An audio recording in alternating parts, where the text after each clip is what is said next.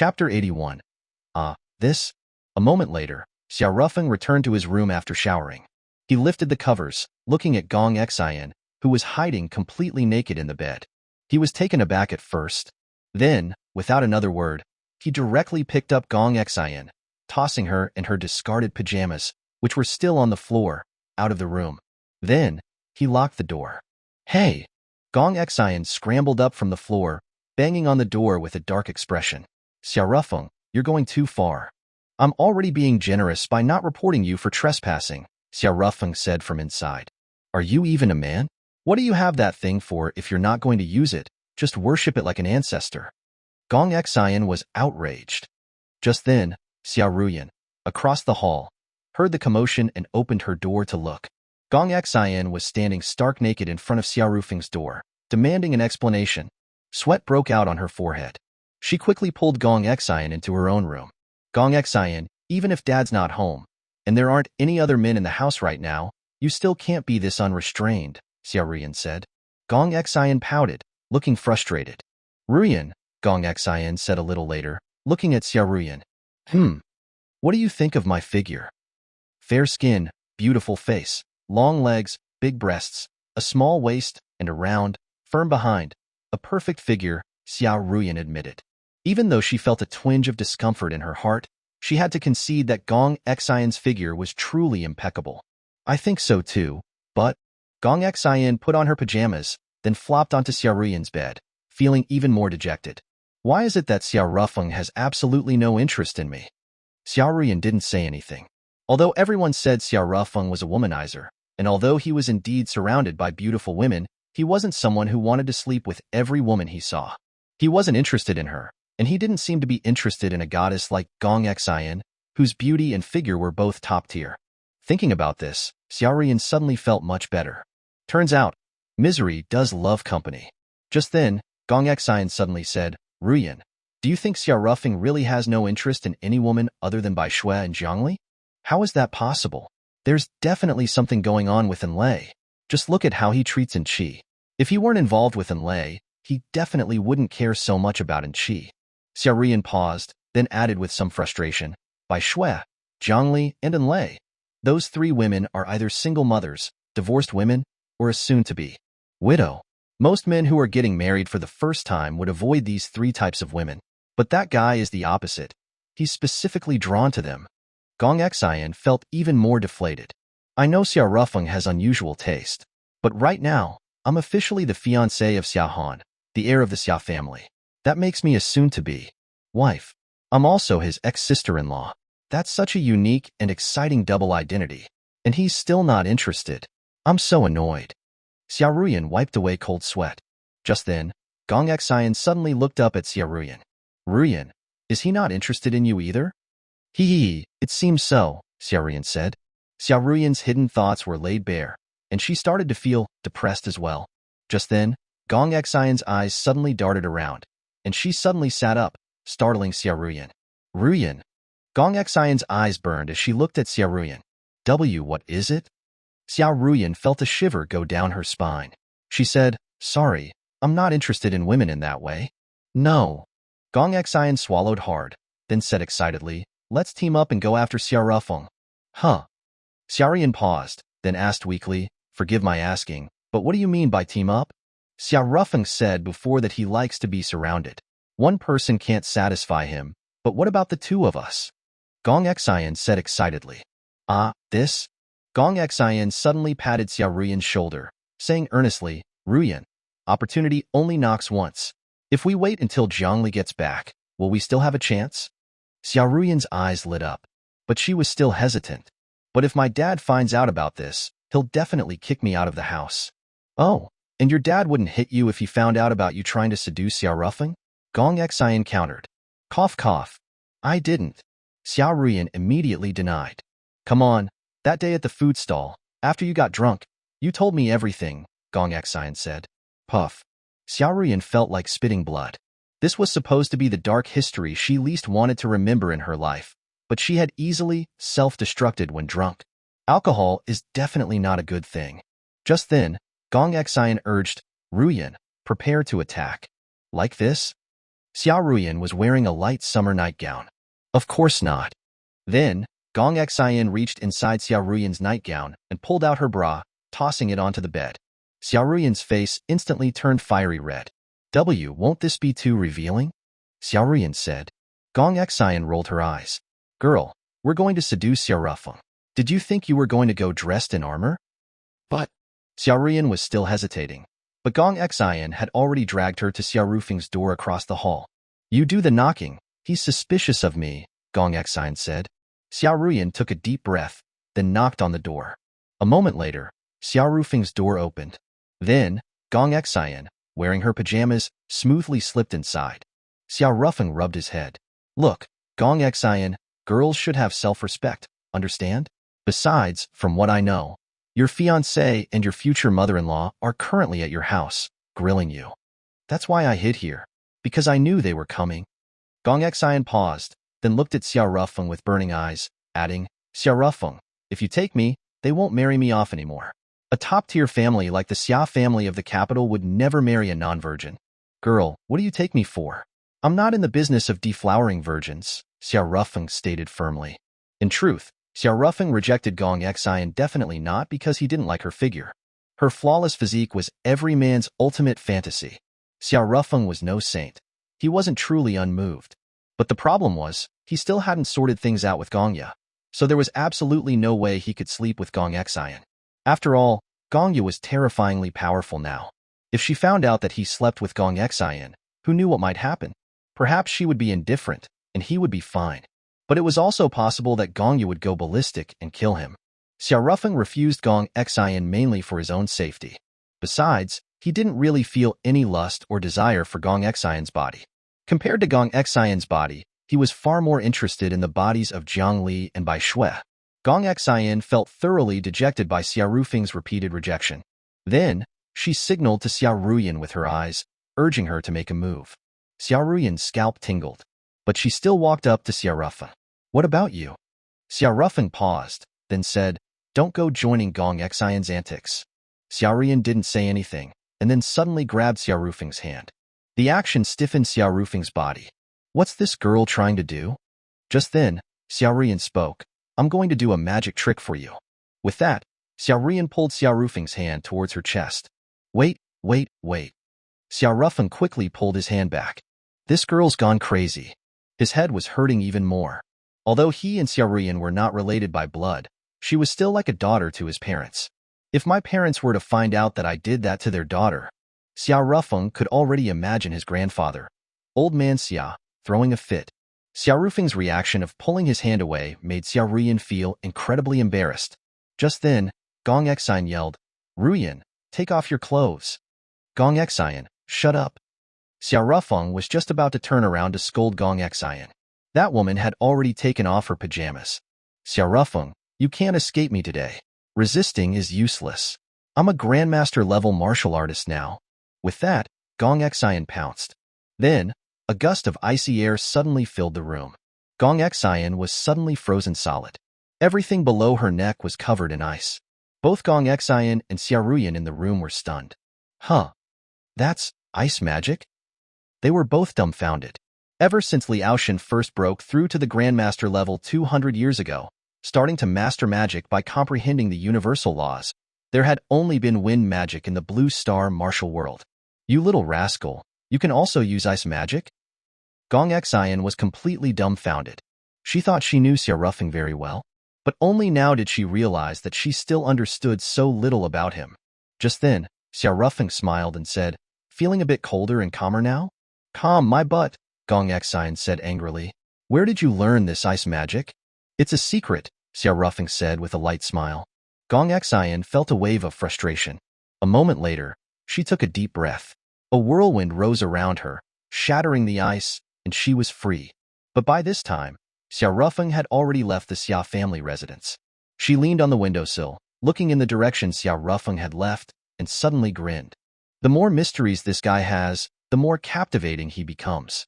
She turned to look at Xiao Ruyan, saying, Ruyan, although we didn't succeed this time, it's obvious that it's hard for him to handle the two of us alone. Next time we'll find a chance and take him down in one fell swoop. Okay. Xiao Ruyan also felt a surge of fighting spirit. On the other side, having been chased out of the Xia family residence by Gong Xian and Xiao Ruyan, Xiao Rufeng wandered aimlessly down the streets of Jiang City. Without realizing it, he arrived at the gates of Jiang City University. He looked toward the direction of Bai Shue's apartment, remaining silent. In the past few days, the reporters had not only dug up the dirty deeds his twin brother had committed in the past, but also the scandals that Xiao Rufeng had been involved in recently.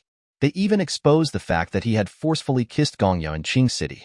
Bai Shui must have seen those news reports, right? She's probably very disappointed in me, Xiao Rufeng thought. Xiao Rufeng shook his head, preparing to leave. But just then, he suddenly saw a dark figure sneaking over the wall and entering Jiang City University. Xiao Rufeng frowned slightly and followed suit, also climbing over the wall to get into Jiang City University. He tracked the dark figure to the vicinity of a certain faculty apartment building. Then, he lost him. Standing at the bottom of the faculty apartment building, Xiao Rufeng wore a complicated expression. This was where Bai Shui and Jiang Li lived. After hesitating for a moment, Xiao Rufeng still went upstairs. He stood in front of Bai Shue's door, debated for a moment, then knocked. Inside the room, Bai Shui was suddenly startled awake by the knocking. Her face was tense, and she instinctively hugged a birdcage. The birdcage contained the 2 pairs of parrots that Xiao Rufeng had given her, one male and one female. She didn't make a sound, tiptoeing to the door. She looked through the peephole and saw Xiao Rufeng outside. Secretly, she breathed a sigh of relief. Then, she opened the door. "What are you doing here so late?" Bai Shui asked calmly. She had indeed seen the news reports about Xiao Rufeng, as well as the surveillance footage of him forcefully kissing Gongyao in Qing City. She felt quite lost. She had thought that even though Xiao Rufeng was a womanizer, she was still at least second most important in his heart. But she had never expected that Xiao Rufeng would also have a first love. Furthermore, the woman who was supposed to have died 5 years ago was actually alive. Not only that, but Xiao Rufeng clearly still loved her. Who would forcefully kiss someone they didn't like? "I saw a dark figure running around near here, so?" Xiao Rufeng paused, then added with a smile. "You definitely won't believe it." "Come in," Bai Shui said simply. Xiao Rufeng didn't say anything and stepped into Bai Shue's apartment. Bai Shui then closed the door and switched on the lights. "Would you like some tea?" Bai Shui asked calmly. From the very beginning, she had been polite and distant. She didn't seem to be angry, but she felt very estranged. "Okay," Xiao Rufeng replied. Bai Shui didn't say anything more and started to prepare tea for Xiao Rufeng. Xiao Rufeng quietly studied Bai Shui. Bai Shui was wearing a thin, summer pajama set.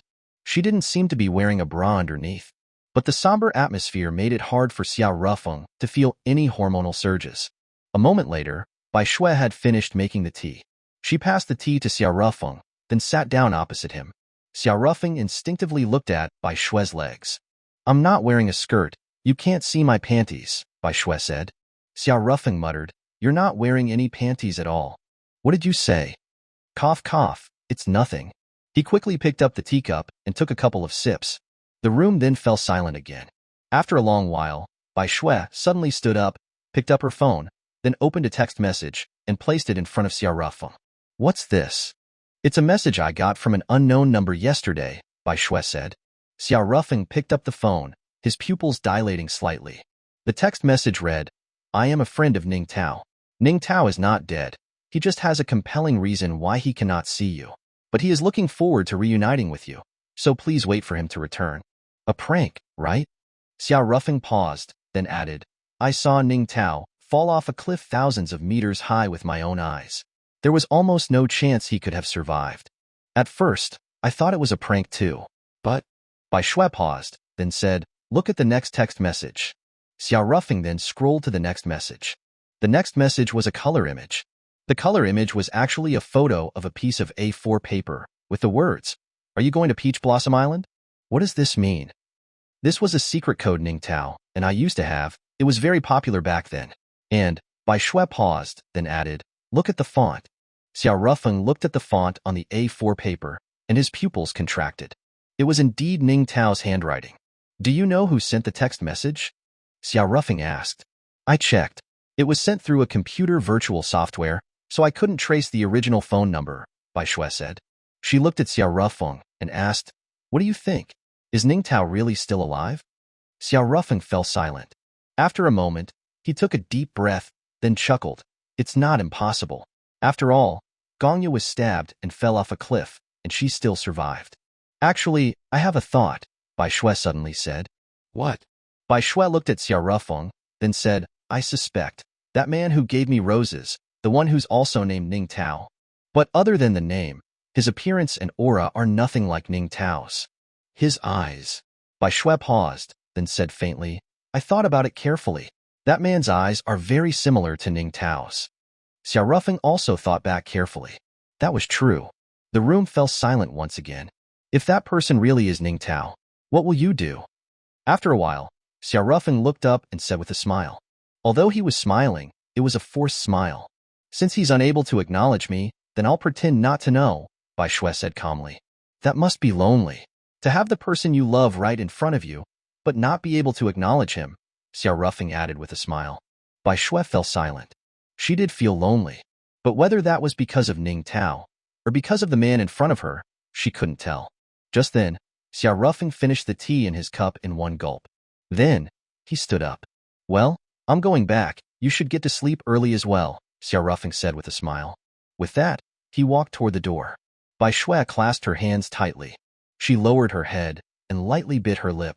At this moment, she suddenly felt an overwhelming feeling. If Xiao Rufeng left here today, then she would be saying a final goodbye to him. At this moment, fear and endless loneliness suddenly enveloped her heart. Wait a minute. Just as Xiao Rufeng was about to open the door to leave, Bai Shui spoke. Xiao Rufeng stopped and turned to look at Bai Shui.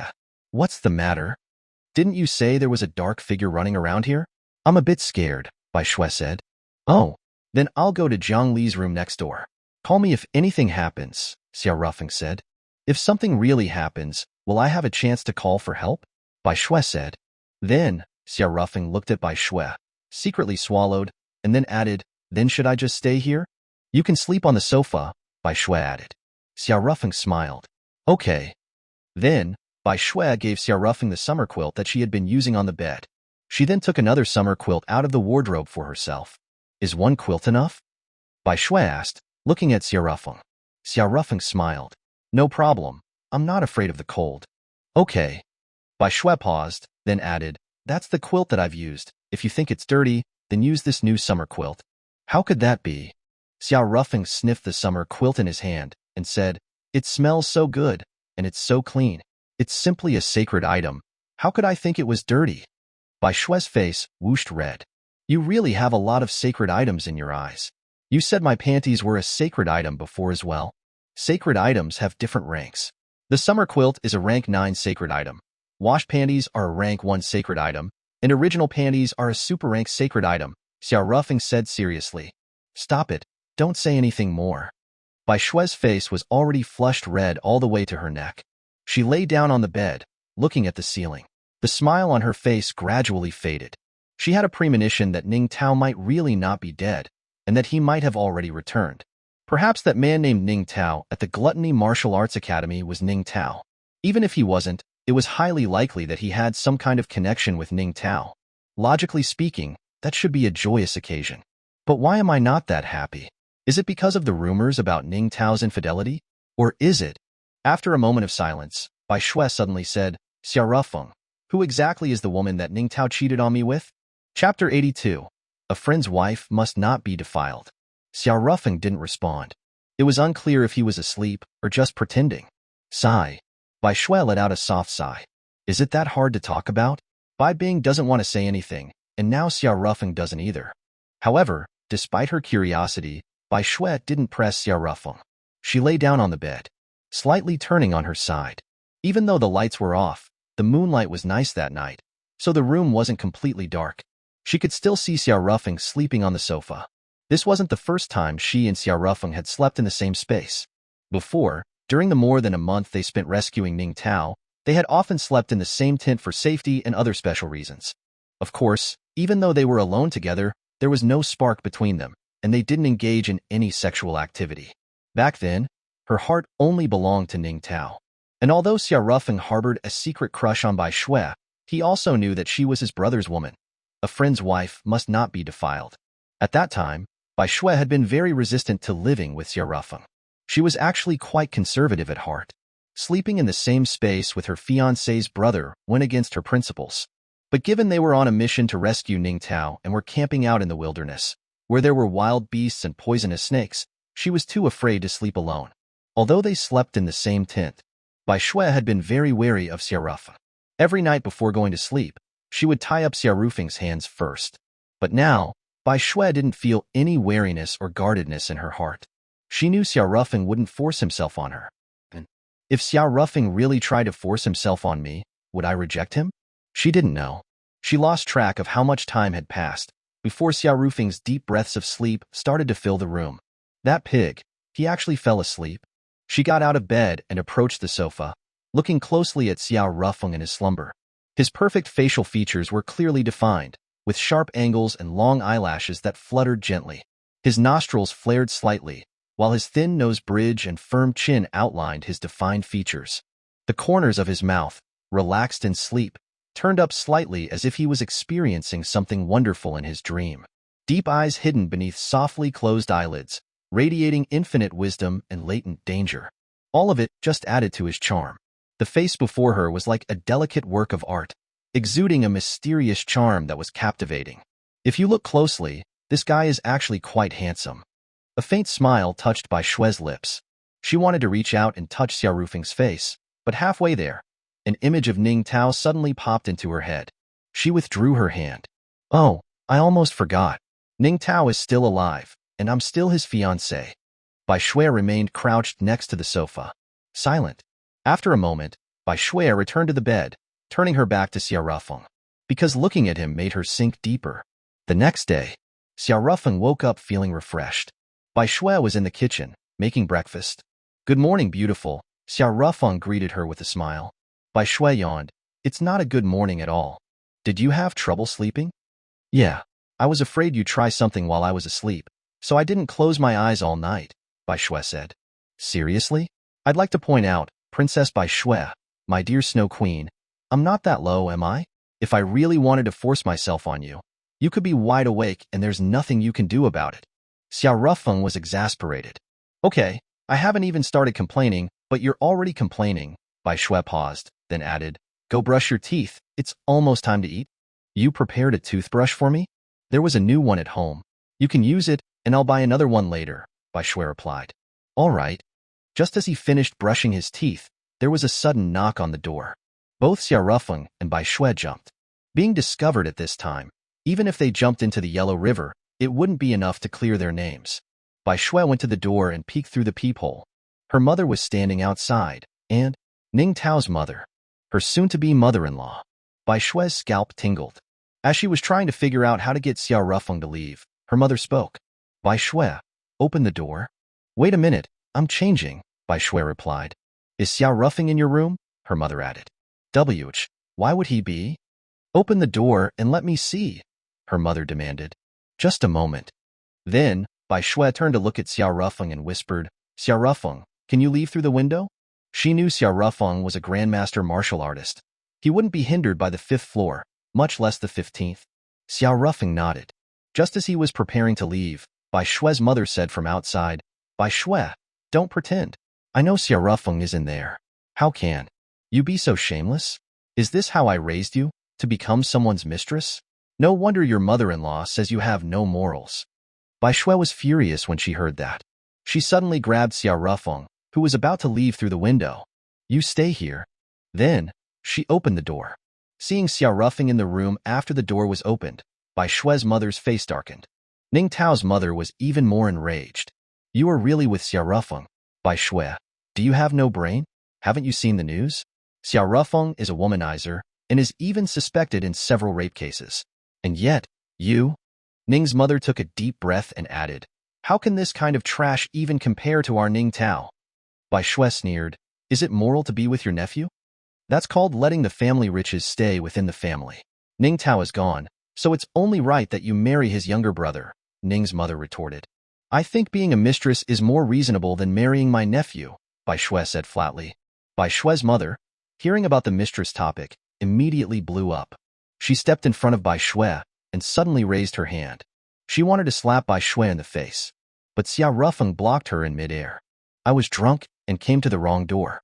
I meant to go to my fiancé's apartment next door, but I was too intoxicated and knocked on the wrong door. Xiaorufeng paused, then looked at Bai Shui and said calmly, she just didn't throw me out. She didn't do anything wrong. Whether or not you two were doing anything, how would we know? We don't have any cameras inside Bai Shui's room, Ning's mother said. Bai Shui looked at Ning's mother and said calmly, why don't we go to the hospital right now and get a virginity test? Huh. Hearing this, even Xiaorufeng was stunned. Virginity test? Bai Shui is still a virgin? Xiaorufeng was dumbfounded. Although he knew Bai Shui was quite conservative about sex, she and Ning Tao were engaged, and yet she hadn't. Thinking about this, Xiaorufeng felt a little gleeful. Though, he didn't care if Bai Shui was a virgin or not. After all, he fell for her at first sight when she was already engaged to Ning Tao. In the modern age, very few couples would save their first night for their wedding, right? Almost none. So, in Xiaorufeng's mind, Bai Shui should have been no longer a virgin for a long time. But he never expected that she still was. It felt like he had earned something. Ahem, no, Bai Shui is not my woman, so I'm not getting anything. If Ning Tao is alive, then in the end he will still benefit. Ning's mother was also stunned. She didn't think Bai Shui was still a virgin. That Ning Tao is so useless. Ning's mother knew Bai Shui well. Seeing Bai Shui's determined stance, she knew Bai Shui wasn't lying. Even so, it's not right for you to take in a married man, Ning's mother mumbled. Bai Shui looked at Ning's mother and said indifferently, Auntie, Ning Tao is dead. I have nothing to do with your family anymore. Who I let stay here has nothing to do with you. Ning's mother was speechless. And indeed that was true. Just then, Ning's mother's phone suddenly rang. It was an unfamiliar number. Ning's mother hung up immediately. But the other person called back again. This time, Ning's mother answered. Hello? Ning's mother said impatiently. She was still holding back her anger. Mom. When that familiar voice sounded in the phone, Ning's mother was instantly stunned. Then, she suddenly became excited. Tower. It's me. Ning's mother excitedly jumped up and down. Where did you run off to? They all said you were dead. As she spoke, Ning's mother specifically glanced at Bai Shui and said, your fiancé thought you were dead and is already taking men into her room. I'm not dead. But it's not convenient for me to see you all at the moment. Ning Tao paused, then added, is Bai Shui next to you? Yes. There's a man in the room and I caught them red-handed, Ning's mother said indignantly. I believe Bai Shui. She wouldn't mess around like that. Ning Tao paused, then added, can you give the phone to Bai Shui? Ning's mother gave the phone to Bai Shui, saying, Ning Tao, he's not dead. He wants you to take the call. Bai Shui didn't say anything. She took the phone. Chapter 83. Unlay forced into dual cultivation? Bai Shui, did you see the text message I had a friend send you? Ning Tao asked. I saw it, Bai Shui replied calmly. You don't sound too happy, Ning Tao said. Bai Shui was silent for a moment before she said flatly, last night, Xiaorufeng said there was a dark figure that infiltrated the school and went near my apartment. Was that you? Teach this, Ning Tao stammered. Were you intentionally trying to lure Xiaorufeng into my room? Bai Shui continued. How could I possibly do that? Ning Tao said urgently. I only realized someone was following me after I snuck into your school. Ning Tao's words cut off abruptly. He was silent for a bit, then said, I'm sorry. I can't meet you in person, so the only thing I can do is go near your apartment at night. I thought that just breathing in the same place as you and looking at the same starry sky would be like spending time with you. I know it's childish, but I'm really uneasy. I'm afraid you'll change your heart and fall in love with someone else. I'm really scared. Bai Shui remained silent. Then, Ning Tao said, Bai Shui, I'll be back with you as soon as I can. Wait for me. After saying that, Ning Tao hung up. Bai Shui listened to the busy tone in the phone, her expression a bit dazed. Bai Shui, what did Ning Tao say? Xia's mother asked. Bai Shui composed herself and said flatly, it was nothing. Then, she gave the phone back to Ning's mother. Only then did Bai Shui notice that Xiaorufeng had left at some point. A sense of loss washed over her. Xiaorufeng returned to the Xia family home. He glanced back towards the direction of Jiangxing University and let out a soft sigh. It seems Ning Tao is really getting desperate. He's already resorting to calling directly. Xiaorufeng could also tell that Bai Shui was conflicted. But he didn't want to force Bai Shui to make a choice. Let nature take its course. At that moment, Xiaoruyan came out of the house. Xiaorufeng, where have you been gallivanting? Xiaorufeng rolled his eyes. You're one to talk. If you and Gong Xian hadn't been messing around last night, would I have been forced to run away in the middle of the night? By the way, where's Gong Xian? She went home, Xiao Rian replied. Xiao Rufeng breathed a sigh of relief. He was actually a little afraid of Gong Xian now. Before, although Gong Xian would touch him, it was limited to patting his butt and waist. But now, Gong Xian was becoming more and more excessive. Xiao Rufeng knew himself well. He had some boundaries, but they weren't high. He had some morals, but not many. If Gong Xian kept seducing him like this, Xiao Rufeng was really worried he'd lose control one day. At that moment, Zhang Yi and Anqi ran over. Daddy, why did Annie mess around? Zhang Yi blinked her big eyes, looking curious. Cough, cough. Xiao Rian choked and quickly took Zhang Yi away. Come here, let me fix your hair. We have to go to kindergarten soon, Xiao Rian said. Anqi, on the other hand, stayed by Xiao Rufeng's side. But she looked a bit sad. Anqi, what's wrong? Xiao Rufeng asked. Compared to Zhang Yi, Anqi had a more sensitive personality. This stemmed from the insecurity in her heart. Her biological father didn't want her, and Xiao Rufeng wasn't even related to her by blood. Zhang Yi was at least Xiao Rufeng's stepdaughter in name, but she was nothing. I miss my mommy, Anqi said. Xiao Rufeng paused, picked Anqi up and placed her on his lap, and said with a smile, I'll call your mommy. Then, Xiao Rufeng dialed Anlei's number. But it couldn't connect. Wait a moment. Xiao Rufeng then dialed Dugu Shuexian's number. This time it went through. Hello. A laid-back yet sensual female voice answered on the other side. It was Dugu Shuexian's voice. Aunt, it's Xiao Rufeng said. I know. Dugu Shuexian paused, then asked, What's up? It's like this. Anlei has a daughter who hasn't seen her mom in a few days. The little girl is feeling uneasy and wants to talk to her mom, Xiao Rufeng said. Nephew, I understand the little girl's feelings, but Anlei is currently in seclusion at a critical moment. She can't be disturbed, otherwise, all her efforts will go to waste, or even cause a backlash, Dugu Shuexian said. Then how long will that take? It's hard to say. If it's quick, she might break through today. If it's slow, it might take a week. All right, I understand. After hanging up, and she was looking at Xiao Rufeng expectantly, Uncle Rufeng, is Mommy coming back soon? Looking into her hopeful eyes, Xiao Rufeng couldn't bring himself to tell her the truth. Sigh. He took a deep breath, a flicker of determination passing through his eyes. And she, do you want to go find your mommy? Xiao Rufeng asked. And she nodded her head enthusiastically. Then how about I take you to find your mommy? Okay. And she was delighted. After Xiao Rian sent Zhang Yi to kindergarten, Xiao Rufeng also drove away with Anqi. 10 hours later, around 6 p.m., Xiao Rufeng arrived in Qingqing. This was the second time Xiao Rufeng had been to Qingqing in a month. He had experienced many things the last time he was there. He had met the girl who stabbed her brother to death, encountered Gongya who was going by the alias Hanyu, and found his aunt. Regarding Dugu Shuexian's identity, although she looked exactly like his mother, Xiao Rufeng still harbored some doubts. After arriving in Qingqing, Xiao Rufeng sent Dugu Shuexian a message to ask about Anlei's situation. The reply was that Anlei was still in seclusion. Daddy Rufeng, I'm hungry, Anqi said, rubbing her little tummy. Xiao Rufeng smiled. Okay, I'll find a place to park and we'll get something to eat. After a short while, Xiao Rufeng found a parking spot. After parking the car, Xiao Rufeng got out with Anqi's hand in his. There was a restaurant nearby. When he entered the restaurant, Xiao Rufeng was immediately stunned. A stunning woman was sitting alone at a table by the window, quietly reading a book. Daddy Rufeng, it looks like there aren't any tables left, Anqi said at that moment. Xiao Rufeng paused and smiled. Let's ask to share a table with someone.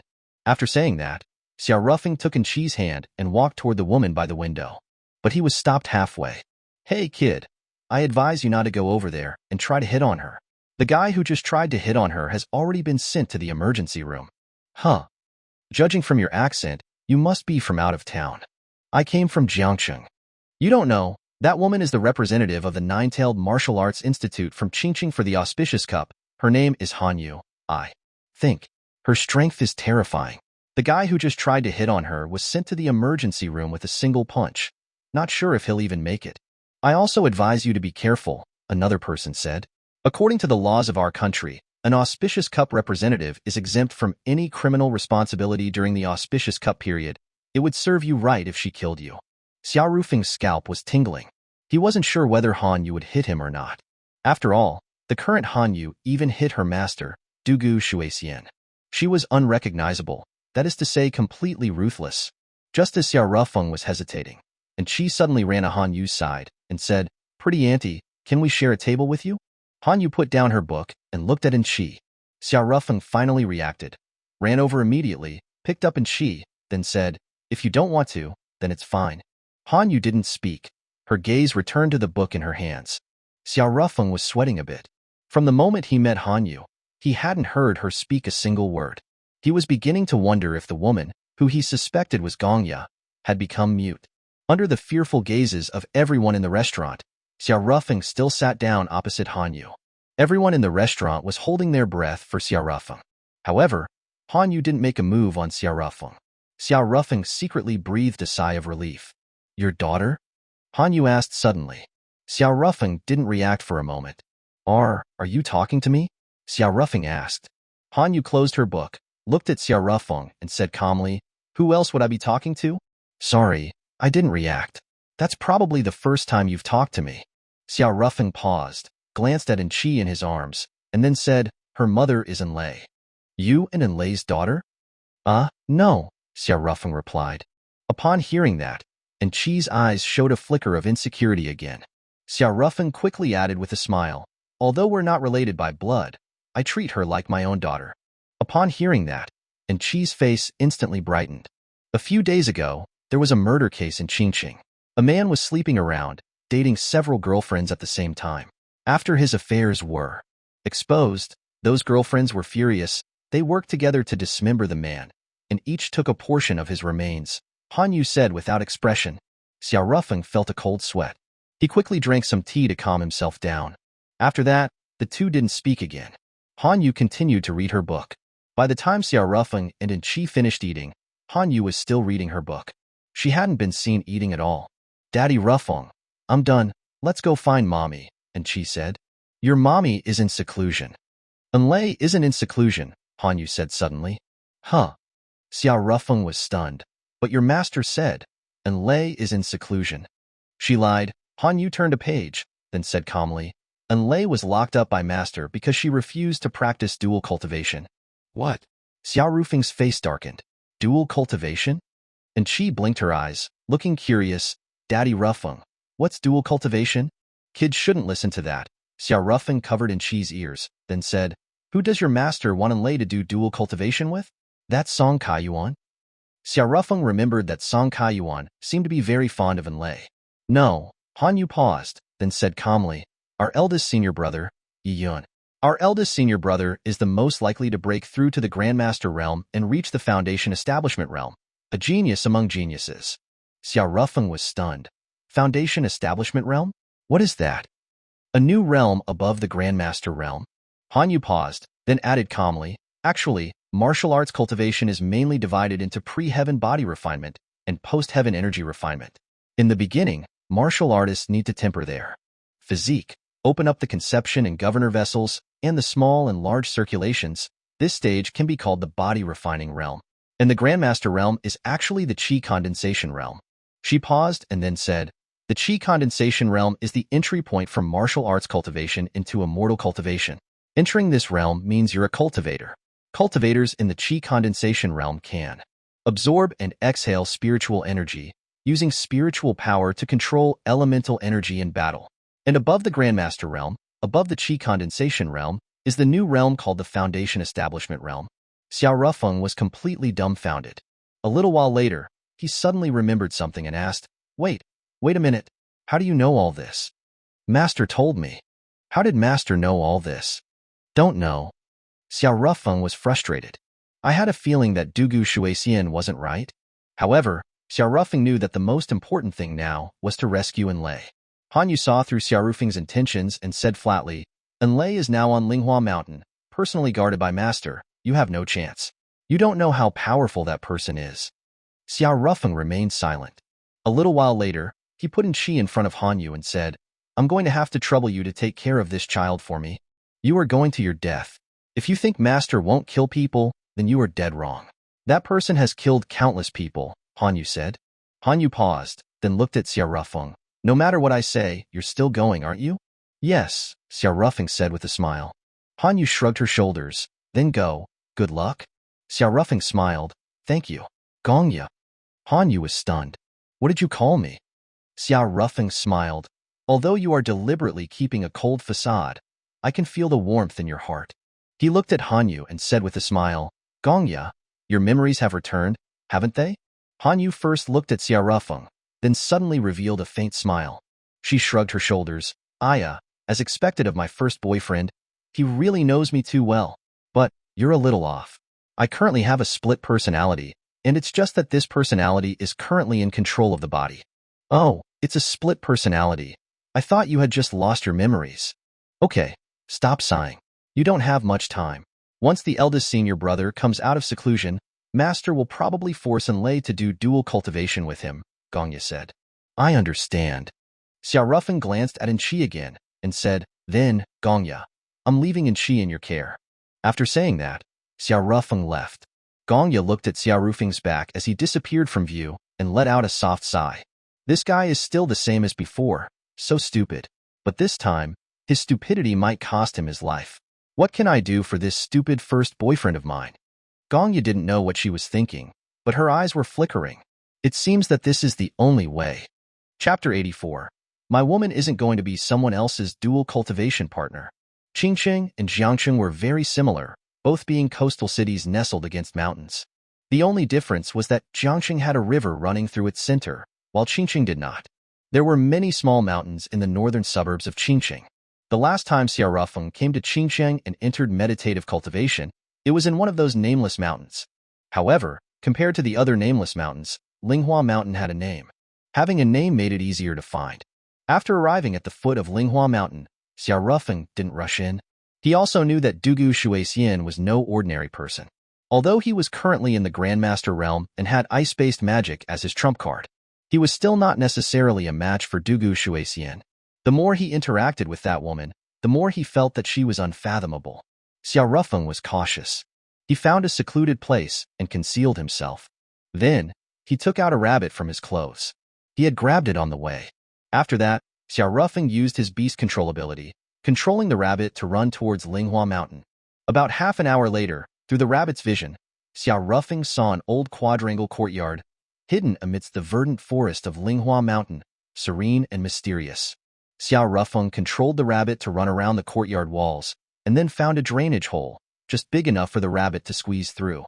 The courtyard was large, with blue bricks and dark tiles, multi-layered roofs, ancient, verdant trees, and fragrant flowers and grass, as if traveling back in time to a mythical era. This courtyard looks like it's been here for a long time. Of course, although the courtyard had an ancient aura, Xiaorufeng wouldn't think of it as a building from ancient times. If the ancient times recorded in the chronicles of mountains and rivers actually existed, then that would be at least a very, very, very long time ago. Everything from that era seemed to have been annihilated by the passage of time. Xiaorufeng controlled the rabbit, surveying the scenery of the courtyard while looking for where Enlei was being held. It was almost midnight now, and most of the rooms in the courtyard were dark. Only 2 or 3 rooms had their lights on. At that moment, Xiaorufeng vaguely heard the sound of voices coming from one of the rooms. He immediately controlled the rabbit to run towards that room. Junior sister, you've been married and have a child. You're not a virgin anymore. Why are you so resistant to dual cultivation with senior brother? In the cultivation world, so-called dual cultivation refers to men and women engaging in sexual intercourse to exchange yin and yang, promoting the growth of their cultivation. Inside the room, a woman was talking to Enlei. In response to the woman's words, Enlei lay on the bed without saying a word. Then, the woman added, Do you think senior brother is ugly? You'd be wrong. Here, look at senior brother's picture. Then, she took a photo out of her bag. The man in the picture had a deep and composed gaze, handsome features with a mature charm, showing his extraordinary demeanor. With black hair and a slender and powerful physique, he looked like a cheetah that had been lurking for a long time, emanating a powerful force. Handsome, isn't he? The woman said with a soft chuckle. Enlei looked at her, then suddenly said, Second sister, do you like senior brother? Then why don't you do dual cultivation with him? The woman's expression immediately dimmed. She was silent for a moment before she said, I don't qualify. Master said that only your physique can bring out the benefits of dual cultivation. TCH, to put it bluntly, they want to use me as a tool to make it easier for senior brother to break through, treating me like a recreational bit asterisk H, Unlay said, curling her lip. The woman smiled, then said, dual cultivation is good for both people. Master also said that your physique is just right for dual cultivation. If you don't use dual cultivation, you might never break through to the Grandmaster realm in this lifetime. Whatever, Unlay said. But, the woman paused, then suddenly looked at Unlay and said, you have a man you like, right? WH, what do you mean? Unlay said, trying to stay composed. The woman smiled. I heard from Xiao Qi and them that the man you like is named Xiarufeng. Yes, I clearly have someone I like. So how can I do dual cultivation with another man? Master is just making things difficult for me, isn't she? The first time we met, Master told 7th brother and 6th brother not to bother with me. I was her nephew's woman. Turns out, she doesn't keep her word. Unlay said resentfully. The woman smiled, then said, that Xiarufeng has been all over the news recently, haven't you seen it? He's a total scumbag, visiting brothels countless times, and even involved in several rape cases. His fiancée was away on a business trip, but he still brought her colleague home to live with him. He's even more of a player than any sea king. Senior brother is much better than him. Unlay became silent. She had seen the news about Xiarufeng too. She also knew that most of what was said in the news was true. The rape cases weren't his doing, but everything else. Having multiple girlfriends and keeping up an ambiguous relationship with many women. Those were all things that Xiarufeng had done himself. Frankly speaking, the things Xiarufeng had done were actually more excessive than what her ex-husband He Shuai had done. He Shuai was just more indifferent to her in order to pursue his own future, but he had never messed around with other women. At that moment, the woman said with a chuckle, Senior brother will be out of seclusion as early as tomorrow. Maybe tomorrow night will be your wedding night. Congratulations in advance. Unlay said nothing. Okay, I won't bother you anymore. I'm leaving. Then, that woman left. After a moment, Unlay was tossing and turning, unable to sleep. So she also left the room and went out to the courtyard.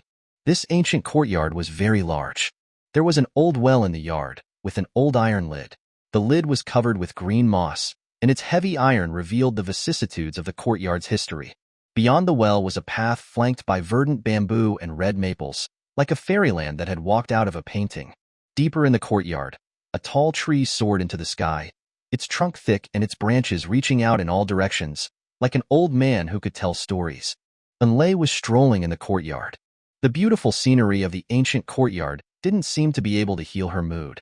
Her expression was complicated, her gaze lost. At that moment, there was a sudden rustle in the grass nearby. Unlay's pupil shrank suddenly. Then, a rabbit came out of the grass. A rabbit! The wrinkles on Unlay's forehead softened.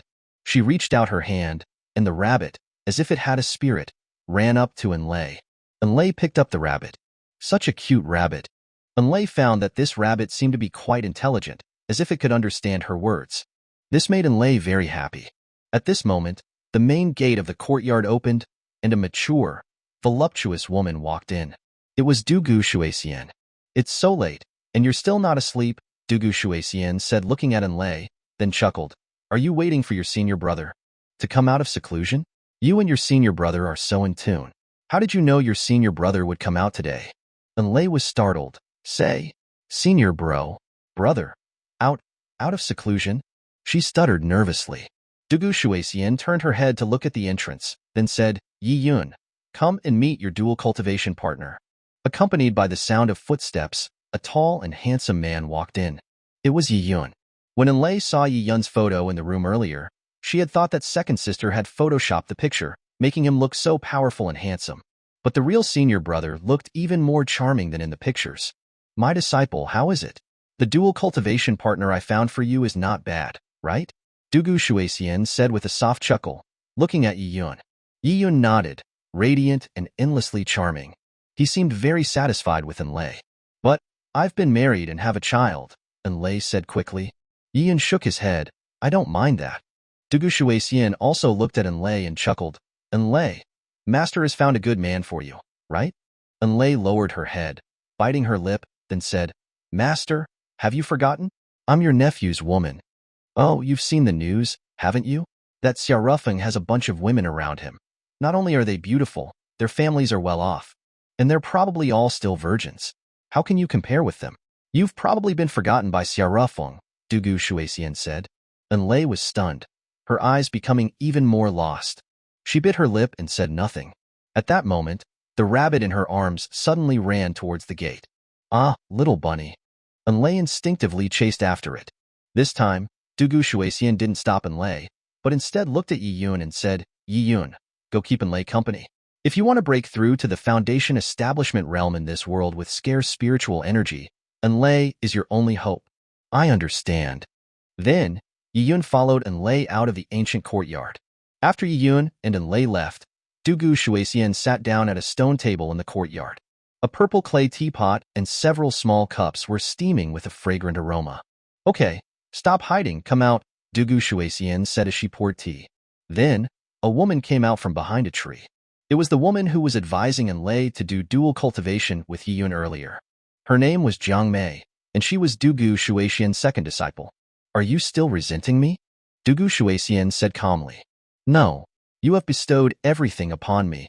How could I dare to resent you? Jiang Mei said flatly. It's good that you understand that, Dugu Shuexian paused, then said calmly. The lives of my entire family, tens of thousands of people, all depend on your senior brother. If he fails to break through to the Foundation establishment realm, Dugu Shuexian fell silent. After a while, Dugu Shuexian said calmly, is the lives of tens of thousands of people more important? Or is a disciple's love more important? Jiang Mei immediately knelt down on both knees. I am willing to offer everything for Master. It's just, Jiang Mei paused, then hesitantly added, it's just that, junior sister seems to be a little resistant.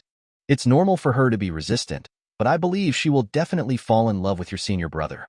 After all, that nephew of mine is nothing more than a playboy. He can't give Enlay happiness, Dugu Shuexian said with a light chuckle, her eyes full of confidence. On the other side, Enlay chased the rabbit out of the ancient courtyard. This was the first time she had left the courtyard in a while. Outside the courtyard, the mountain road was winding. Not far from the courtyard, there was a clear spring. The water so clear that she could see the bottom, with small fish swimming among the reeds. However, Enlay was in no mood to appreciate the beautiful scenery and continued to chase after the rabbit. Logically speaking, Enlay's speed now was very fast, but she still couldn't catch the rabbit. It was because the rabbit seemed to be very clever and even knew how to feint and dodge. Of course, the most important reason was that Enlay was doing it intentionally. She intentionally couldn't catch the rabbit, letting it run free, and then trying to find an opportunity to get rid of Yi Yun, who was following behind her. She wanted to escape. This was one of the few, or even once-in-a-lifetime opportunities she had. And so, the two humans and one rabbit were chasing in the mountains. After an unknown amount of time, Yi Yun, who had been following Enlay, suddenly accelerated and caught up to Enlay. Junior sister, should I catch the rabbit? After saying that, without waiting for Enlay to speak, Yi Yun began to accelerate toward the rabbit. His speed was extremely fast, and he arrived in front of the rabbit in an instant. Then, he reached out his hand and accurately grabbed the rabbit. But at that moment, a dark figure suddenly sprang out from behind and ran directly to Enlay's side. Enlay was shocked and prepared to defend herself instinctively. She only heard a soft voice, Enlay, it's me.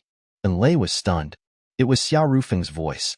While she was in a daze, Xiao Rufeng, wearing a mask, had already arrived in front of Enlay and pulled her to run. Yi Yun also understood that he had been tricked with a lure the tiger from the mountain strategy.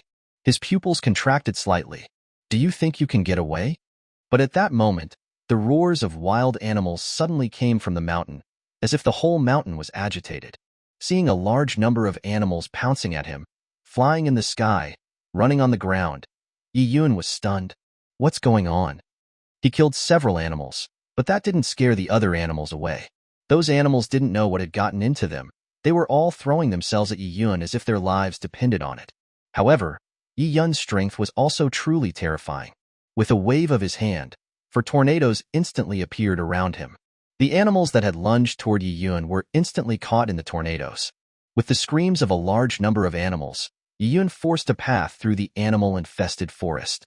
Just as Yi Yun was preparing to accelerate and chase after Xiao Rufeng and Enlay, suddenly, another person in black blocked Yi Yun's path. Get out! Yi Yun roared angrily, the sound forming terrifying sound waves that spread out. Some of the animals that were not caught in the tornado screamed when they heard Yi Yun's sound waves.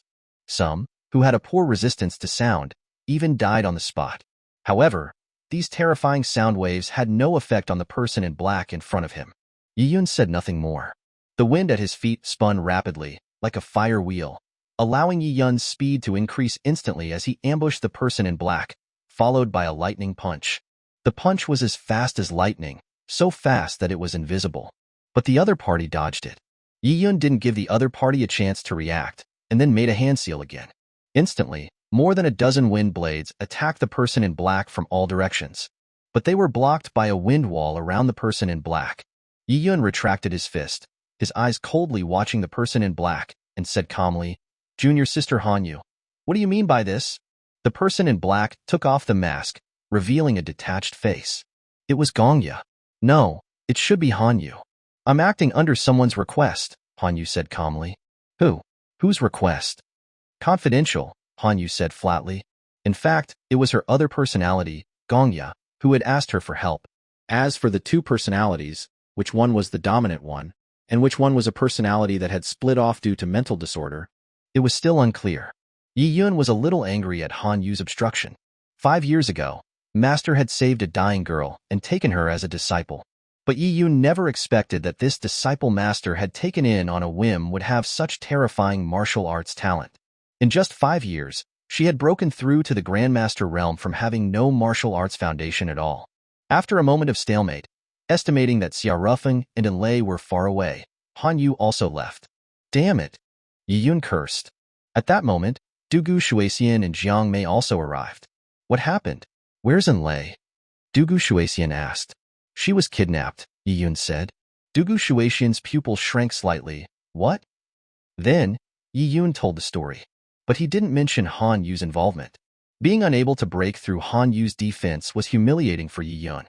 He didn't want anyone to know about it, especially since his second junior sister, Jiang Mei, had also arrived. This girl had always admired him. Yi-yun didn't want to ruin the invincible image he had in Jiang Mei's heart. After hearing Yi-yun's account, the corners of Dugu Shuexian's mouth twitched. There was no doubt that the masked man who had rescued Enlei was her nephew, Xia. Otherwise, Enlei wouldn't have been so well behaved, letting someone take her away. One had to know that the current Enlei was not the Enlei from before. Under her careful training, although Enlei was not as extreme as Zhongli, who had gone from zero martial arts experience to the Grandmaster realm, she was now also at the strength of a 9th-tier martial artist. If she had fought back with all her strength, even a Grandmaster wouldn't have been able to take her away so easily. Therefore, there was only one possibility. The person who took her away was someone she trusted, and she was cooperating and acting the whole time. "Let's go back for now," Dugu Shuexian said at that moment. "But what about Junior's sister?" Yi-yun asked. At that moment, the sound of police sirens could be heard in the distance. Dugu Shuexian said calmly, "The police are coming, we'll talk about it tomorrow." After saying that, Dugu Shuexian added, "Enlei, she will be fine." After returning to the ancient courtyard, Dugu Shuexian called Xia Rufeng, but found that she had been blacklisted. The corner of her mouth twitched slightly. This guy is quite temperamental. Then, Dugu Shuexian sent a message to Xia Rufeng through WeChat. "Nephew, you came to Qingsheng. Why didn't you tell your aunt?" Xia Rufeng replied with a nose-picking emoji. "Nephew, you have no manners. I am your aunt. And you deserve my manners?" Xia Rufeng paused, then replied, "When you wanted to force my woman to do dual cultivation with another man, did you think about the fact that I was your nephew? And you lied to me, saying Enlei was in seclusion. I'm very disappointed in you." Sigh. "Nephew, your aunt is also helpless. Enlei is linked to the fate of our entire family. If you don't hand over Enlei, not only will I die, your mother will also die. Do you not want to see your mother anymore? Don't try that with me. I was abandoned by my mother since I was young, and I have always lived a life without maternal love. To be honest, I don't have any feelings for my so-called mother. I only wanted to find her to find out why she abandoned me. I don't care about you, about her, about your family. What I care about is my woman. I swore to them that I would protect them for the rest of their lives. If my aunt insists on using Enlei as a dual cultivation tool for that Yi-yun, then from now on, we are enemies." Looking at the message that Xia Rufeng replied with, Dugu Shuexian was silent. She could tell that Xia Rufeng was really angry, and he was being serious. It was a bit of a headache.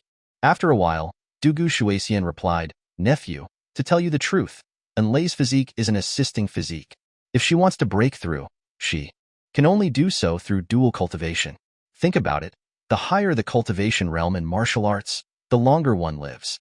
You are incredibly gifted. So as your realm increases, your lifespan will increase. But Enlay, who cannot break through, will only have the lifespan of an ordinary human. Isn't it incredibly cruel for her to watch her own looks fade as she grows older by your side, turning into an old woman?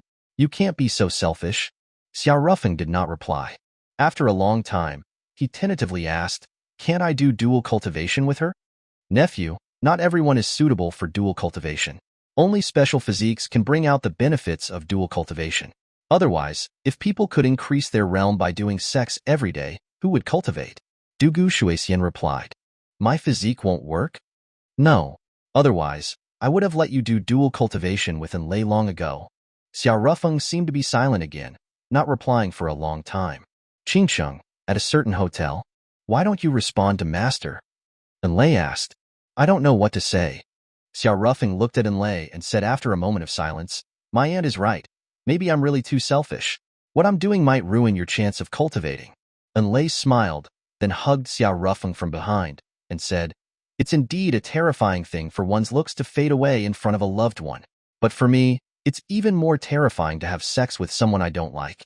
That Yiyun looks very handsome, is very talented in cultivation, and it's said that his character is great in all aspects. Yeah, he's good in all aspects. It's just... Enlay paused, then said calmly, It's just that he didn't appear when I needed help the most. In the darkest moment of my life, the man who appeared in my life and pulled me out of the shadows was you, not senior brother. Are you really sure? Xiao Rufeng asked. Enlay grinned, suddenly pushed Xiao Rufeng onto the bed, then straddled him. You ask too many questions. You traveled all the way to Qingsheng. Shouldn't you have more important things to do? After saying that, Enlay began to take off Xiao Rufeng's pants. She was proactively doing it. Ah, now that you mention it, I suddenly remembered something, Xiao Rufeng said at that moment. What did you remember? Enlay said as she took off Xiao Rufeng's pants. And Qi is still with your junior sister Hanyu, Xiao Rufeng said. Enlay blinked. And Qi also came to Qingqing? Yup. Enlay immediately got up from the bed. You can forget about something like this? Let's go find Qi quickly. But Xiao Rufeng suddenly pulled Enlay back onto the bed. He revealed a mischievous smile. Enlay, you've already taken off my pants. Do you think you can run away? Ah, I just wanted to go find Qi first. And Qi is safe with your junior sister Hanyu. But, don't tear my clothes. I can take them off myself. A moment later, noises unsuitable for children filled the room. Chapter 85, Blushing Crimson. Inside a dorm room at Nine-Tailed Martial Academy, a strikingly attractive young woman stared in exasperation at a 3- or 4-year-old girl. This young woman was Nangong Qing, the murderer, who had stabbed Xiao Rufeng's twin brother to death. Of course, Nangong Qing hadn't meant to kill him. Overcome by lust, Xiao Rufeng's twin had drugged her with the intention of raping her. But, before he could succeed, Nangong Qing had woken up, snatched a pair of scissors, and stabbed him in self-defense. He'd gotten what he deserved. The little girl in front of Nangong Qing was none other than Qi. And Qi, can we go to sleep now? It's already 1 or 2 in the morning, Nangong Qing yawned. No, I have to wait for my daddy to pick me up, Qi replied. Where did your daddy go? He went to pick up my mommy. Huh. Nangong Qing blinked. Isn't your mommy Hanyu? Qi shook her head. My mommy's name is Enlay. Ah, you're Enlay's daughter? I thought you were Hanyu's. When she gave you to me, she said so seriously, take good care of my daughter. Nangong Qing couldn't help but complain. They're all liars.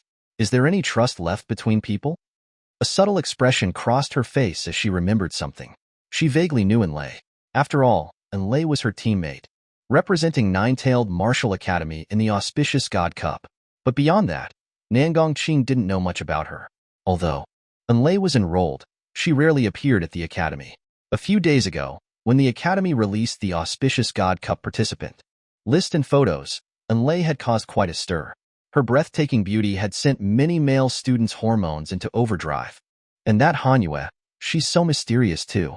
Nangong Qing had met Hanyu before and her impression was of a quiet, aloof woman, cold as snow. But when Hanyu had asked her to babysit, she'd acted like a warm, friendly neighbor. I don't understand them at all. A little while later, another thought struck Nangong Qing, making her expression even more complex. Enlei's actually married and even has a child.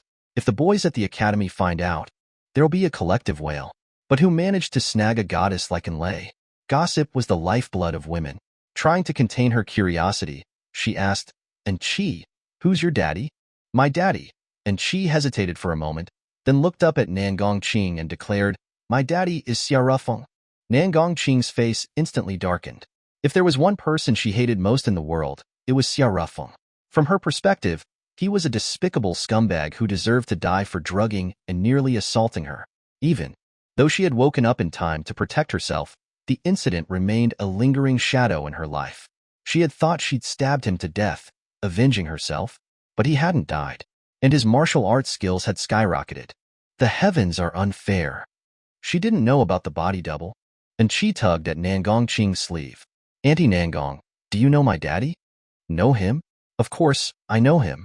I'd recognize that bastard even if he were turned to ashes." Nangong Qing gritted her teeth. "Then call my daddy and ask him when he's coming to get me," and she said. Just then, Nangong Qing's phone rang. It was an unknown number. "Who is it? Calling so late?" She answered anyway. "Hello, who is this?" "Miss Nangong, it's Xia Rufeng." Nangong Qing froze, then seethed. "Xia Rufeng, you have the nerve to leave your daughter with me?" Xia Rufeng felt a shiver down his spine. He had just learned that Gongya, Manhwa, had left Chi in Nangong Qing's care. "Well, Miss Nangong, you're an upright person. I believe you wouldn't take out the grudges between adults on a child," he said, forcing a calm tone. "What if I use the child to get revenge on you?" Xia Rufeng didn't answer. After a moment, he took a deep breath and said quietly, "If you harm Chi, I will kill you and your entire family." "Are you threatening me?" "Try me," Xia Rufeng said flatly. Even through the phone, Nangong Qing felt an invisible pressure. She had been acting tough, but now it was hard to back down without losing face. She was in a difficult position. Just then, Chi ran over. "Is that Daddy?" Hearing Chi's voice, the murderous aura around Xia Rufeng instantly dissipated. "It's me," he said, his voice softening. "Has anyone been bullying you?" "No," and Chi glanced at Nangong Qing. "Miss Nangong has been with me the whole time. She's really nice. Thank her for me. Your mommy and I will be at the school soon. Just wait for us a little while." And Chi's eyes lit up. "Mommy's coming too?" Enlei's voice came over the phone. "Your daddy Ruffing has a loose tongue. We agreed to surprise you, but he let it slip." "Hee hee." And Chi giggled, her face beaming with happiness. After hanging up, Chi turned to Nangong Qing. "Auntie Nangong, Daddy told me to thank you." Nangong Qing forced a smile. "It's nothing." Looking at Chi's happy face, she felt confused. Does Xia Rufeng have two faces? One a despicable beast, the other a loving father and son? News about Xia Rufeng had been all over the internet recently, and Nangong Qing had seen it. Most people focused on the rape accusations and his various scandals, which Nangong Qing also paid attention to. But she had also seen some less noticed news. This same Xia Rufeng had used his medical skills to save his grandmother and helped his father repay his debts. He had even personally gone down into a mine to rescue people during a mining accident, achieving a miracle of 0 deaths. A demon and a hero. Which one is the real him? Nangong Qing couldn't figure it out. A short while later, Xia Rufeng and Enlei arrived. "Daddy, Mommy," and Chi rushed towards them. Xia Rufeng scooped Chi into his arms. Enlei walked over to Nangong Qing. "Thank you for taking care of my daughter," she said with a smile. Nangong Qing stared at Enlei. Her long, flowing hair cascaded down her shoulders like silk. Bright, intelligent eyes sparkled beneath long lashes. Her oval face, delicate nose, and rosy lips were captivating. Her perfect figure, with its alluring curves, made one want to embrace her. She was like a beautiful painting, impossible to ignore. A true beauty. Nangong Qing was also attractive, but in front of Enlei, she felt a twinge of insecurity. This woman seems even more beautiful and sexy than in the photos. It's hard to believe she's already had a child. I'm so envious. Xia Rufeng looked at Nangong Qing and chuckled. "I seem to hear some resentment towards Xia Rufeng in your voice on the phone. Is there a reason?" Nangong Qing turned her head away. "Why don't you ask Xia Rufeng yourself? If he's done something wrong to you, I apologize on his behalf," Enlei said without pressing further. Nangong Qing's lips moved, but she remained silent. "I'm going back to rest. Goodbye." She turned to leave. Nangong Qing, wait a moment. Xiaorufeng said suddenly. He handed in Qi to Enlei. Take her to the car first. Enlei nodded. After they left, Xiaorufeng approached Nangongqing. She looked at him warily. Xiaorufeng, if you try anything funny, I'll stab you again. You were lucky last time.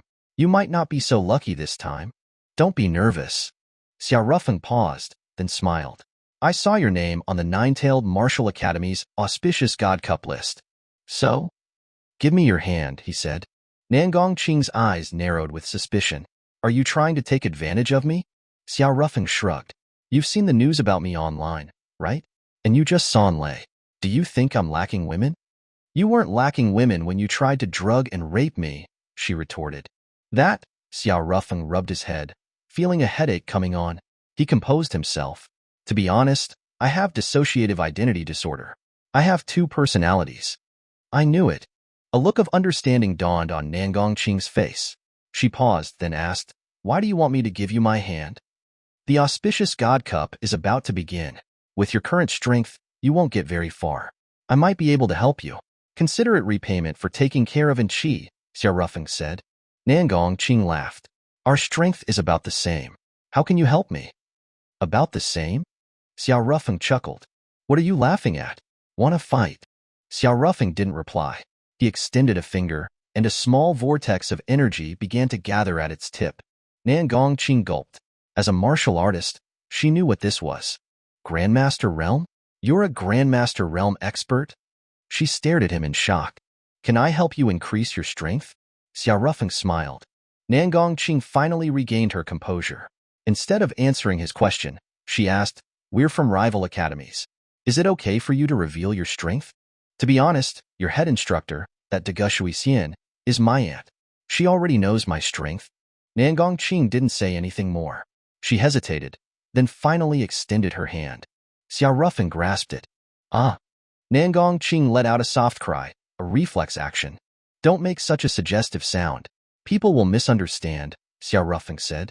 Nangongqing's cheeks flushed crimson. She didn't say anything, nor did she pull her hand back. She knew this was a huge opportunity to improve her martial arts.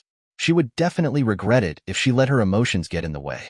Xiaorufeng held her hand and channeled his spiritual energy into her body through her pores. The energy flowed through her veins.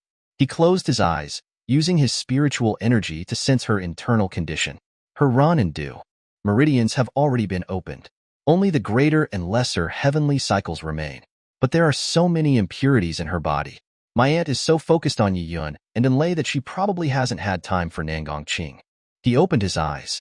Your Ran and Du meridians are already open. I'll see if I can help you open the greater and lesser heavenly cycles. Nangongqing's eyes widened in delight. If both heavenly cycles are opened, wouldn't I reach the Grandmaster Realm in one go? In theory, yes. But don't get your hopes up too high. Forcing it with external power is like Yamaljuzhang, pulling up seedlings to help them grow. All I can do is help you cleanse the impurities in your body. Opening the heavenly cycles is still up to you. I understand. Xiaorufeng started using his spiritual energy to cleanse the impurities in her body. The process wasn't easy. Many impurities had fused with her muscles and even bone marrow. Separating them caused pain akin to having her flesh ripped from her bones. Ah! Nangongqing gritted her teeth and endured the pain. Half an hour later, she was panting, drenched in sweat. All right, go back and take a shower and rest, Xiaorufeng said. Okay. Nangongqing looked down. Her shirt was soaked through, revealing her undergarments. Her face burned bright red. She ran. Xiaorufeng returned to the car. And Qi was asleep. Enlei teased. Another girl smitten? Don't be ridiculous. I was just helping her cleanse the impurities in her body. He stroked Enlei's face and chuckled. Becoming one of Xiaorufeng's women isn't that easy. If it were before, Enlei would have called him narcissistic. But knowing his strength and identity, she knew he wasn't boasting. King of the Northern Realm, a Grandmaster Realm expert. These two titles alone were enough to attract the attention of countless women, driving them to infatuation and even madness. To become his woman, one would have to compete with countless rivals. It would indeed take a great deal of effort. I heard that Gong Xian also wants to be Xiaorufeng's woman, but she hasn't succeeded. Thinking of this, Enlei suddenly felt very lucky. She was just a divorced single mother with no background and no advantages besides her looks. Compared to Gong Xian, she was completely outclassed. But Gong Xian didn't become Xiao Rufeng's woman, and I did. The thought filled her with a little pride. Xiao Rufeng glanced at her. What are you smirking about? Nothing. I just feel. And Lei paused, looking at him with a smile. Very lucky. Meeting you is also my luck. Otherwise, I might still be a virgin, Xiao Rufeng said. Really? And Lei looked surprised. Was I your first? Xiao Rufeng thought for a moment. Strictly speaking, no. What do you mean? Well, he hesitated, then calmly recounted the incident 5 years ago when, after being drugged by Gong Xian, he had pulled a random girl into the woods and raped her. Have you found that girl yet? And Lei asked. Xiao Rufeng shook his head. And Lei hugged him gently. It's okay. You'll find her. She paused, then grinned mischievously. And what will you do when you find her? I haven't thought about it yet. He chuckled. At worst, I'll let her rape me back. And Lei was speechless. At Vermilion Bird Martial Academy, in a separate courtyard, Achoo. Zhongli, who was cultivating, sneezed violently. Which bastard is cursing me behind my back? Meanwhile, Nangong Qing had returned to her dorm. Talents like her had their own single rooms. She went straight to the bathroom for a shower. Her body felt sticky with impurities. As she showered, her mind raced. Dual personalities. Although that scumbag personality is disgusting, this one is rather. Her face flushed. Then, she grew frustrated. How can I be attracted to the enemy who almost raped me? It's an illusion. It must be. Shower, shower. Wash away all those dirty thoughts. After showering and drying herself, she didn't bother with clothes and went straight to bed. She liked sleeping naked. It was late, and she was tired. She quickly fell asleep. And then she had a dream. A very colorful dream. Chapter 86. A Shocking Secret. In this erotic dream, the male protagonist was actually Xiao Rufeng. Although Nangong Qing felt uncomfortable, she still tried her best to accommodate him. This almost perverted sensation of pleasure was so addictive that she couldn't resist it. Until a knock on the door interrupted everything. Awakened from this lingering, tender erotic dream, Nangong Qing sat on the bed in a daze for a long time, unable to react. Knock, knock, knock. The knocking sounded again. Nangong Qing finally came to her senses, but everything from the dream was even clearer now. Nangong Qing was devastated. No, this can't be my dream. How could I have a dream like that? Xiao Rufeng is the man I hate the most. He drugged me and almost raped me. I'm not a masochist. How could I like him? But recalling those embarrassing positions she'd taken in the dream, and how it seemed like she had even initiated some of them, Nangong Qing wanted to crawl into a hole and disappear. Knock, knock, knock. The knocking sounded once more. At the same time, a voice called out, Nangong. We're from the Nine-Tailed Martial Academy Student Union. Huff. Nangong Qing took a deep breath, composed herself, got dressed, and then opened the door. Outside stood 3 girls who looked like seasoned veteran students. What does the student union want with me? Nangong Qing asked, yawning. While other students were afraid of the student union members, Nangong Qing wasn't. The simple reason was that she was good at fighting. In this day and age, the one with the toughest fists was the boss. It's Teacher Dugu who asked us to call you. The team for the Olympian Cup is gathering to head to Mountly, one of the student union members said. Mountly was the location of the Olympian Cup. Since the very first Olympian Cup, it has always been held at Mountly. Mountly was a renowned sacred site in Dragon Country. The beacon towers of the Emperor, the terracotta army of Emperor Qin, all happened on Mountly. The Dragon Country Martial Arts Association headquarters was also located on Mountly. At that moment, another student union member sneered sarcastically, Nangong Qing, we really envy you. You actually get to go to Mountly. You know, Mountly is now a sacred place of the Martial Arts Association and outsiders aren't allowed to enter. I dream of going to Mountly. You're so lucky to hitch a ride there. The other 2 student union members laughed, their eyes on Nangong Qing with mocking glints. Nangong Qing was a bit annoyed. She knew why they were looking at her like that. In short, it was because her strength was lacking. Her current strength was barely at the 7th level martial artist stage. If it were before, this talent and strength wouldn't be considered outstanding, but it wouldn't be looked down upon either. However, this year's Olympian Cup, Dugu Shuixian had brought several students with formidable strength, let alone compare to Han Yu and Yi Yun. Those 2 were said to have the strength of grandmasters. She wasn't even as good as Song Kaiyuan. Song Kaiyuan had already reached the strength of a 9th-level martial artist. However, the Olympian Cup had regulations that the participants had to be students who had registered at their current school since their freshman year. And among the Nine-Tailed Martial Academy's own students, she had the highest strength. In other words, she was chosen not because her strength met the standard, but purely to meet the rules. To put it bluntly, she was just there to make up the numbers. Although she understood this in her heart, being ridiculed like this still didn't feel good. I understand. With that, Nangong Qing closed the door. She brushed her teeth, tidied herself up, and then headed to the gathering spot. The area was already crowded with people. Yi Yun's first appearance on campus had instantly ignited the hormones of the female students at the Nine-Tailed Martial Academy. Yi Yun was naturally an alluring figure and had a strong appeal to women. Moreover, he was a standard rich, handsome, and powerful type, which made him even more attractive to women. This time, the 5 representatives of the Nine-Tailed Martial Academy were Yi Yun, Nangong Qing, Enlei, Jiang Mei, and Han Yu. However, only 3 of them had arrived at the scene. Enlei was nowhere to be seen. It's already so late.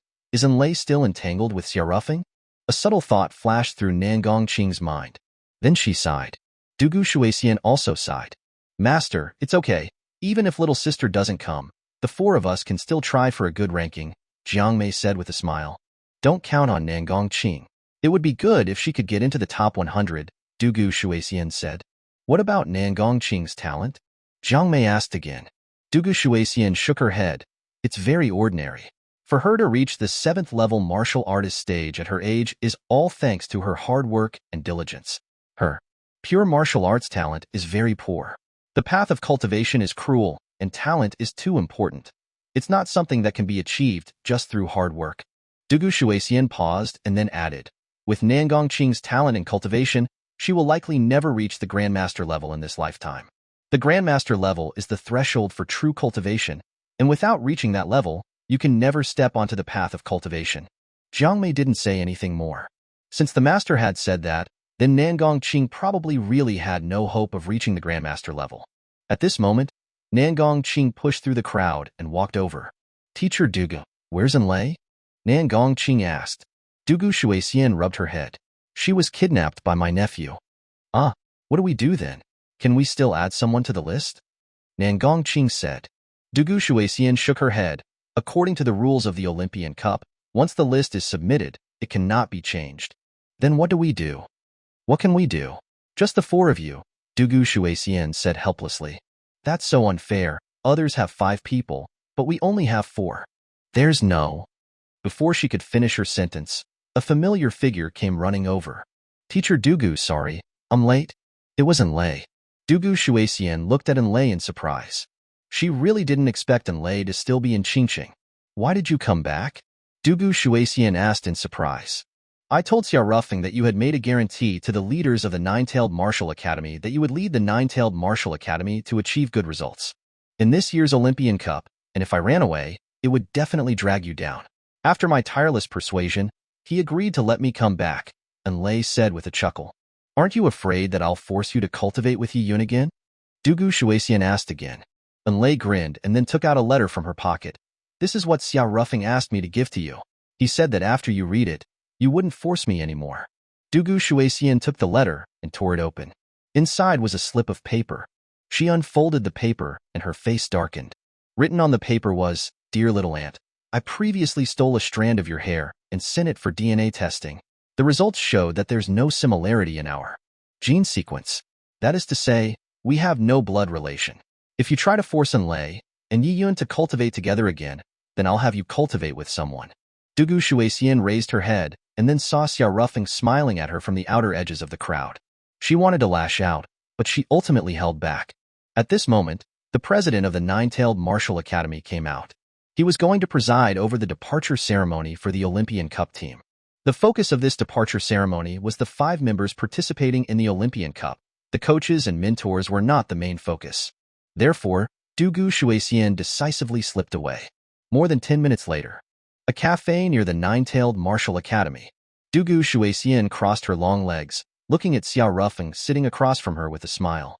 Xiaorufeng, didn't you already do a paternity test with Xia Taijun? Why did you still do a DNA test with me? These days, paternity tests are done with the father, I've never heard of doing one with the mother, Dugu Shuexian said. Dugu Shuexian and Xia's mother were identical twins, and their DNA was basically the same. Xia Rufeng doing a paternity test with Dugu Shuexian was equivalent to doing one with Xia's mother. To be honest, from the first time I saw you, I couldn't feel any kind of kinship. Logically, you and my mother are identical twins, and your physical structures should be similar. But I didn't have that kind of familiarity with you. I just didn't feel that sense of closeness. Xiao Rufeng picked up his teacup, took a sip, cleared his throat, and then continued, more importantly, if you were really my little aunt, would you let my woman cultivate with someone else? Your forcing and Lei and Yi Yun to cultivate together completely triggered my suspicion of you. You're very sensitive and very meticulous. Dugu Shuexian chuckled. Little aunt underestimated you a bit. You're right, we are not related by blood.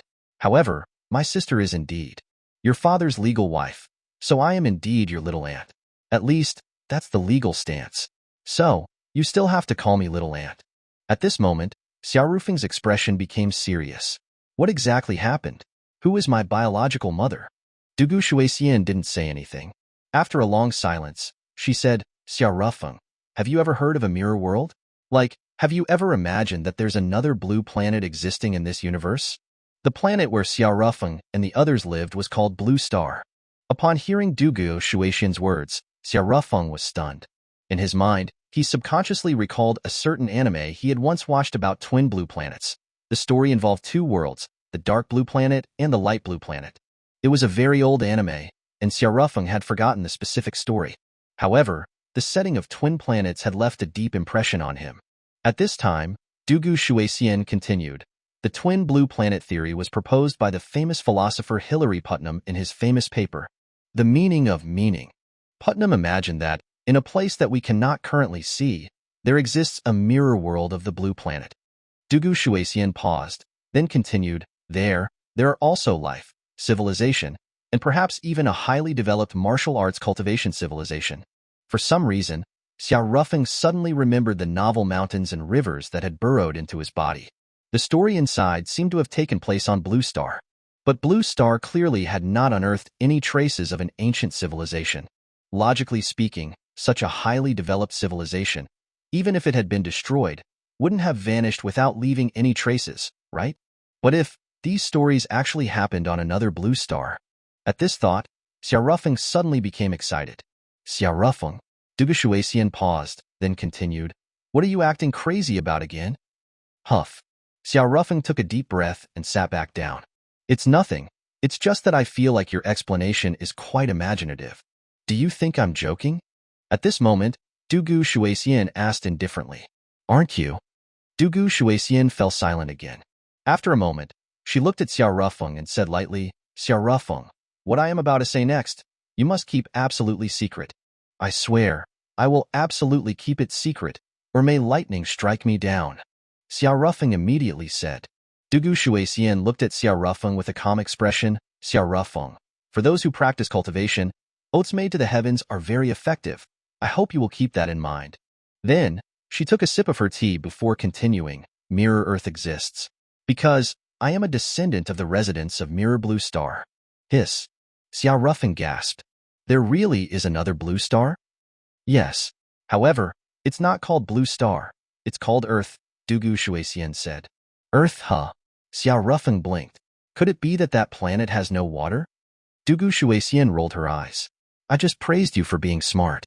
I said it's a mirror planet, the same as Blue Star in terms of its composition. It's also 70% water and 30% land. She paused, sighed, and then said, The only difference is spiritual energy. It feels like Blue Star is a replica of Earth, but it only copied the sphere, and not the star region, causing the spiritual energy here to be too weak. If we cultivated as usual, even if you gave Blue Star 10,000 years, it would probably still be very difficult for anyone to break through the Grandmaster level. Heh, okay.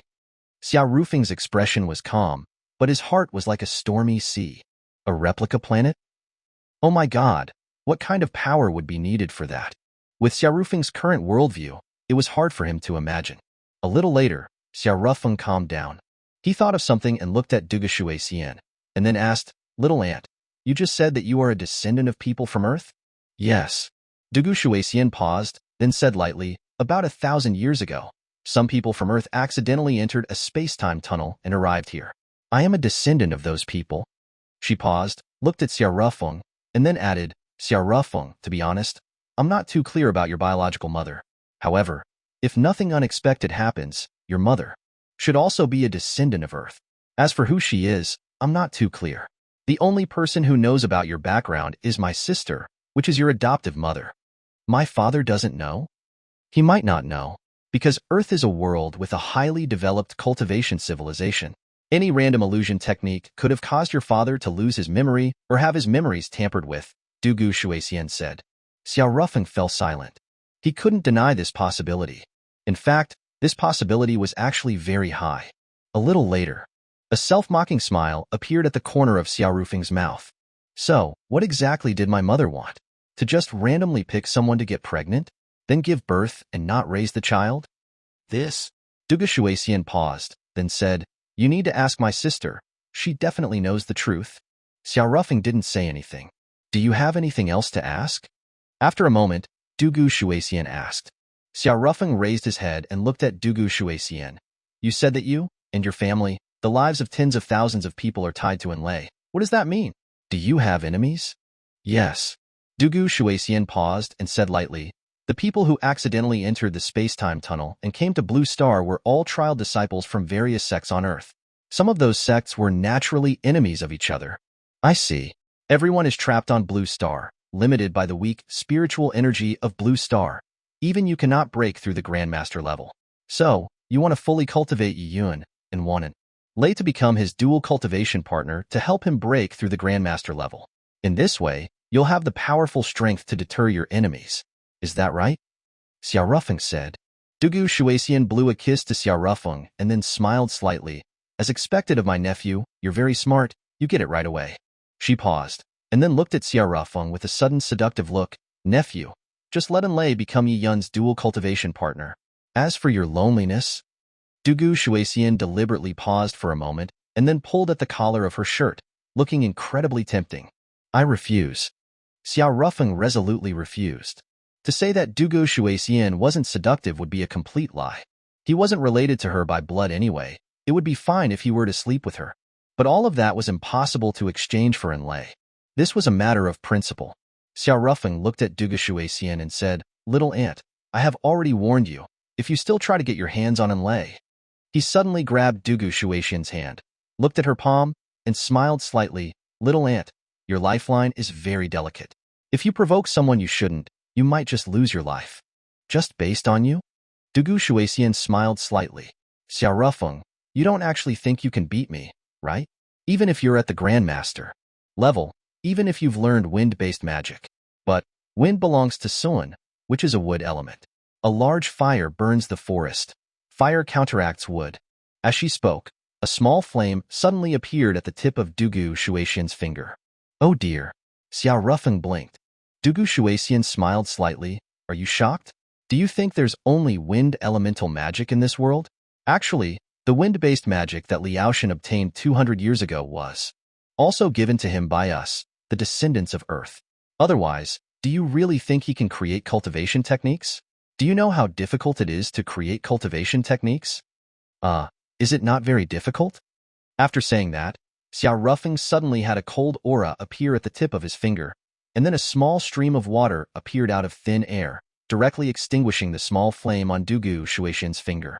Dugu Shuexian. Chapter 87. Confession. Dugu Shuexian was utterly dumbfounded. What is going on? Her face was etched with shock. Was that a water-based spell just now? How is that possible? The Earth's descendants had only ever taught wind-based magic to the indigenous inhabitants of Blue Star. Everyone from Earth, including their descendants, only gained access to various magic spells upon reaching the Grandmaster realm. Before being taught magic, they had to swear an oath to the heavens, prohibiting the dissemination of any magic besides wind-based spells. These people came from a world with a highly developed cultivation civilization, and they were all acutely aware of how serious and sacred an oath to the heavens was. Unlike ordinary oaths, heavenly oaths held true power. Violating a heavenly oath could very well lead to divine retribution. Dugu Shuexian found it hard to imagine that someone who had struggled to reach the Grandmaster realm would risk divine punishment to reveal magic other than wind-based spells. Xiao Rufeng, who taught you that water-based spell? Dugu Shuexian asked, regaining her composure.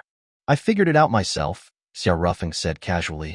He had learned water-based magic from the powerful cultivation expert in his dreams. Although he didn't know who that person was, it was clear they weren't from this world. So, there was no problem if Xiao Rufeng pretended it was his own original creation. Dugu Shuexian's lips twitched slightly. Nonsense. Do you know how difficult it is to comprehend a technique? Even the lowest level spell requires a prodigious talent to grasp. Earth's modern cultivation civilization has existed for 10,000 years.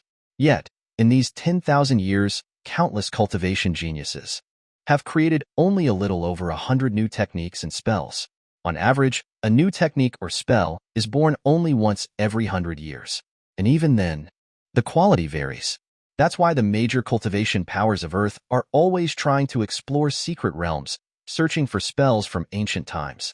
Xiao Rufeng blinked. Ancient times? Did Earth have ancient times? The ancient times of Earth were the peak period of its cultivation and martial arts civilization. It's said that some people even ascended to become immortals, which is the ultimate dream of any cultivator. Unfortunately, ancient times were wiped out by a great war, but many secret realms were left behind. These realms hold many weapons and spells from the ancient era. Our ancestors accidentally entered a spatial tunnel while exploring a secret realm on Earth 1,000 years ago and ended up here, Dugu Shuexian explained. Xiao Rufeng's heart pounded.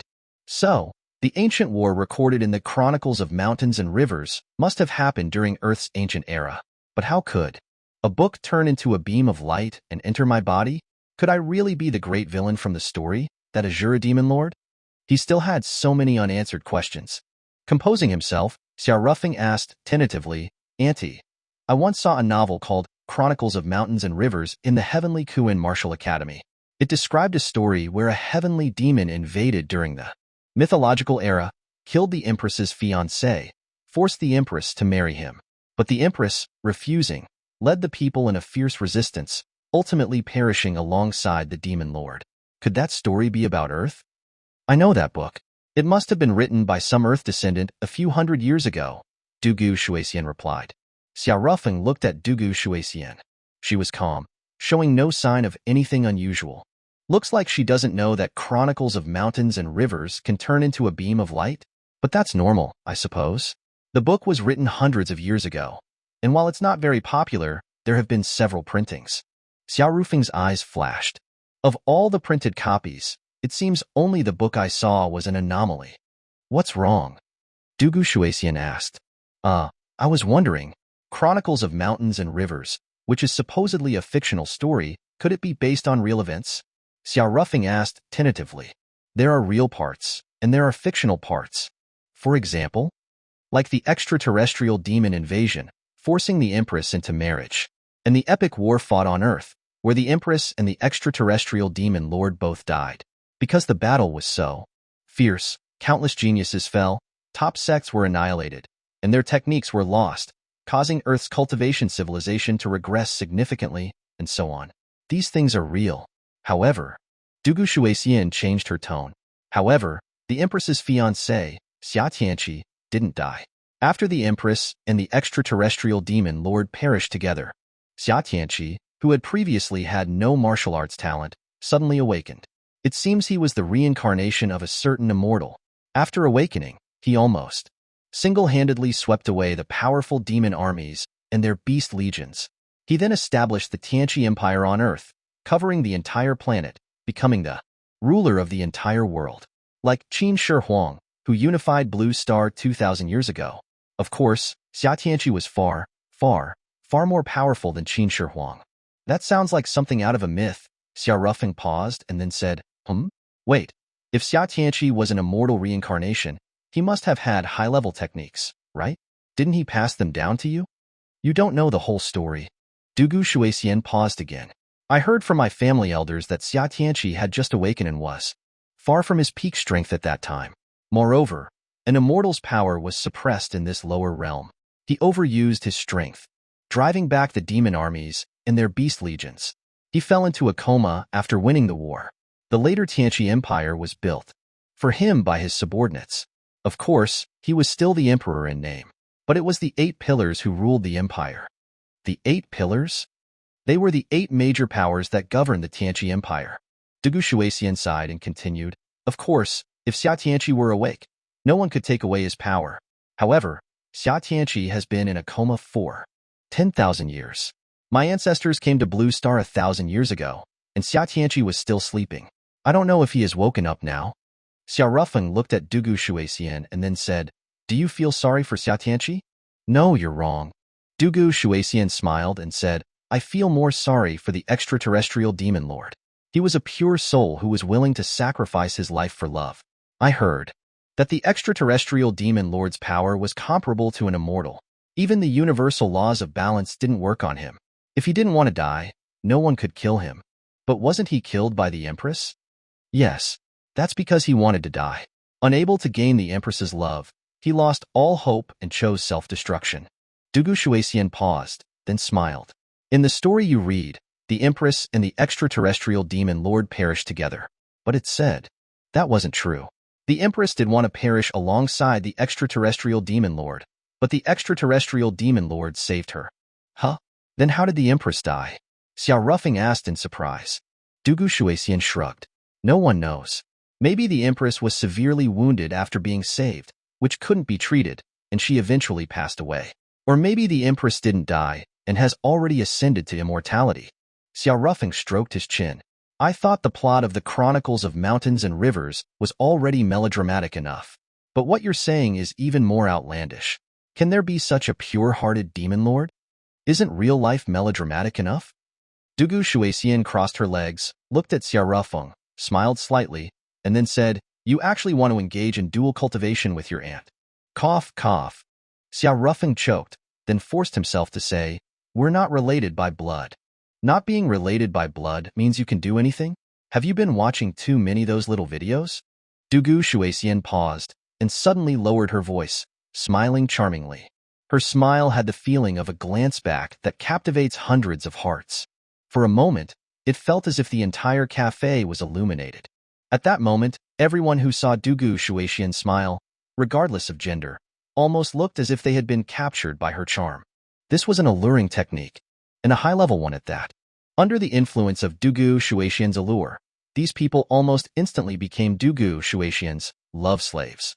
Even if Dugu Shuexian asked them to die, they would probably do it without hesitation. It was that terrifying. Even Xiao Rufeng felt his love hormones getting a little out of control. At that critical moment, Xiao Rufeng's phone rang. It was Zhongli calling. Xiao Rufeng instantly calmed down. I'm going to take a call. Then, Xiao Rufeng left. Dugu Shuexian picked up her teacup, took a sip, and a dark light flickered in her eyes. Who exactly gave Xiao Rufeng water-based magic? She didn't believe for a moment that Xiao Rufeng had comprehended the water-based spell himself. And Dugu Shuexian looked in the direction where Xiao Rufeng had left, her gaze flickering. And who was that person who called Xiao Rufeng? They easily broke through my charm technique.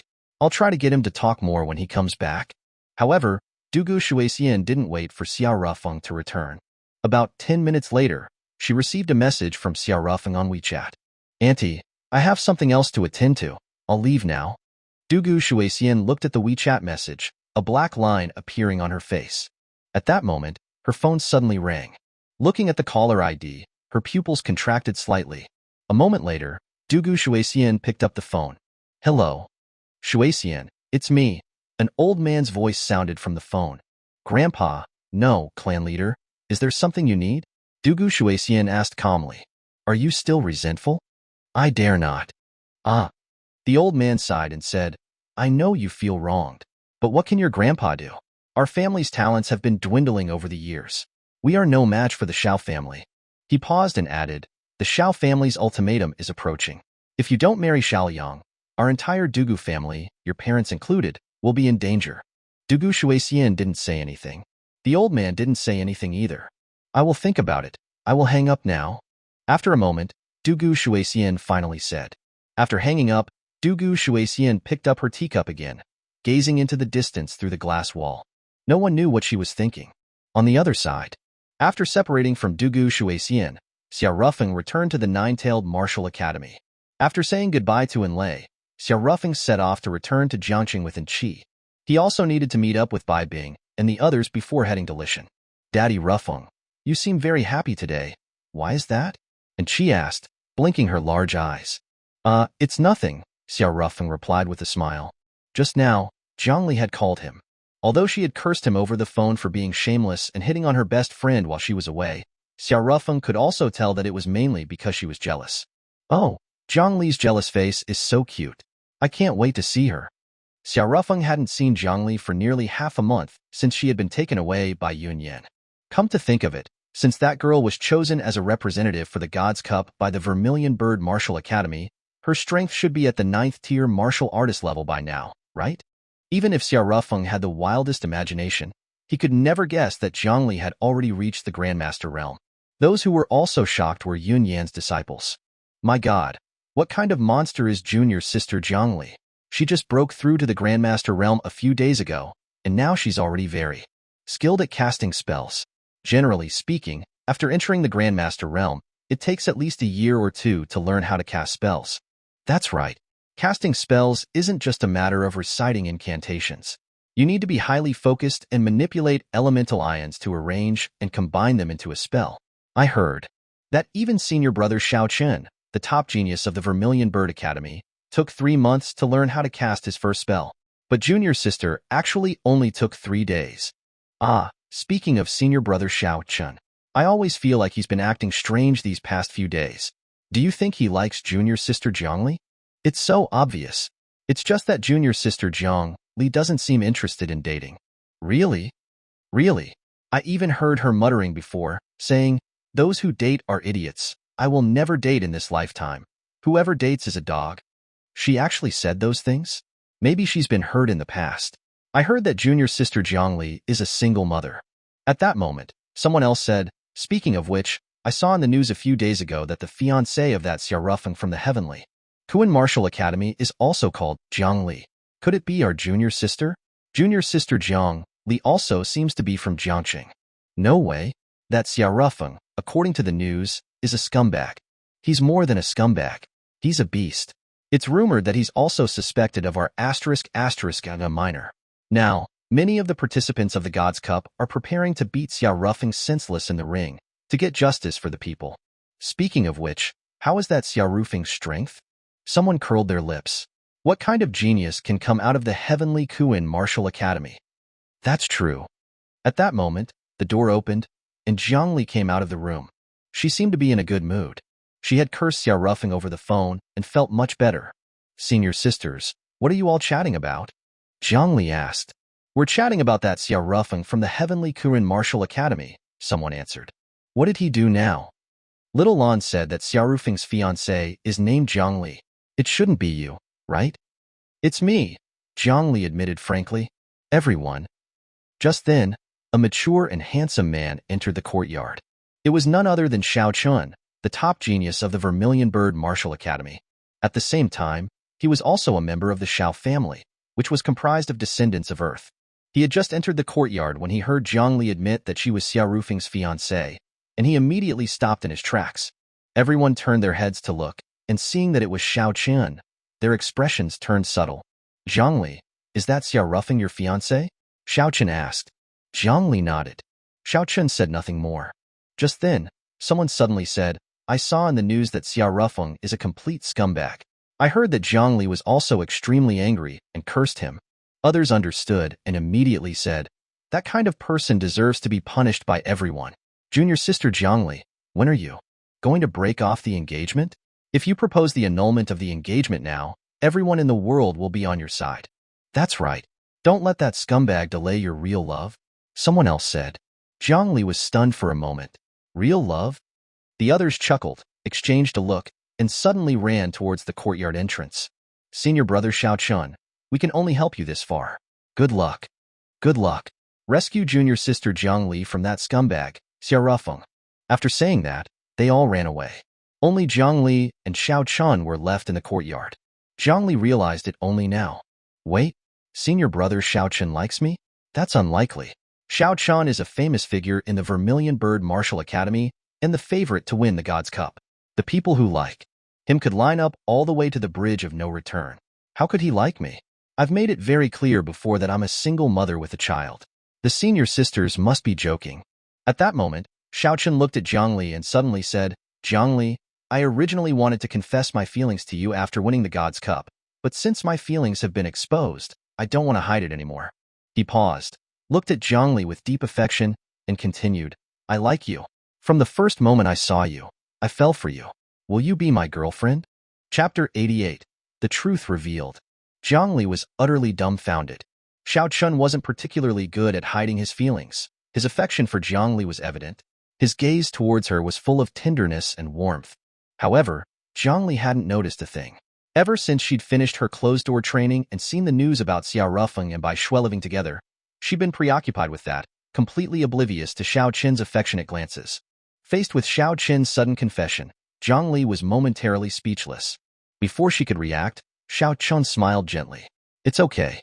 There's no rush to reply. He paused, then added, to avoid affecting your performance in the auspicious God Cup, you can give me your answer after the tournament. With that, Xiao Qin left. After his departure, the girls who had previously dispersed returned. Zhongli, did Senior Xiao Qin just confess to you? One of them asked, brimming with curiosity. Zhongli gave an awkward chuckle, a tacit confirmation. What did you say? Are you two officially together now? No way. I have a fiancé, Zhongli replied with a smile. That's Xiao Rufeng? Seriously, Zhongli, are you out of your mind? Haven't you seen the news? Your fiancé is a complete scumbag. He's suspected of multiple rapes, and some of the victims are even minors. He's protected during the auspicious God Cup, but he'll be arrested immediately afterward. Well, it's not that certain. Doesn't the champion get to have a wish granted, besides the prize money? If he asks for a pardon, he won't be prosecuted, right? Zhongli argued. Hello, Zhongli, what are you thinking? How could Xiao Rufeng possibly win the championship? I heard that this year's auspicious God Cup is full of talented individuals. Each of the 4 prestigious academies has at least 2 Grandmaster Realm cultivators. Xiao Rufeng is probably at most a 7th or 8th tier warrior. With that level of strength, he probably won't even make it into the top 100. Another girl added, in every auspicious God Cup, there are contestants killed in the arena. In the martial arts world, accidents happen. There's no legal responsibility for deaths in the ring. While killing someone brings moral pressure, if the person killed is a universally despised scumbag, everyone will applaud. She paused, then lowered her voice. I heard that many people are secretly planning to kill Xiao Rufeng in the arena. I've heard that too. Everyone says that killing Xiao Rufeng in the arena won't result in any repercussions, but will make you a hero. Many people are eager to try. It all depends on who Xiao Rufeng is drawn against in the lottery the day after tomorrow. If he's unlucky enough to be matched against someone from the 4 prestigious academies in the first round, he'll probably be eliminated immediately. Zhongli's heart skipped a beat. Excuse me, I need to use the restroom, she said suddenly. Arriving at the women's restroom in the courtyard, Zhongli found someone already occupying a stall. Yunyan, Master, what are you doing in the restroom? Zhongli asked. Yunyan rolled her eyes. What else can you do in a restroom besides relieve yourself? Make phone calls? Zhongli, her intentions exposed, felt embarrassed. Master, were you eavesdropping? How can you call it eavesdropping? I was using the toilet, and you and Xiao Chun were being all lovey-dovey in the courtyard. Stop. Who's being lovey-dovey with Xiao Chun? Don't you dare say that in front of Xiao Rufeng. He gets jealous easily, Zhongli quickly interjected. You're still concerned about his feelings? I saw the news. He brought another woman home while you were away. That's... Zhongli wanted to defend Xiao Rufeng, but the more she thought about it, the angrier she became. Then, Yunyan said, Zhongli, let me tell you, you should just accept Xiao Qin's confession and leave that scumbag Xiao Rufeng to Gong Xian. Zhongli was speechless. She gave Yunyan a deadpan look. Hey, Master, I can hear your little scheme loud and clear. Aren't you just trying to set up Gong Xian and Xiao Rufeng? She pouted and added, so biased. Gong Xian is your disciple, but am I not? Look at you. Isn't Xiao Qin better than Xiao Rufeng? Well, Zhongli stammered, I don't know Senior Xiao Qin very well. It's not wise to rashly agree to a relationship. That's why Xiao Qin didn't pressure you and told you to give him an answer after the auspicious God Cup. Besides, Yunyan gave Zhongli a meaningful look. Do you think you know Xiao Rufeng that well? Zhongli was at a loss for words. She fell silent. Honestly, she didn't know Xia Rufeng very well either. She initially thought he was a spoiled, good-for-nothing playboy, but then he'd saved her like a hero multiple times. Moreover, his martial arts skills were impressive, and she had no idea where he'd learned them. And then there was his relationship with Bai Shui. The more she learned about him, the less she understood him. Just then, Yun Yin finished her business and stood up. While pulling up her pants, she said, "Zhongli, your master wouldn't mislead you. Although Xiao Chun isn't the heir of the Xiao family, he's still a core disciple." "Oh, you might not know about the Xiao family. Let me put it this way. The Xiao family's power is comparable to the Northern Border Legion. Those so-called prominent families in the capital are nothing compared to the Xiao family." Zhang Li gasped. The Northern Border Legion was one of the 5 great legions of the Dragon Kingdom, commanding 5 armies and a special independent force, totaling nearly 500,000 troops. The king of the Northern Border, the Azura god of war, was an idol for the young people of the Dragon Kingdom. It was said that he could single-handedly take on an army of 10,000. How powerful! And now, a family was said to be as powerful as a legion? Zhang Li looked at Yun Yin. Although her lowly master usually seemed unreliable, when she was serious, she meant business. After a moment, Zhang Li turned her head away and said, "If the Xiao family is so powerful, why would they be interested in a woman like me who's already had a child?" Yun Yin smiled. "Actually, it's fine. The Xiao family isn't particular about such things. Their heir, Xiao Yang, is going to marry an old woman, and the Xiao family has no objections." Somewhere in Qingqing. Achoo. Dugu Shuixian sneezed violently. "Master, what's wrong? Have you caught a cold?" Zhang Mei asked from beside her. "It's nothing. Some bastard must be talking about me behind my back," Dugu Shuixian said. Then, Song Kaiyuan asked, "Master, why did you form a team to participate in the Auspicious God Cup?" "Because." Dugu Shuixian hesitated, then said indifferently, "I have a nemesis, a nasty one. I want to beat her." "Who?" "The principal of Vermilion Bird Martial Academy, Yun Yin," Dugu Shuixian said calmly. "I've heard the name but never seen her picture. I wonder why." Dugu Shuixian suddenly burst into laughter. Her smile was captivating. Passers-by were mesmerized. "Master, what is it? What are you laughing at?" Zhang Mei asked curiously. "It's perfectly normal that you haven't seen Yun Yan's picture, because," Dugu Shuixian grinned, then said, "that woman is developmentally stunted, a deformed child." At Vermilion Bird Martial Academy. Achoo. Yun Yin also sneezed. This sneeze snapped Zhang Li out of her daze. "Seriously? Marry an old woman? Do all the disciples of the Xiao family have such peculiar tastes?" Well, although that woman is older, she doesn't look that old." Yun Yin paused, then added, "Of course, she can't compare to me." Zhang Li's lips twitched. She really wanted to retort to her lowly-faced master, but she held back. Then, Yun Yin patted Zhang Li's shoulder and said, "Zhang Li, Xiao Chen's confession is your business. You decide. However, if you decide to reject him, it's best to do it after the Auspicious God Cup. Are you afraid that Xiao Chen's emotional state will be affected and hinder his performance in the Auspicious God Cup?" "No, no, no." Yun Yin paused, looked at Zhang Li, and said earnestly, "I'm afraid that Xiao Chun will take his anger out on Xia Rufeng and kill him in the arena." Zhang Li was startled again. "All right, I'm leaving," Yun Yin said and left the restroom.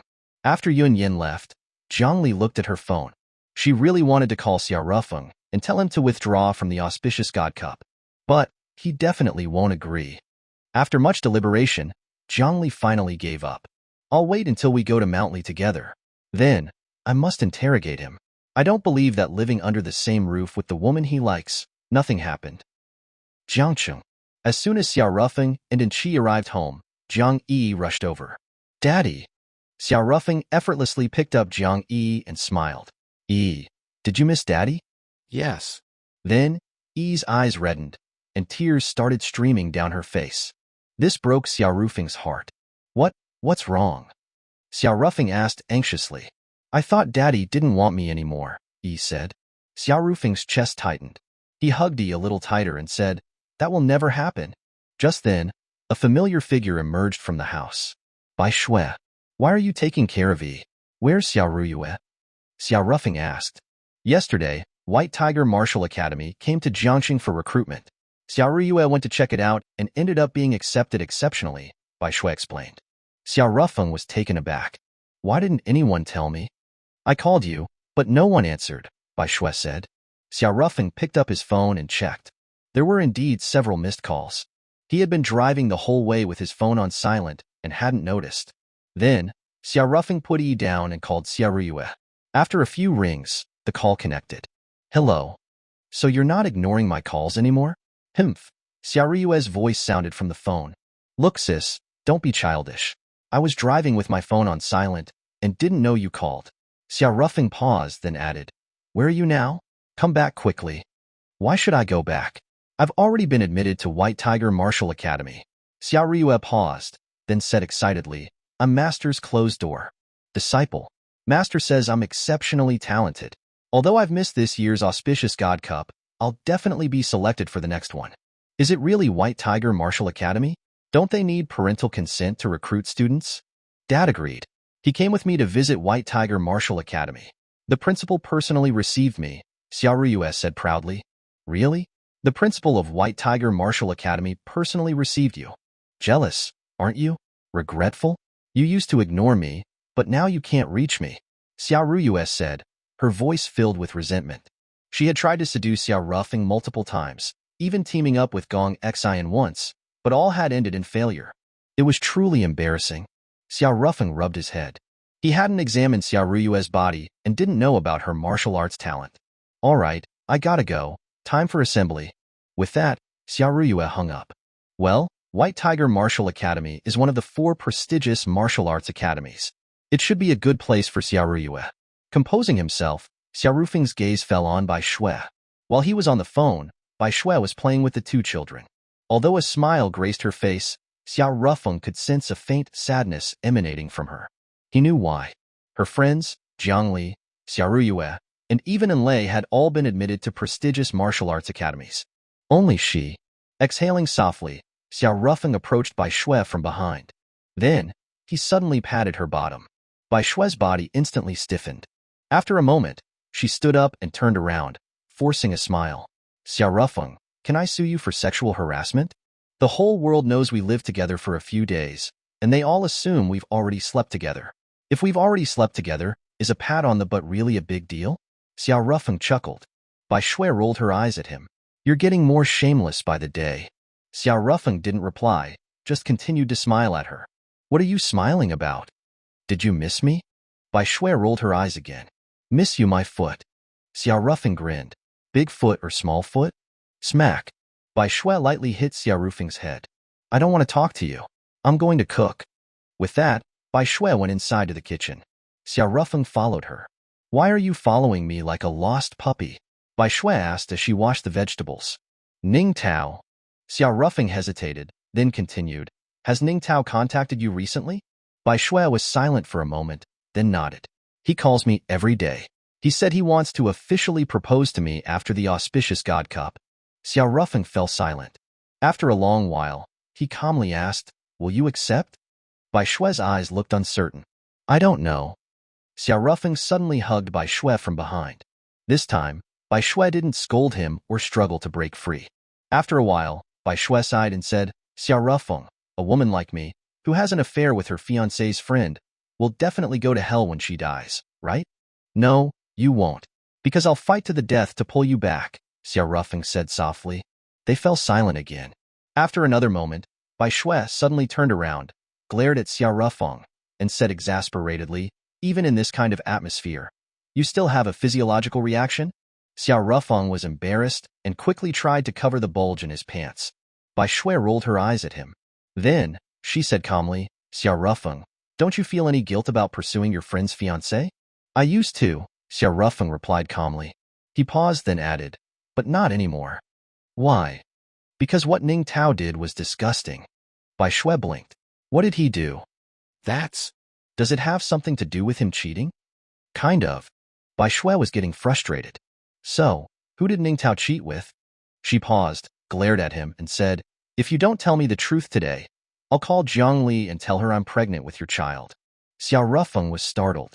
Don't. Jiangli will believe you. Then, he muttered, We haven't even slept together. So, you have to tell me the truth. Bai Shui insisted. Xiao Rufeng scratched his head, looking conflicted. Actually, this matter, strictly speaking, isn't cheating in the traditional sense. It's how should I put it? It's just... Bai Shui didn't say anything, just took out her phone and found Zhang Li's number in her contacts. Wait. Xia Rufeng's scalp tingled, and he quickly stopped her. Taking a deep breath, a look of determination flashed across Xia Rufeng's eyes. Actually, the person Ning Tao is cheating with isn't a woman. Bai Shui was speechless. What do you mean? Oh, Xia Rufeng sighed. That guy Ning Tao is deep. He's actually bisexual, you know, the kind that swings both ways. Bai Shui was dumbfounded. Ah, he's not really cheating. It's more like emotional cheating, you know, because he likes that man. Of course, the other guy is straight and couldn't possibly like him back, Xia Rufeng added. So, which man did he fall for? Bai Shui asked. Well, Xia Rufeng's eyes darted around, hemming and hawing. Bai Shui looked at Xia Rufeng, blinked, and suddenly understood. Chapter 89. Too perverted. Wait. Ning Tao didn't have a crush on you, did he? Bai Shui was flabbergasted. That's why I said he's a pervert. Xia Rufeng paused, then quickly added, but don't worry, my body is still pure. He didn't succeed. Bai Shui rubbed her temples. Honestly, my mind is a complete mess right now. I need to process this. She left the kitchen, then after a few steps, returned. Grabbing Xia Rufeng by the collar, she said, come with me. They went upstairs to Xia Rufeng's room. Tell me everything. Bai Shui demanded, her eyes wide. Well, it's like this. At first, I also felt that Ning Tao's gaze towards me was strange. I thought he'd figured out that I liked you, so I felt guilty. But then, I gradually realized something was off. His gaze became increasingly strange. One time, I accidentally discovered him sniffing my freshly changed underwear. Ugh, that scene. Bai Shui's face darkened. Stop, I'm going to be sick. Me too, Xia Rufeng added, then complained. I treated him like a brother, and he actually wanted to sleep with me. So perverted. Then what? Then, his behavior became more and more outrageous, and I couldn't stand it anymore, so I confronted him. After I exposed his perverted behavior, he was ashamed and ran away. I didn't think much of it. Later, I found out that he had run to the top of a cliff. Then, he got trapped at the edge. After I heard the news, I rushed over there with Bai Bing. But it was too late. We watched him fall off the cliff. I thought he was definitely dead. Unexpectedly, he survived. Perverts really have 9 lives. Xia Rufeng paused, then added, but after he came back to life, I felt that he only had hatred for me, which is a good thing. If he was still thinking about me and my underwear, just the thought gives me goosebumps. Bai Shui's face remained dark. She finally understood why Xia Rufeng and Bai Bing were so reluctant to talk about Ning Tao's infidelity. No wonder Bai Bing said that Xia Rufeng knew more about it. Bai Shui had considered many possibilities for Xia Rufeng and Bai Bing's hesitant reactions. She had even wondered if Ning Tao was having an affair with his mother. But she never imagined that Ning Tao would actually, my fiancé was actually trying to steal my man. Ugh. Bai Shui glanced at Xia Rufeng. She admitted that she had strong feelings for him now. But a look of confusion flickered across Bai Shui's eyes again. I have feelings for Xia Rufeng now, but does that mean I love him? If I get together with Xia Rufeng, what about Zhangli? Can I accept that Xia Rufeng has so many women around him? She didn't know. The more she thought about it, the more confused she became. Then, she kicked Xia Rufeng out of the kitchen. Don't distract me from cooking. With that, she slammed the kitchen door shut. Sighing deeply, she murmured, one step at a time. About an hour later, Bai Shui finished dinner. A table full of delicious dishes. Dinner's ready, Bai Shui smiled, calling to Xia Rufeng and the 2 children who were playing in the living room. Just then, the doorbell rang. Bai Shui opened the door and went out. Several people were standing outside the villa's gate.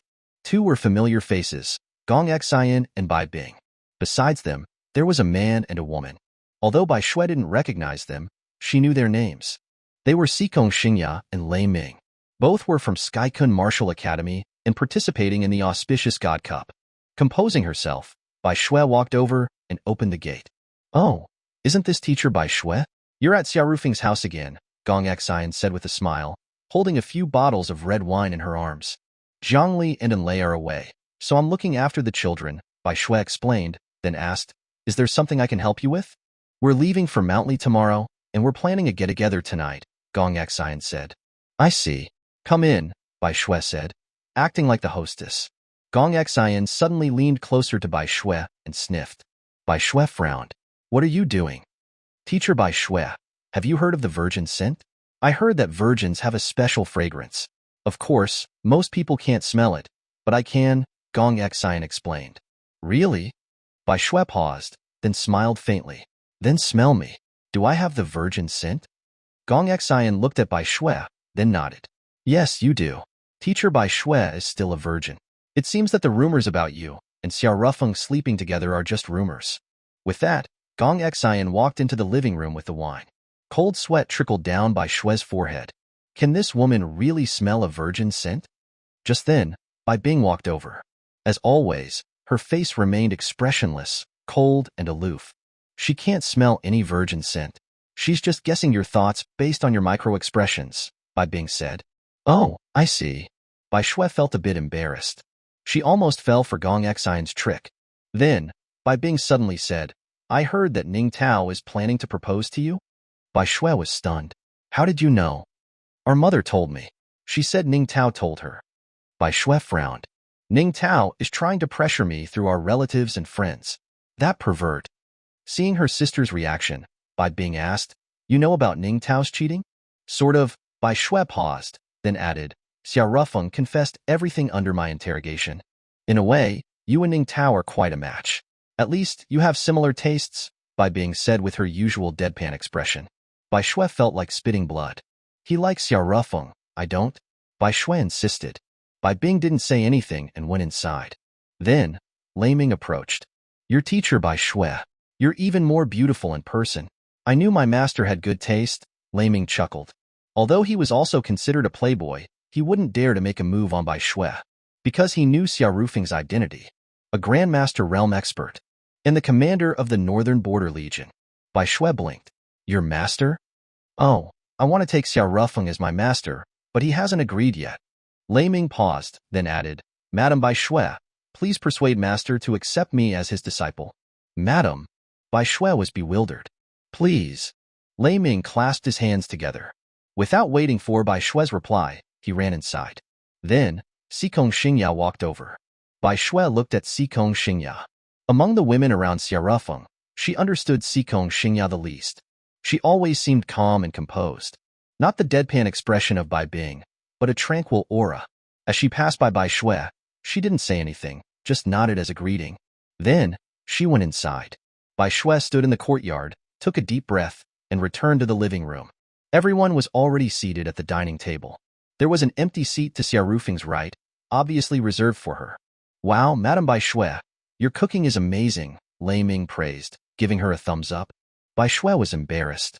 Xiao Rufeng kicked Lei Ming under the table and said, Don't call her that. Yeah, I'm your madam, Gong Xian chimed in. This woman wasn't even hiding it anymore. You too, stop it. You're a married woman. Don't get involved, Xiao Rufeng said exasperatedly. Gong Xian immediately put on a pitiful expression. Darling, how can you say that? We're the ones engaged. Oh, is that so? Lei Ming blinked. He looked around, and apart from Sikong Xingya, who wasn't interested in other people's gossip, everyone else seemed to be aware of the situation. Then, Gong Xian suddenly pulled out a marriage contract from her pocket. Look, this is the proof. Lei Ming glanced at the marriage contract, looking surprised. Oh, it really is. Master's wife wouldn't lie to you. Hurry up and call me Master's wife, Gong Xian said. Master's wife. Lei Ming immediately complied. Xiao Rufeng rolled his eyes. Lei Ming, you're the second young master of the Lei family. Can't you have some integrity? He looked at Gong Xian and said calmly, Gong Xian, your family has already denied this engagement and betrothed you to Xia Han. Why are you still keeping this marriage contract? Gong Xian put away the contract and said calmly, I will never marry Xia Han. I'd rather be your concubine than marry him. Let's not go there. If I took you as a concubine, your master would kill me. Gong Xian grinned. Then marry me as your wife. Xiao Rufeng's head throbbed. Bai Shui sat beside him, remaining silent. She understood that Xiao Rufeng wasn't lacking in women. Someone like Gong Xian, a top-tier beauty with both martial arts talent and stunning looks, had countless admirers. Yet she was willing to be Xiao Rufeng's concubine. What virtues and abilities do I have? Even if Xiao Rufeng likes me now, he'll eventually get tired of me, right? After all, without the ability to cultivate, I can only watch as my beauty fades and I grow old. The lack of martial arts talent made Bai Shui increasingly insecure. Just then, a hand reached out and touched her thigh. Bai Shui's lips twitched. No one but Xia Rufeng would do such a thing. This guy. She looked up, and Xia Rufeng was smiling at her. Not a lewd smile, but a bright, sunny one. At that moment, Bai Shui suddenly understood. Xia Rufeng wasn't harassing her, he was encouraging her. Bai Shui took a deep breath and smiled back. Then, her smile abruptly vanished. Because Xia Rufeng's hand was moving up her thigh. Bai Shui frowned and grabbed his hand, pulling it away. This guy. I can't let my guard down for even a second. Their ambiguous interaction happened under the table, unnoticed by others. 2 hours later, dinner was over. The Weingong Xian brought was also finished. All right, we've eaten and drunk, now you should all get lost, Xia Rufeng said. Bai Bing was the first to stand up. Xia Rufeng quickly said, Bai Bing, I wasn't talking about you. He paused, pointed at Gong Xian, Lei Ming, and Sikong Xingya, and added, I was talking about them. Gong Xian clung to Xia Rufeng's arm. I'm drunk, I want to stay. Xia Rufeng looked at Lei Ming. Lei Ming, find a way to get her out of here. If I get Gong Xian out of here, will you accept me as your disciple? Lei Ming asked again. Xia Rufeng's head throbbed. You're always talking about becoming my disciple. He paused and said, Fine, I agree. Gong Xian clung tightly to Xia Rufeng's arm and glared at Lei Ming. Lei Ming, if you dare touch me, I'll kill you. Lei Ming smiled and started typing on his phone. After a moment, he looked at Gong Xian. Check your messages. Gong Xian opened WeChat suspiciously. Lei Ming had sent her a message. Gong Xian, you won't get master this way, but I have a way to make him accept you. Gong Xian was suspicious. Lei Ming smiled faintly and said, if it doesn't work, you can kill me. Gong Xian blinked.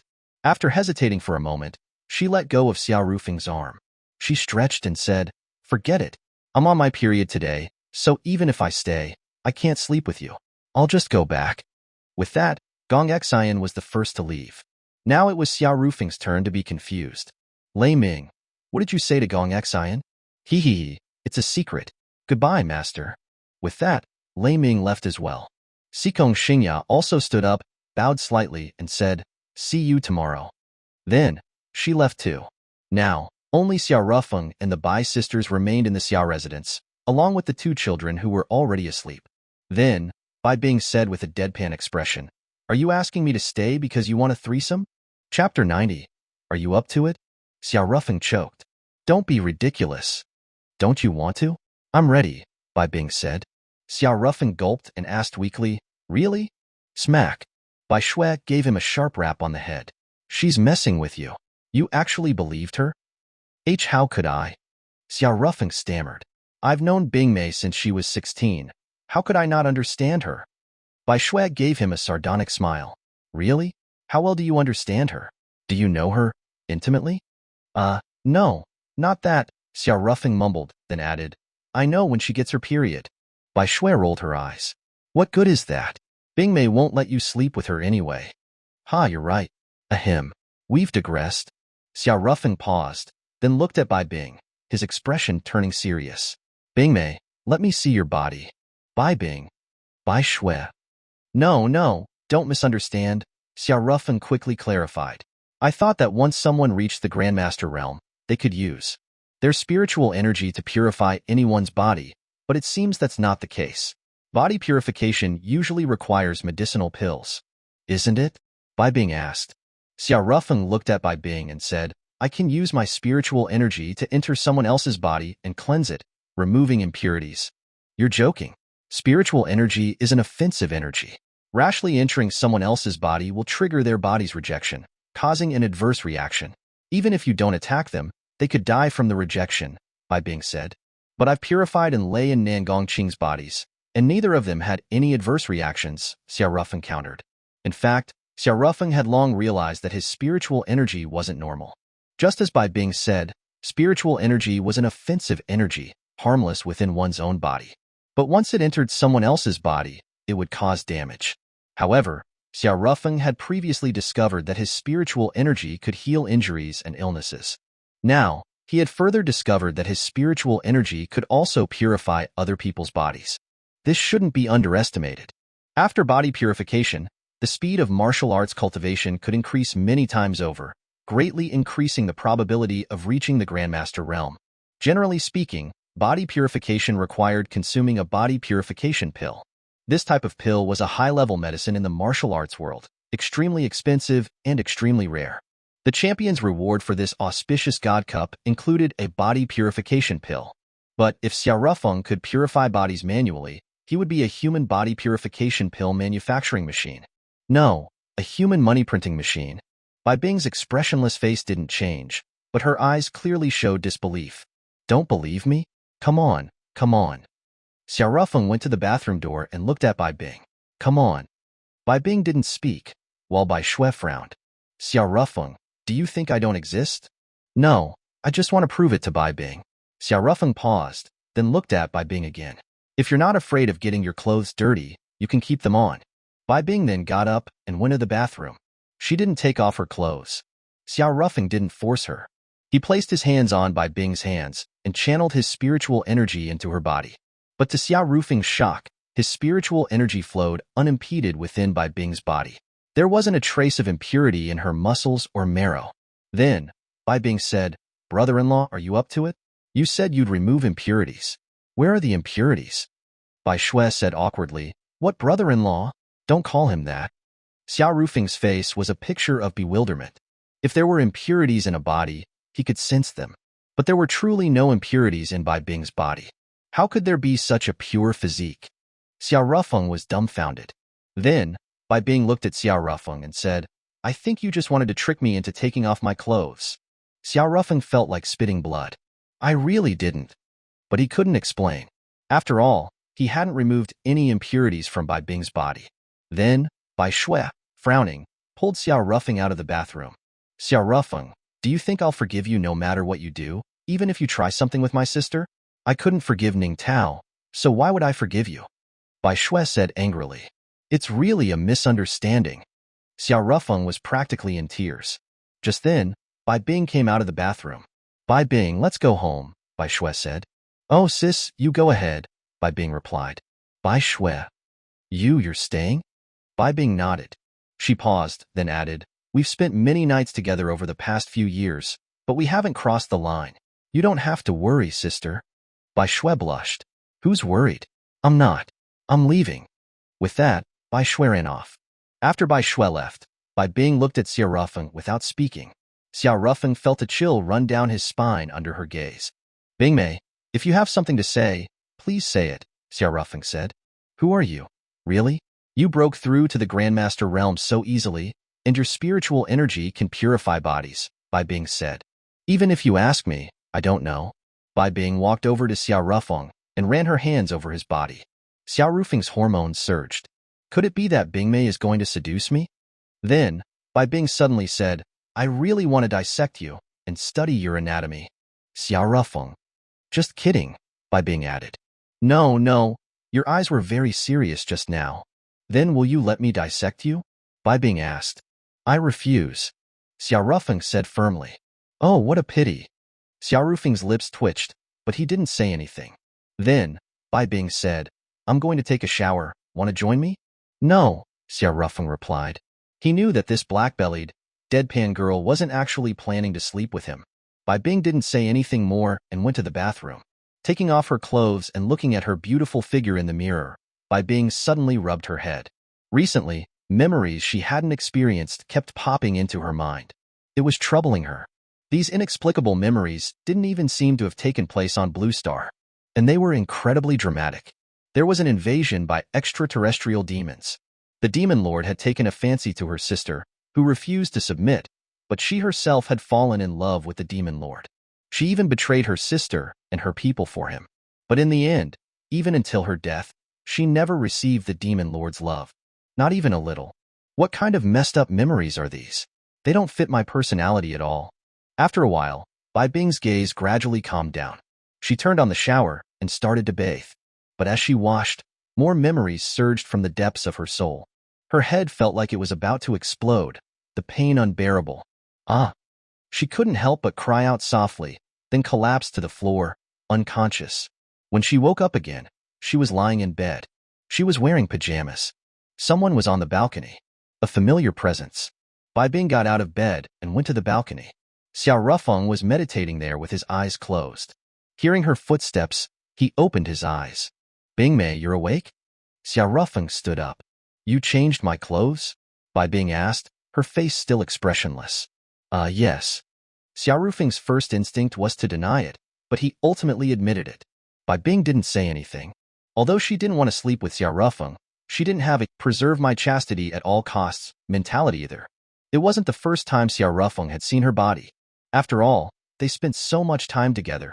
Accidental glimpses were inevitable. Bai Bing was used to it. Thanks, Bai Bing said. Then, she leaned on the balcony railing and looked up at the starry sky. Come to think of it, the starry sky in those new memories seems more brilliant. The memories surging from the depths of her soul merged with her own, making Bai Bing feel somewhat disoriented. She didn't know what was going on with those memories. It was just that the immersive feeling made her empathize with the tragic woman in the memories. Her sadness seemed to have infected Bai Bing, making her feel down. Xiao Rufeng noticed Bai Bing's unusual demeanor. Bingmei, what's wrong? Why did you collapse in the bathroom? He asked. Maybe I was too tired. Bai Bing paused, then suddenly asked, do you believe in reincarnation? Xiao Rufeng's heart skipped a beat. What do you mean? Nothing. I just read a novel about reincarnation recently, and it got me thinking, Bai Bing said. She didn't tell Xiao Rufeng about the memories that didn't belong to her because she hadn't figured it out herself. Were they memories of her past life? Or was she delusional? Or was someone trying to possess her, to steal her body? She hadn't figured it out yet. Xiao Rufeng smiled and said, get some rest. Bai Bing didn't say anything more and went back to the bedroom to lie down. She could smell it. Although this wasn't Xiao Rufeng's room, she was covered with his blanket. Because the blanket carried his scent. After years of living together, she was too familiar with his scent. Suddenly, Bai Bing realized something. She sniffed her own body. Then, her face darkened. Chapter 91. Identity Exposed. Bai Bing found herself reeking of Xiao Rufeng's scent. That bastard just put clothes on me. How is it that his smell is everywhere? He wouldn't have taken advantage of me while I was unconscious, would he? Of course, without any evidence, Bai Bing couldn't accuse Xiao Rufeng. Oh well, at least I didn't lose my virginity.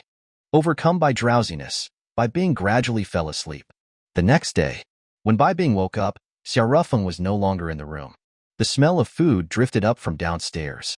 Bai Bing went downstairs to find Xiao Rufeng bustling about in the kitchen. Bingmei, you're awake. Good morning, Xiao Rufeng greeted her with a smile. Bai Bing's face was expressionless. Did you take advantage of me while I was unconscious yesterday? How could I? Xiao Rufeng flatly denied it. He paused, then said dejectedly, is that really how you see me? I'm heartbroken. Then why do I smell like you all over? Bai Bing demanded. Oh, after you passed out yesterday, I was checking your body, but I couldn't figure out what was wrong, Xiao Rufeng explained. His spiritual power had healing effects, but it was limited to physical ailments. Bai Bing's problem yesterday was mainly mental, so Xiao Rufeng's spiritual healing was ineffective. Sigh. Bai Bing sighed softly. You toyed with my body all over. I'll never get married now. Xiao Rufeng broke out in a sweat. He really just wanted to treat Bai Bing yesterday. He had no thoughts of toying with her body. But there was no way to explain himself. Fortunately, Bai Bing didn't pursue it any further. After breakfast, Bai Shui also arrived. Bai Shui, I'm entrusting Yi and Chi to your care, Xiao Rufeng said. Bai Shui smiled. No problem. She paused, walked up to Xiao Rufeng, straightened his collar, and smiled. Good luck? Give me a kiss. Get lost. Xiao Rufeng laughed, not pushing it any further. He looked at Bai Shui, hesitant to speak. Spit it out, Bai Shui said. When I get back, I'll take a good look at your body, Xiao Rufeng said. Bai Shui knew Xiao Rufeng was referring to her martial arts. Okay. Xiao Rufeng didn't say anything more. He then left with Bai Bing. They went to Tiankuan Martial Arts Academy and met up with Gong Xin and the others before heading to Jiang City's General Aviation Airport. A medium-sized transport plane capable of carrying over 30 passengers was parked there. When he boarded the plane, Xiao Rufeng was a bit surprised. Gong Xin didn't try to grab the seat next to him, and she had been quiet and well-behaved on the way from the school to the airport. It was quite unusual. Xiao Rufeng was a little curious. Lei Ming, come here, Xiao Rufeng called out. Lei Ming immediately scurried over and sat down beside Xiao Rufeng. Master, what are your instructions? Laming asked. What's going on with that woman, Gong Xian? I heard the Xia family in the capital was very angry with Gong Xian's unchaste behavior, and they used their resources to cut off many of the Gong family's business deals. Then, Gong Xian's parents and grandfather got worried and scolded her last night, Laming explained. Xiao Ruffing didn't say anything. After several hours, the transport plane landed at a special airport near Mountly. After the people from Tianquan Martial Arts Academy disembarked, another transport plane landed. Xiao Rufing's pupils constricted. It was the people from Taodai Martial Arts Academy. Although the two academies had many conflicts in the past, no one spoke at the moment. Because both Tianquan and Taodai were known as weak teams, the airport reception staff seemed indifferent. It was no wonder. People's enthusiasm is limited. There were over 1,000 martial arts universities in Dragon Country. It was impossible for every school to receive cheers and enthusiasm. At least, Tianquan and Taodai hadn't received any welcome. The reception staff even looked a little impatient. Just then, another transport plane landed. The reception staff, who were originally attending to Tianquan and Taodai, ran over like madmen, abandoning the people from the two academies. Damn it! Laming cursed.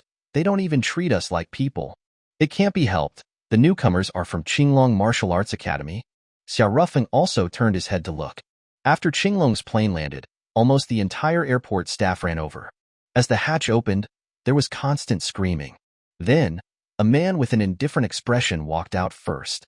Wang Qinglong, Qinglong Martial Arts Academy's apparent top player. It is said that he already broke through to the Grandmaster realm a year ago, Gong Xian said, coming over to Xiao Rufing's side. At that moment, Wang Qinglong suddenly looked in their direction. A terrifying aura burst forth from his body.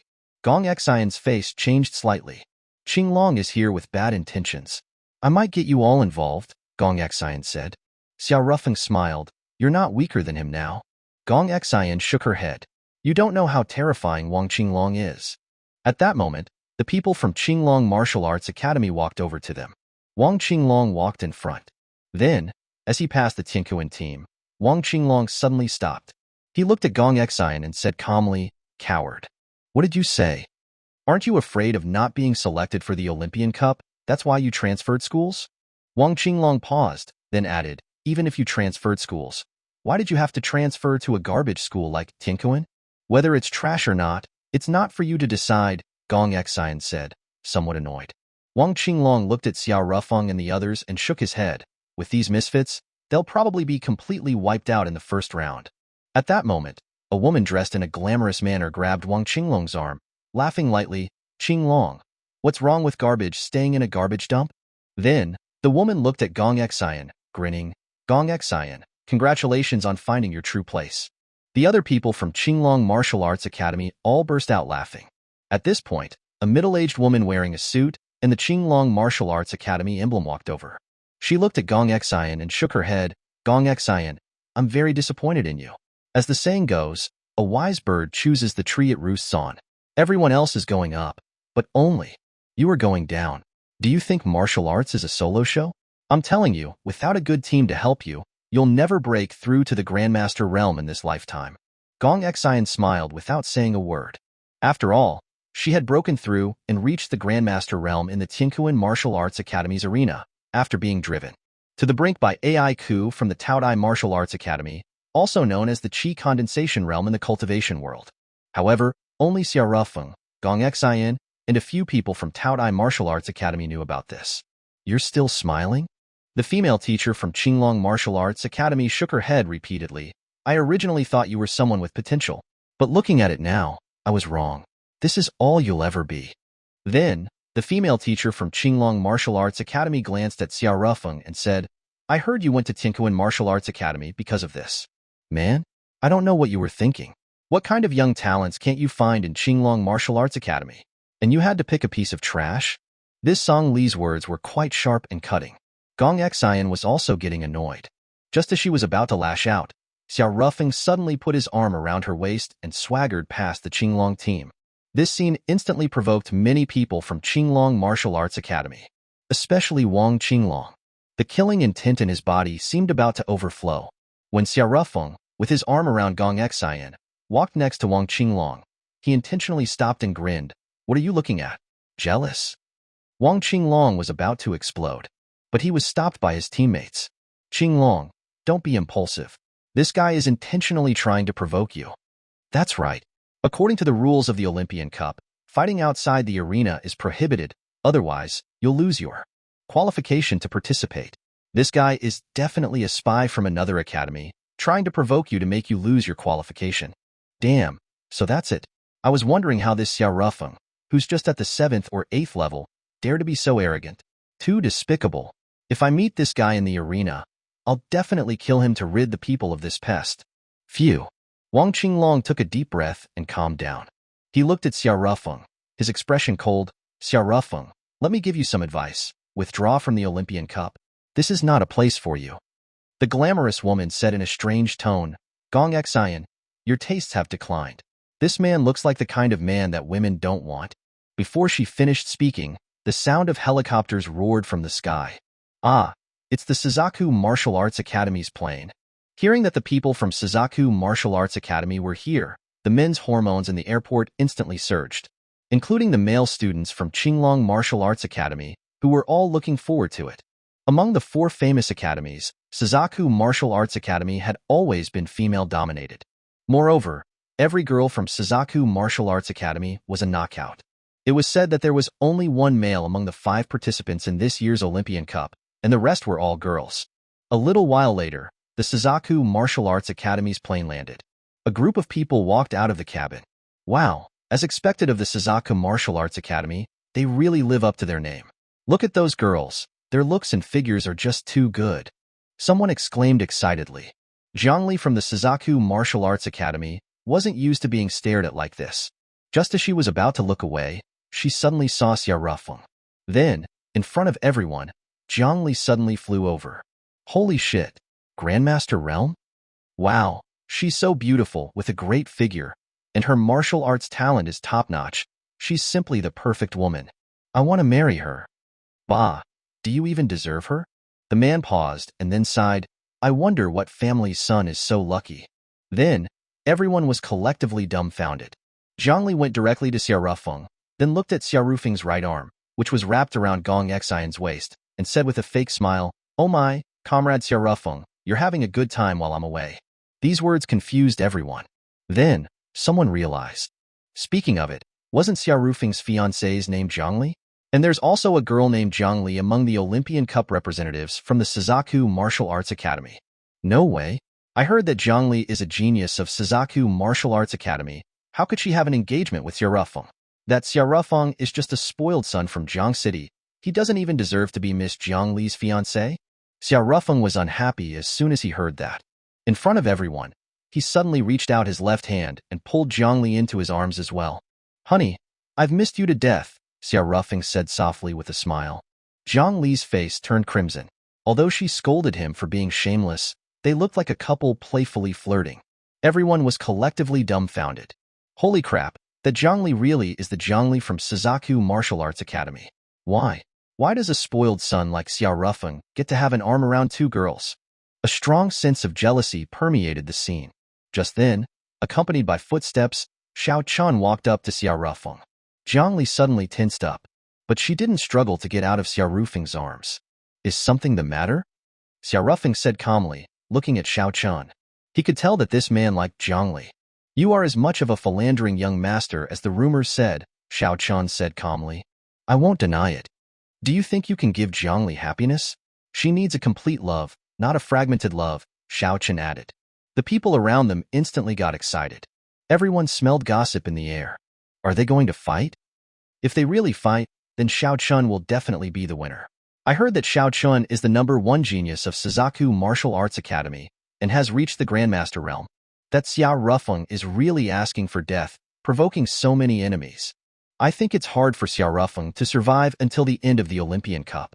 Not just hard, it's impossible for him to survive until the end of the Olympian Cup. If he can survive until the end of the Olympian Cup, I'll take his name. Faced with Xiao Chen's questioning, Xiao Rufeng didn't say anything. He understood that he was in the wrong. As the saying goes, if you love someone, you must give her all of your love. But he was incapable of doing so. Xiao Chun, standing on the high ground of morality, was putting Xiao Rufeng at a disadvantage in terms of public perception. After a while, Xiao Chun shifted his gaze away from Xiao Rufeng and towards Zhongli. Zhongli, let's go, he said. His eyes were full of affection and his tone was gentle. But Zhongli was very conflicted. Senior Xiao Chun, you guys go to the camp first. I have something to take care of, Zhongli said after a moment. Xiao Chun's body stiffened slightly. He hadn't expected Zhongli to refuse him in this situation. However, Xiao Chun maintained his elegance. He didn't say anything and then left. After Xiao Chun left, Zhongli breathed a sigh of relief. She looked up to see Xiao Rufeng smiling at her. You have the nerve to smile. Zhongli then looked at Gong Xian and said with a fake smile, I say, Gong Xian, is it not a little inappropriate that you've been holding my fiancé's arm all this time? Gong Xian then glanced at Xiao Rufeng. Zhongli doesn't know about us? Zhongli instantly became sensitive when she heard that. Wait, what's going on between you two? Zhongli looked at Xiao Rufeng suspiciously. It's nothing, Gong Xian said quickly. But Zhongli's suspicion deepened. Xiao Rufeng, tell me. Zhongli was about to turn into a fury. Okay. Then, Xiao Rufeng explained the matter of his stand-in. This matter had already been known to everyone around them except for Xiao Rufeng. It wasn't considered a secret anymore. After listening, Zhongli fell into a long silence. So, you're not my fiancé, but Gong Xian's fiancé, is that right? Zhongli said calmly. Yes, but... Before he could finish, Zhongli suddenly pounced on him and bit him hard. I hate you. Xiao Rufeng was about to say something, but looking at the tears welling up in Zhongli's eyes, he couldn't say a thing. Zhongli didn't say anything more. She let go of Xiao Rufeng and left with the others from Suzaku Martial Arts Academy. I'm sorry, Gong Xian said, letting go of Xiao Rufeng, looking uneasy. Xiao Rufeng shook his head. There's no wall that doesn't have cracks. She would find out about this sooner or later. He paused and then said calmly, let's go to the camp first. We'll be participating in the first round of the draw tonight. After leaving the airport, everyone boarded a bus. About half an hour later, the bus arrived at the Tiankuan Martial Arts Academy camp. A remote farmhouse. Damn, this is unfair. We saw a lot of high-end villas along the way, Lei Ming said. You're thinking too much. Those are the camps for the famous schools, Gong Xian said. Xiao Rufeng cleaned up a room and lay down. A little later. Knock, knock, knock. Someone knocked on the door. The door is unlocked, Xiao Rufeng said. Then, as the door opened, a figure walked in. Miss Sima? Xiao Rufeng was a little surprised. Sima Xingya was very mysterious and rarely took the initiative to find Xiao Rufeng. Are you all right? Sima Xingya asked, looking at Xiao Rufeng. I'm fine. Come with me to see someone, Sima Xingya said. I can, I guess. Xiao Rufeng paused, and then said curiously, can I know his identity? My father. Sima Xingya said calmly. I see. Xiao Rufeng paused, and then said, is there anything I need to know beforehand? Like, what kind of image do I need to portray? It's not like I need you to pretend to be my boyfriend. I just want you to come with me, Sima Xingya said. Xiao Rufeng looked at the time. Can we get it done in 2 hours? We still have to go to the first round of the draw. Yes. Xiao Rufeng nodded. Then, the two left the camp together. Then, led by Sima Xingya, the two arrived in front of a magnificent building. Xiao Rufeng blinked at the sight of the large gilded letters that read Dragon Country Martial Arts Association. Your dad is from the Martial Arts Association? Now that I think about it, one of the 3 vice presidents of the Martial Arts Association seems to be surnamed Sima. Sima Ming, my father, Sima Xingya said calmly. Hiss. Xiao Rufeng sucked in a breath of cold air. He had guessed that Sima Xingya's background was extraordinary, but he hadn't expected that she was the daughter of the vice president of the Martial Arts Association. This was the National Martial Arts Association, filled with powerful individuals. It was said that all 3 vice presidents possessed the power of a peak grandmaster realm. After a moment, a middle-aged man came out of the Martial Arts Association. It was Sima Ming. Sima Xingya's body trembled slightly, which was a rare sight. She was afraid. Xiao Rufeng moved closer to her. Sima Xingya seemed to have gained some kind of strength and gradually calmed down. At that moment, Sima Ming also came to Sima Xingya's side. He seemed a little impatient. What is it? Hurry up and say it. I'm busy. I have been ordered by you to infiltrate Tiankuan Martial Arts Academy for 2 years, and I haven't found the thing that father is looking for, Sima Xingya said. Sima Ming shook his head. I never knew what use a piece of trash like you could be. He paused, looked at Sima Xingya, and then asked, 2 years. How many layers have you reached in Qi condensation realm? Xiao Rufeng was a little confused. How many layers of Qi condensation? He knew that the Grandmaster realm was also called the Qi condensation realm, but it was the first time he heard that this realm was divided into several layers. Sima Xingya hesitated for a moment before saying, still at the third layer of Qi condensation realm. Sima Ming shook his head again. There's no progress at all. It seems like this is your limit. Your younger sister is 3 years younger than you and has already reached the 9th layer of Qi condensation and is working towards breaking through to the foundation establishment realm. You really are a disgrace to our Sima family. Sima Xingya lowered her head again. Sima Ming didn't say anything more and left directly. Sima Xingya stood there, her eyes red. Xiao Rufeng didn't say anything. Every family had its own problems. A little while later, Sima Xingya calmed down. She looked at Xiao Rufeng and then said, let's go back. 7 o'clock in the evening. Xiao Rufeng and the others arrived at the conference center of the Olympian Cup Arena. The conference center, large enough to accommodate thousands of people, looked grand and imposing. Each table had a name tag on it, but the name tag at Xiao Rufeng's spot had been smeared with filth. Who the hell did this? Lei Ming asked, annoyed. It's okay, Xiao Rufeng said calmly. He sat down in his seat. Then, his gaze fell to the front row. The positions of the 4 famous academies were conspicuous. Xiao Rufeng quickly found Jiang Li. She was chatting with a girl from Suzaku Martial Arts Academy, laughing and joking, and didn't seem to be too affected by what had happened. At this moment, a middle-aged man stepped onto the stage. It was Sima Xingya's father, Sima Ming. Everyone, welcome to the 100th Olympian Cup. I am proud to tell you that this year's Olympian Cup will mark a new starting point in the history of martial arts on our Blue Star, Sima Ming said. He started off by creating suspense. After a while, to capture the crowd's attention, Sima Ming said, for a long time, everyone has been speculating, is there a new realm above the Grandmaster realm? Now I can tell you clearly, yes, there is. The whole place erupted into an uproar. Sima Ming signaled everyone to calm down. Then, Sima Ming began to tell everyone about the transition of the martial arts civilization to a cultivation civilization. He spoke about the existence of spiritual roots. He spoke about the existence of other magic arts. He also revealed the existence of Earth and the descendants of Earth on Blue Star. The amount of information was too much, and many people were completely dumbfounded. Now, let's welcome the outstanding representatives of the 4 major families of Earth's descendants with a round of applause, Sima Ming said. Then, the elevator on the main stage began to rise, revealing 1 man and 3 women to the audience. 2 of them were acquaintances of Xiao Rufeng, one was Dugu Shuixian, and the other was Yun Yin. They are Xiao Liang from the Xiao family, with a peak 9th layer of Qi condensation realm cultivation, dual water and fire spiritual roots, both spiritual roots being of the highest grade, Sima Ming said from the stage, introducing the representatives. Xiao Liang then extended his fingers, and an energy that blended water and fire suddenly materialized, causing the whole place to scream. After all, many people had only heard of wind-based magic before. Next, the representative of the Dugu family, Dugu Shuixian, with a peak 9th layer of Qi condensation realm cultivation, dual fire and wood spiritual roots, both spiritual roots being of the highest grade, Sima Ming continued. Hello everyone, Dugu Shuixian said listlessly. Seeing that Dugu Shuixian was a member of the 4 major families of cultivation, the people from Jue Martial Arts Academy jumped up excitedly. Next is Yun Yin, the representative of the Yun family, with a peak 9th layer of Qi condensation realm cultivation, dual metal and earth spiritual roots, both spiritual roots being of the high grade, Sima Ming continued. Yun Yin waved her hand, enthusiastically saying, hello everyone, I'm Yun Yin, the headmaster of the Suzaku Martial Arts Academy. As soon as these words were spoken, the whole place erupted into an uproar. Huh? This little loli is the headmaster of the Suzaku Martial Arts Academy?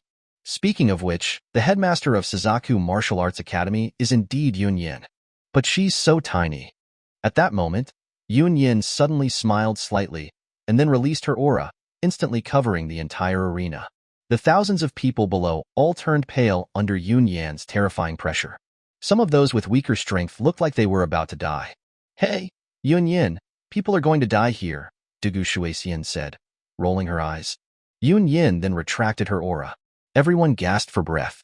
No one dared to mock Yun Yin's lowly-like body with a teasing look anymore. At this moment, Sima Ming suddenly smiled slightly and said, the last one, Sima Xinglu, my daughter, 20 years old, with a peak 9th layer. of Qi condensation realm cultivation, triple water, fire, and earth spiritual roots. All three spiritual roots are of the highest grade. Sima Ming's tone was full of pride. The others also applauded one after another. Indeed, at 20 years old, with a peak 9th layer of Qi condensation realm cultivation, even in Earth, a relatively developed place in terms of cultivation civilization, she would be considered a super genius. Sima Xinglu was very similar to Sima Xingya, but she was even colder. Xinglu, say a few words to everyone, Sima Ming said, smiling. His face was filled with tenderness, completely different from when he faced Sima Xingya. At this moment, Sima Xinglu searched the audience seats, and then locked on to Xia Rufeng. Xia Rufeng, you dared to take advantage of my sister, I will kill you, Sima Xinglu declared. Xia Rufeng. Chapter 92. The Olympian Cup begins. Xia Rufeng makes a stunning debut. As the camera focused on Xia Rufeng, all eyes in the arena converged on him. Xia Rufeng's lips twitched slightly. Turns out she's a siscon. At this point, Sima Xinglu suddenly said indifferently, my sister is a sacrificial offering for our Sima family. She must remain a virgin. Anyone who dares to defile her will be an enemy of our Sima clan. Xia Rufeng was instantly stunned. A sacrificial offering? On the main stage, Sima Ming stumbled slightly. He wiped the cold sweat from his brow and quickly changed the subject. They have already introduced themselves.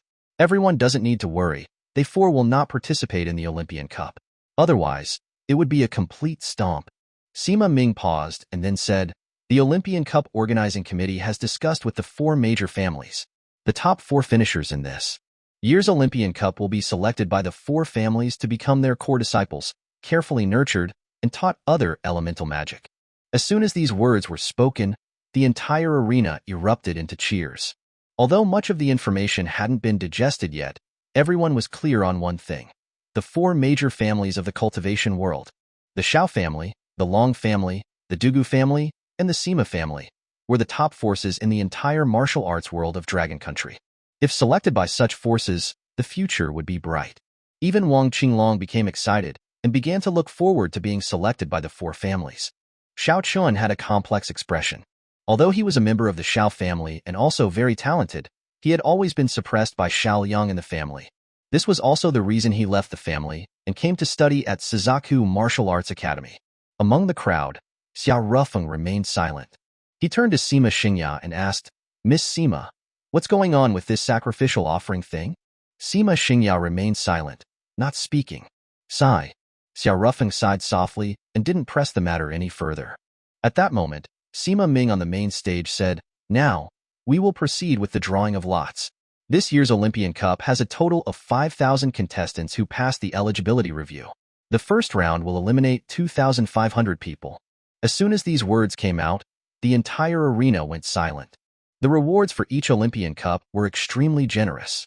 However, only those who entered the top 1,000 would get rewards. The higher the ranking, the more generous the rewards. The number of times Tianquan Martial Arts Academy had entered the top 1,000 in the Olympian Cup was very few. In the past 20 years, they hadn't even entered the top 1,000 once. It was a truly weak team. Then, without further ado, let's start the drawing of lots now, Sima Ming announced. Following this, staff members pulled out 10 huge lotto boxes. Inside each lotto box were 500 ping-pong balls.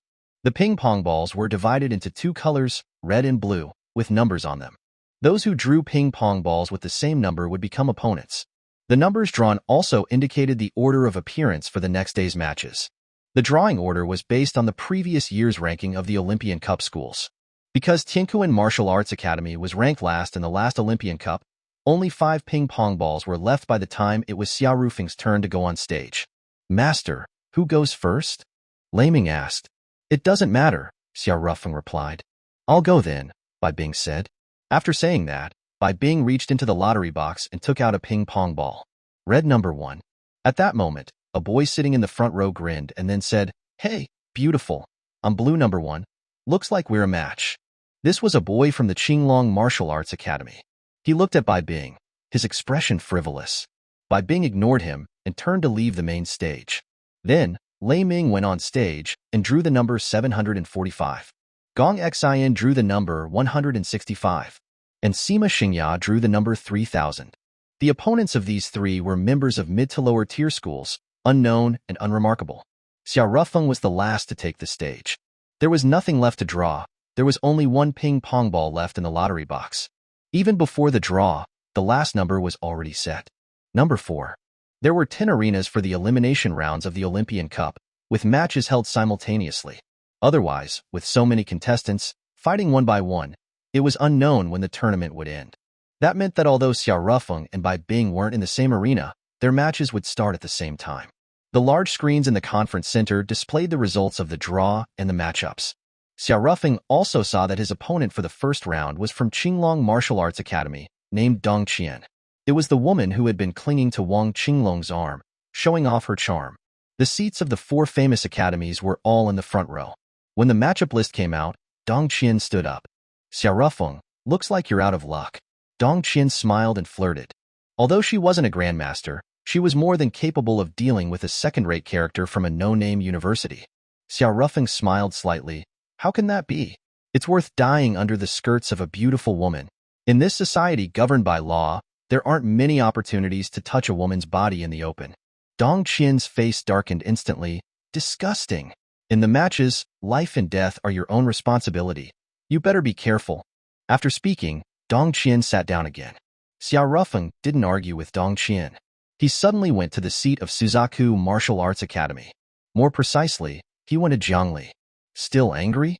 Xiao Rufeng smiled. I thought you had already forgotten. Zhangli had a black line all over her face. My name is Zhangli. I don't have a 7-second memory like a fish. I remember everything you did clearly. Then, Xiao Rufeng paused and then smiled. You still remember when I jumped in front of the car to save you, right? Zhangli was instantly speechless. Of course, she hadn't forgotten. It was because of that incident that she had begun to develop feelings for Xiao Rufeng. Zhangli. At this moment, Xiao Rufeng's expression suddenly turned serious. Well, what? I'm preparing to propose to you after the Olympian Cup. If you agree, I'll be your real fiancé, Xiao Rufeng said calmly. The entire arena erupted in an uproar. The live stream cameras had been following Xiao Rufeng. It was equivalent to proclaiming it to the whole world. Zhangli was also stunned. Huh. She didn't react for a moment. At this time, Yun Yin came over. Hey, kid. You think you can just propose like that? Where's the sincerity? What are you going to use for the betrothal gifts? Yun Yin said with a light smile. Xiao Rufeng raised his head and looked at the Olympian Cup trophy in the glass display case on the main stage. I'll use that as my betrothal gift. The whole place erupted into another uproar. Is this guy crazy? What does he mean? Does he think he can win the Olympian Cup? Are you kidding me? Who does he think he is? The weaker the dog, the more it likes to bark. As Xiao Rufeng's first-round opponent, Dong Qian was even more furious. Xiao Rufeng's words were equivalent to not taking her seriously at all. This thoroughly infuriated Dong Qian. You actually flirted with me. In tomorrow's match, I'll find a chance to kill him. She had already sentenced Xiao Rufeng to death in her heart. At this point, Zhangli finally came back to her senses from the shock. She looked at Xiao Rufeng. His eyes were serious. In an instant, Zhangli's heart also pounded in her chest. Damn heartbeat, you better stop for me. At this time, Yun Yin said with interest, I heard you also have something going on with Enlei from Jue Martial Arts Academy? The camera immediately focused on Enlei. Enlei's face was full of embarrassment. After all, Xiao Rufeng had just expressed his love for Zhangli on camera. She was obviously being abandoned by Xiao Rufeng. At this moment, Xiao Rufeng spoke. What do you mean have something going on? That sounds so bad. Xiao Rufeng paused and added, Enlei is also my woman. Zhangli immediately had black lines all over her face, and then kicked Xiao Rufeng's crotch with a decisive crotch-shattering kick. Hiss. Xiao Rufeng sucked in a breath of cold air from the pain. Zhangli, you want to make me infertile? Humph. Zhangli snorted, and then got up and left. After leaving the conference center, Zhangli gradually slowed her pace. Her expression was complex. That night 5 years ago, who was it that pulled me into the grove? Was it Xiao Rufeng, or his twin brother? Her head hurt. Zhangli had originally thought that she had found the father of her daughter, but now she wasn't so sure anymore. This is a pain. Oh no, she didn't have any. At that moment, Zhangli also thought of Xiao Rufeng openly stating that he was preparing to propose to her. Her face flushed red again. Himph. He openly dared to be a two-timer. He's too shameless. At this time, Enlei chased up from behind. Zhangli, wait for me. Zhangli stopped and waited for Enlei to come over before saying, Enlei, quickly scold that shameless scumbag, Xiaorufeng, with me. Enlei smoothed her bangs, remained silent for a moment, and then suddenly smiled. He's indeed a scumbag, but at least he's not hypocritical. He wants a harem, and he wears that on his face. He was born in the wrong era. If he was born a few hundred years earlier, he could have had many wives and concubines.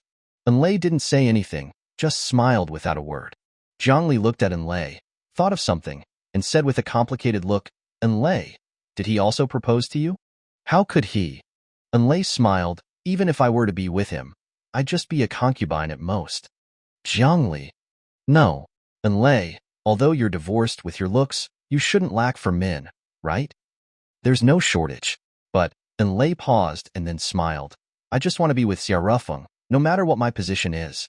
Zhangli opened her mouth, not knowing what to say for a moment. After a moment, she asked, You were looking for me because? Enlei smiled. It's nothing. I just wanted to tell you.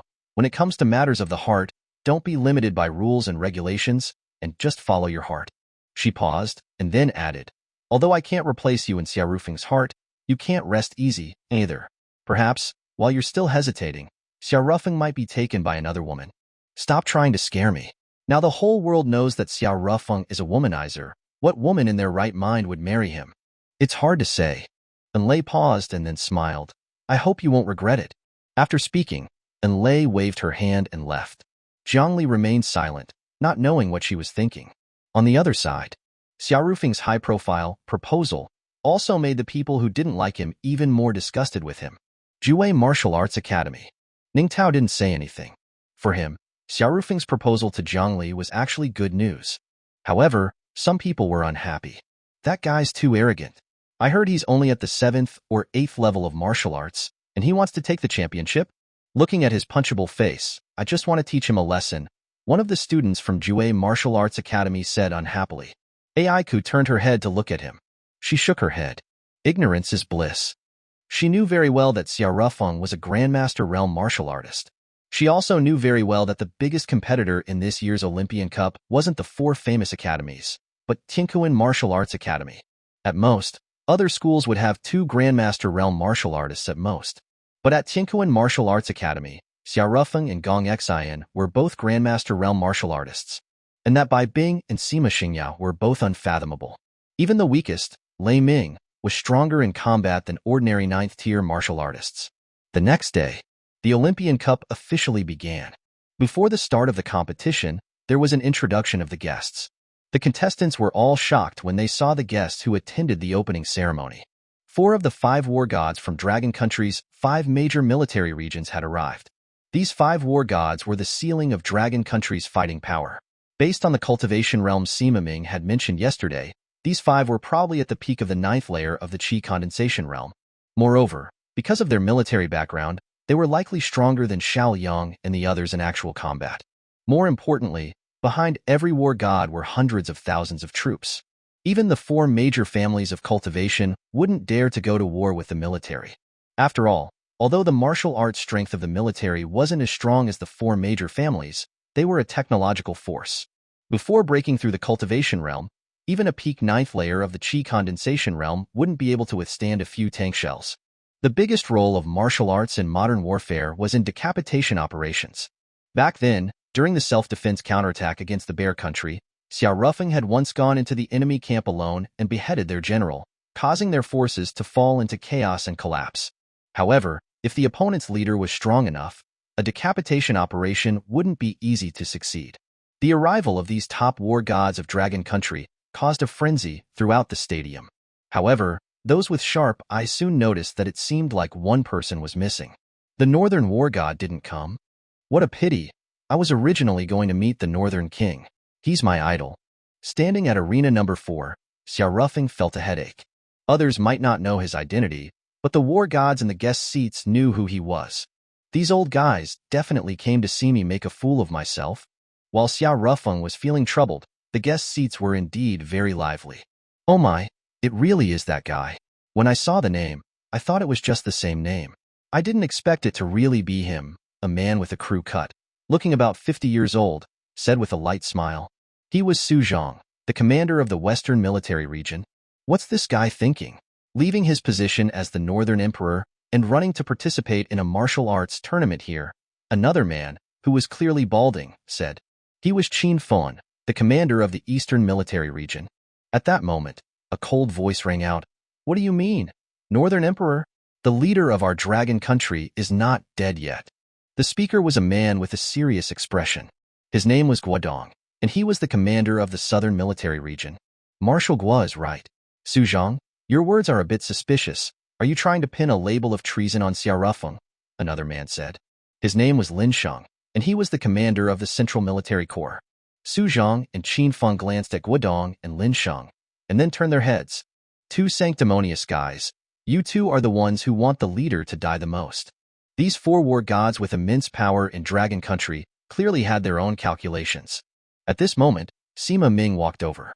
Although he had the pride of an Earth descendant, he also knew that this was Blue Star. The ones ruling Dragon Country were the people in front of him, not them, the Earth descendants. Therefore, Sima Ming was quite humble in front of these four war gods. For adults, the competition is about to begin. By the way, the odds for the first round of the 10 matches have been released. Would the four adults like to place a bet, just for entertainment? Sima Ming said with a light smile. Odds? Su Zhang asked. Yes, these are the odds for the first round of the 10 matches. Placing bets is still valid now, Sima Ming said. Su Zhang glanced at the odds chart and then burst out laughing. What's wrong? Qin Fin next to him asked. Take a look. Su Zhang handed the odds chart to Qin Fin. Qin Fin looked at it and also burst out laughing. Sima Ming was confused. Two adults, what are you laughing about? Sima Ming asked, confused. It's nothing. Su Zhang paused, looked at Qin Fin, and then said, how about it? Let's place a small bet for fun? Sure. Whatever you bet, I'll match it, Qin Fin said. Su Zhang then looked at Sima Ming and said, for arena number 4, I'm betting 1 million on this Xia Rufeng. Oh, and Marshal Qin Fin is also betting 1 million. Huh. Sima Ming was taken aback. You're betting on Xia Rufeng to win? Yes. Is that not allowed? Two adults, 1 million may not be much money to you, but it's still a bit of a waste to throw it at someone like Xia Rufeng. This Xia Rufeng is said to only have the strength of a 7th or 8th level martial artist, but his opponent is Dong Qian from Qinglong Martial Arts Academy, a 9th level martial artist. The two of them are not in the same realm at all, Sima Ming said. Su Zhang waved his hand. It's all right. The two of us just like to bet big on underdogs. This Xia Rufeng has the highest odds, so we'll bet on him. But Su Zhang suddenly glanced at Sima Ming. An invisible pressure enveloped Sima Ming. Sima Ming was shocked. In fact, according to his realm, he was also at the 9th layer of qi condensation. However, in terms of aura, he couldn't compare with these war gods who had fought on the battlefield at all. I understand. I'll process it for you two right away. Sima Ming then left. In the arena, among the 10 matches in the first round, the match between Xia Rufeng and Dong Qian was the most noticeable. Mainly, most people were there to watch Xia Rufeng make a fool of himself. They were all waiting to see Dong Qian beat up Xia Rufeng. Everyone had their evil thoughts. If it was a genius like Xiaoliang, who was getting his pick of beauties, everyone might just be envious or even offer their blessings. But for a person like Xia Rufeng, who had neither talent nor a powerful family background, to also be able to get his pick of beauties, this was unacceptable to many. Apart from these people who were there to watch a show, some people were there for the odds. The odds for the match between Xia Rufeng and Dong Qian were extremely skewed. The odds heavily favored Dong Qian, and many people had placed their bets on Dong Qian. Arena number 4. Xia Rufeng looked calm and relaxed. Opposite him, Dong Qian was furious. Laugh while you can. You won't be able to laugh after you lose your life. Dong Qian said through gritted teeth. I remember the Olympian Cup scoring rules. The contestants who are eliminated in the first round can only get a base score of 100, right? Xia Rufeng asked. So what? Congratulations, you will get the first 100 points for Qinglong Martial Arts Academy, Xia Rufeng said. Dong Qian was about to explode. The referee had to remind her, the match hasn't started yet. Dong Qian's fists were clenched, her eyes filled with killing intent as she looked at Xia Rufeng. About 5 minutes later, the referee raised his hand and then said, the match begins. Dong Qian took a deep breath and then suddenly charged at Xia Rufeng. Her speed was like thunder, and her killing intent was overwhelming. After charging to Xia Rufeng's side, Dong Qian's body suddenly soared into the air. The whole stadium erupted into a frenzy. Here it comes, Senior Dong Qian's trump card, Heavenly Legs. What's that? It's said that people who are hit by Senior Dong Qian's heavenly legs will first see the bottom of her skirt, like seeing heaven, and then they'll get kicked by Senior Dong Qian and really go to heaven. Anyway, once Senior Dong Qian uses this move, the opponent will either die or be severely injured. I see. Then Xia Rufeng is done for. However, the next moment, the whole stadium went silent. Dong Qian's thunderous strike was blocked by Xia Rufeng with one hand. He didn't even move. Nice legs, Xia Rufeng grinned. Dong Qian was also extremely shocked. Her body quickly retreated, and the anger in her eyes gradually faded, revealing a look of vigilance. As a genius of Qinglong Martial Arts Academy, Dong Qian wasn't stupid. What was that just now? When my foot connected, it felt like I had kicked a rock. Dong Qian stood there, her right leg even trembling a little. The recoil from just now had almost broken her leg. Just as the two were stalemating, an announcement suddenly rang out in the arena. The match in Arena Number 1 has ended. Bai Bing from Tiankuan Martial Arts Academy has won. Everyone was dumbfounded. What's going on? Everyone was focused on Xiao Rufeng at Arena Number 4 and didn't expect the match in Arena Number 1 to have already ended. But a contestant from Tiankuan Martial Arts Academy won? Only then did people focus their attention on Arena Number 1. Bai Bing was standing there, as expressionless as ever, and her opponent, also from Qinglong Martial Arts Academy, was lying on the arena, unconscious, his life or death unknown. At that moment, someone said carefully, I was watching earlier. That girl from Tiankuan Martial Arts Academy knocked the opponent out with one move. Hiss. Everyone sucked in a breath of cold air. One move? Come on, was that a joke? The opponent was not some weakling. That was a representative from the Qinglong Martial Arts Academy. At this time, the Qinglong Martial Arts Academy spectator seats were dead silent. No one had expected that Qinglong Martial Arts Academy, one of the 4 famous schools, would have such a disadvantageous start, losing the very first match to an unknown opponent. The leader of Qinglong Martial Arts Academy, the female teacher, Song Li, who had said so many mean-spirited words to Gong Xian at the airport, was even more livid. She was the one who had personally selected the contestants for this year's Olympian Cup. Unexpectedly, she got off to such a bad start. Phew.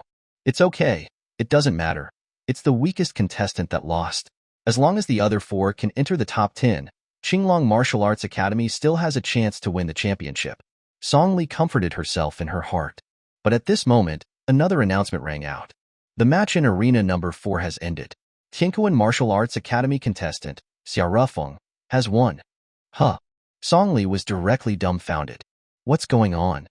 She had been focused on Arena Number 1 and didn't know what had happened at Arena Number 4. Song Li suddenly stood up and looked towards Arena Number 4. At this moment, in Arena Number 4, Dong Qian was spitting out blood, lying on the ground, motionless, and her life and death were unknown as well. And Xia Rufeng didn't seem to have any injuries. How could this be? Song Li sat down on the ground, her face blank. She admitted that when choosing the members, she had her own agenda. She had chosen those who were close to her. However, she could also guarantee that the team members she had chosen were also geniuses of Qinglong Martial Arts Academy. However, the bloody reality had taught her a lesson. Not only was Song Li stunned by Dong Qian's crushing defeat to Xia Rufeng, but others were also a little stunned. However, the audience who had been watching Arena Number 4 knew that the gap between Dong Qian and Xia Rufeng was too big. Her desperate attacks were completely unable to break through Xia Rufeng's defense, and Xia Rufeng had only retaliated once and had already severely injured Dong Qian. The strength of the two was simply not on the same level. Then the question arose. What exactly was Xia Rufeng's strength? The guest seats. Sima Ming was also dumbfounded. Chapter 93. Little Auntie has been taken to a hotel. How could this be? Is there such a monstrous genius outside of the 4 major cultivation families? At that moment, Sima Ming thought of something, and his expression shifted. Could they be remnants of the other 4 families? In the Apocalypse Empire of Earth, due to the Emperor Xia Tianqi's comatose state, the empire was actually ruled by 8 powers known as the 8 Pillars. Each power had many sects and family forces attached to them, forming a massive political group. Back then, the disciples of various sects who had explored the secret realm together and inadvertently fallen into the space tunnel to come to Blue Star also belonged to these 8 powers. The 8 powers were not very harmonious. and there were even many feuds between them, constantly engaging in open and secret conflicts. Therefore, the disciples of the various sects under their control were naturally not harmonious either. On Earth, at least on the surface, they could maintain peace. But once they arrived on Blue Star, they quickly became enemies. In this 1,000-year struggle, 4 of the families were destroyed, leaving only the Shao family, the Long family, the Dugu family, and the Sima family. Just then, another announcement rang out. The match in Arena Number 2 has ended. AI Lai from Taodai Martial Arts Academy has won. Sima Ming was stunned again when he heard the announcement. I remember, there was a student from one of the 4 famous schools, Xuanwu Martial Arts Academy, in Arena Number 2, right? Huh, a student from Xuanwu Martial Arts Academy was defeated by a student from Taodai Martial Arts Academy? And who is this AI Lai? I've never heard of him. The audience was also dumbfounded. It was important to remember that Taodai Martial Arts Academy, like Tiankuan Martial Arts Academy, was a notoriously weak team. However, these weak teams had defeated the contestants from famous schools like Qinglong and Xuanwu one after another. Among the crowd, Xiao Rufeng was also frowning. He knew that Taodai Martial Arts Academy had an AI Ku who was very strong and had already reached the Grandmaster realm. But the strength this AI Lai is displaying is no less than that of AI Ku. Who exactly are these people behind them? More specifically, who is that master behind Ning Tao? In the guest seats, Su Zhang and the others, who had originally been there just to join in the fun, gradually became more serious. This year's Olympian Cup seems a bit off. They all knew very well that Xiao Rufeng had displayed great power. After all, that guy was the king of the north. It wasn't a surprise that Bai Bing could win either. Although not many people knew the relationship between Bai Bing and Xiao Rufeng, the leaders of the major military regions knew it. After all, when these bigwigs were having a meeting, Bai Bing was always accompanying Xiao Rufeng. But where did that AI Lai come from? Su Zhang and the others could see that although that AI Lai hadn't used any magic, it was obvious that the guy had likely already reached the Grandmaster realm, or the Qi Condensation realm. It was important to note that there were only 2 Grandmaster realm martial artists known to the public in the entire Dragon Country, and those people were all well known. Are they from reclusive families? Did Xiao Rufeng come to participate in this Olympian Cup just to investigate these people? The so-called reclusive families were actually the descendants of the Earth's people. A little while later, Su Zhang suddenly said to Sima Ming, "Vice President Sima, please bring Xiao Rufeng over here." Huh. Sima Ming was taken aback. This is the VIP area. Xiao Rufeng is not qualified too? Su Zhang frowned slightly. This Xiao Rufeng made us some money. We just want to meet our god of wealth. Is that not allowed? Sima Ming quickly said, "Oh, of course it is allowed. I will go and get him right now." A moment later, Xiao Rufeng was brought to the VIP area by Sima Ming. It was an independent, semi-closed space. Standing at the door, Sima Ming looked at Xiao Rufeng and said, "Xiao Rufeng, all the most powerful people in our Dragon Country are inside. But don't be afraid, although they look scary. As long as you are honest and don't anger any of the adults, you'll be fine." He was much more polite to Xiao Rufeng now. After all, Xiao Rufeng had now become a guest of honor for the war gods. Xiao Rufeng smiled slightly. "I know." Then, Sima Ming knocked on the door and brought Xiao Rufeng in. "Adult marshals, I have brought Xiao Rufeng," Sima Ming said. Su Zhang waved his hand and then said, "You can go out first." Sima Ming didn't dare to disobey, and then left the VIP area. After Sima Ming left, in this VIP area, apart from the bigwigs of the 4 major military regions, there were only their close followers left. Just like Bai Bing was to Xiao Rufeng. These followers also knew Xiao Rufeng. 3 of the followers greeted Xiao Rufeng, their attitudes very respectful. After all, Xiao Rufeng was on the same level as their masters. They were all pillars of Dragon Country. However, there was also one follower who ignored Xiao Rufeng. Her name was Qin Yu. She was the follower of Qin Fon, the commander of the Eastern Military Corps, and was also his daughter. Qin Yu had always hated scumbags, so she didn't like Xiao Rufeng at all. Xiao Rufeng didn't feel any ill will towards Qin Yu.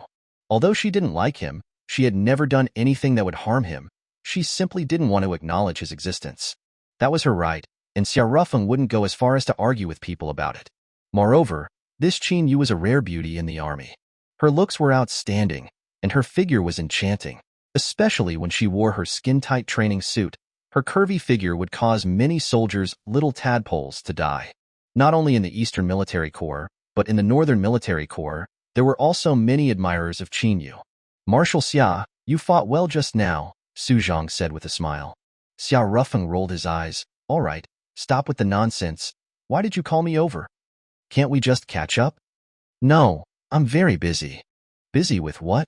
Your match for today is already over, right? Chasing girls, my friend. You bunch of old guys have already built your families and have all the blessings of children, but I'm still single, Xiao Rufeng said, annoyed. You don't want such a beautiful girl like Bai Bing? Xiao Rufeng spread his hands. I do want her, but she has no interest in me.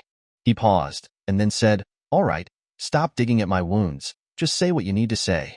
Only then did Su Zhang become serious. What do you think of that AI lie? Su Zhang asked. Very strong. I'm afraid he has already reached the Grandmaster realm. Indeed, you also think so? Su Zhang paused, and then asked, what do you think of the Earth's descendants? As far as I know, the main purpose of these people coming to Blue Star over the past 1,000 years is to find a way back home. They want to return to Earth. Because the spiritual energy on Blue Star is thin, with ordinary cultivation, it's impossible to break through to the Foundation Establishment realm. Even in the Foundation Establishment realm, their lifespan is only 500 years, and the goal of cultivators is immortality. Only by ascending to become immortals can they live forever. Therefore, they are unwilling to be trapped here. Unwilling to be trapped in the Foundation Establishment realm, Xiao Rufeng said. Su Zhang tapped his finger on the seat, pondered for a moment, and then asked, do you think any of them have broken through to the Foundation Establishment realm? Xiao Rufeng didn't say anything. He didn't have any information on this matter. However, it was a fact that the Dugu family that Dugu Shuexian belonged to was forced into a marriage by the Shao family.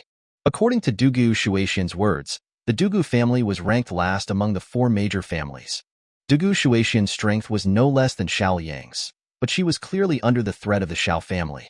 There was only one possibility, that the other 3 families had old ancestors in the Foundation Establishment realm, but the Dugu family did not. Otherwise, as part of the 4 major families, the Dugu family wouldn't be forced into marriage to this extent.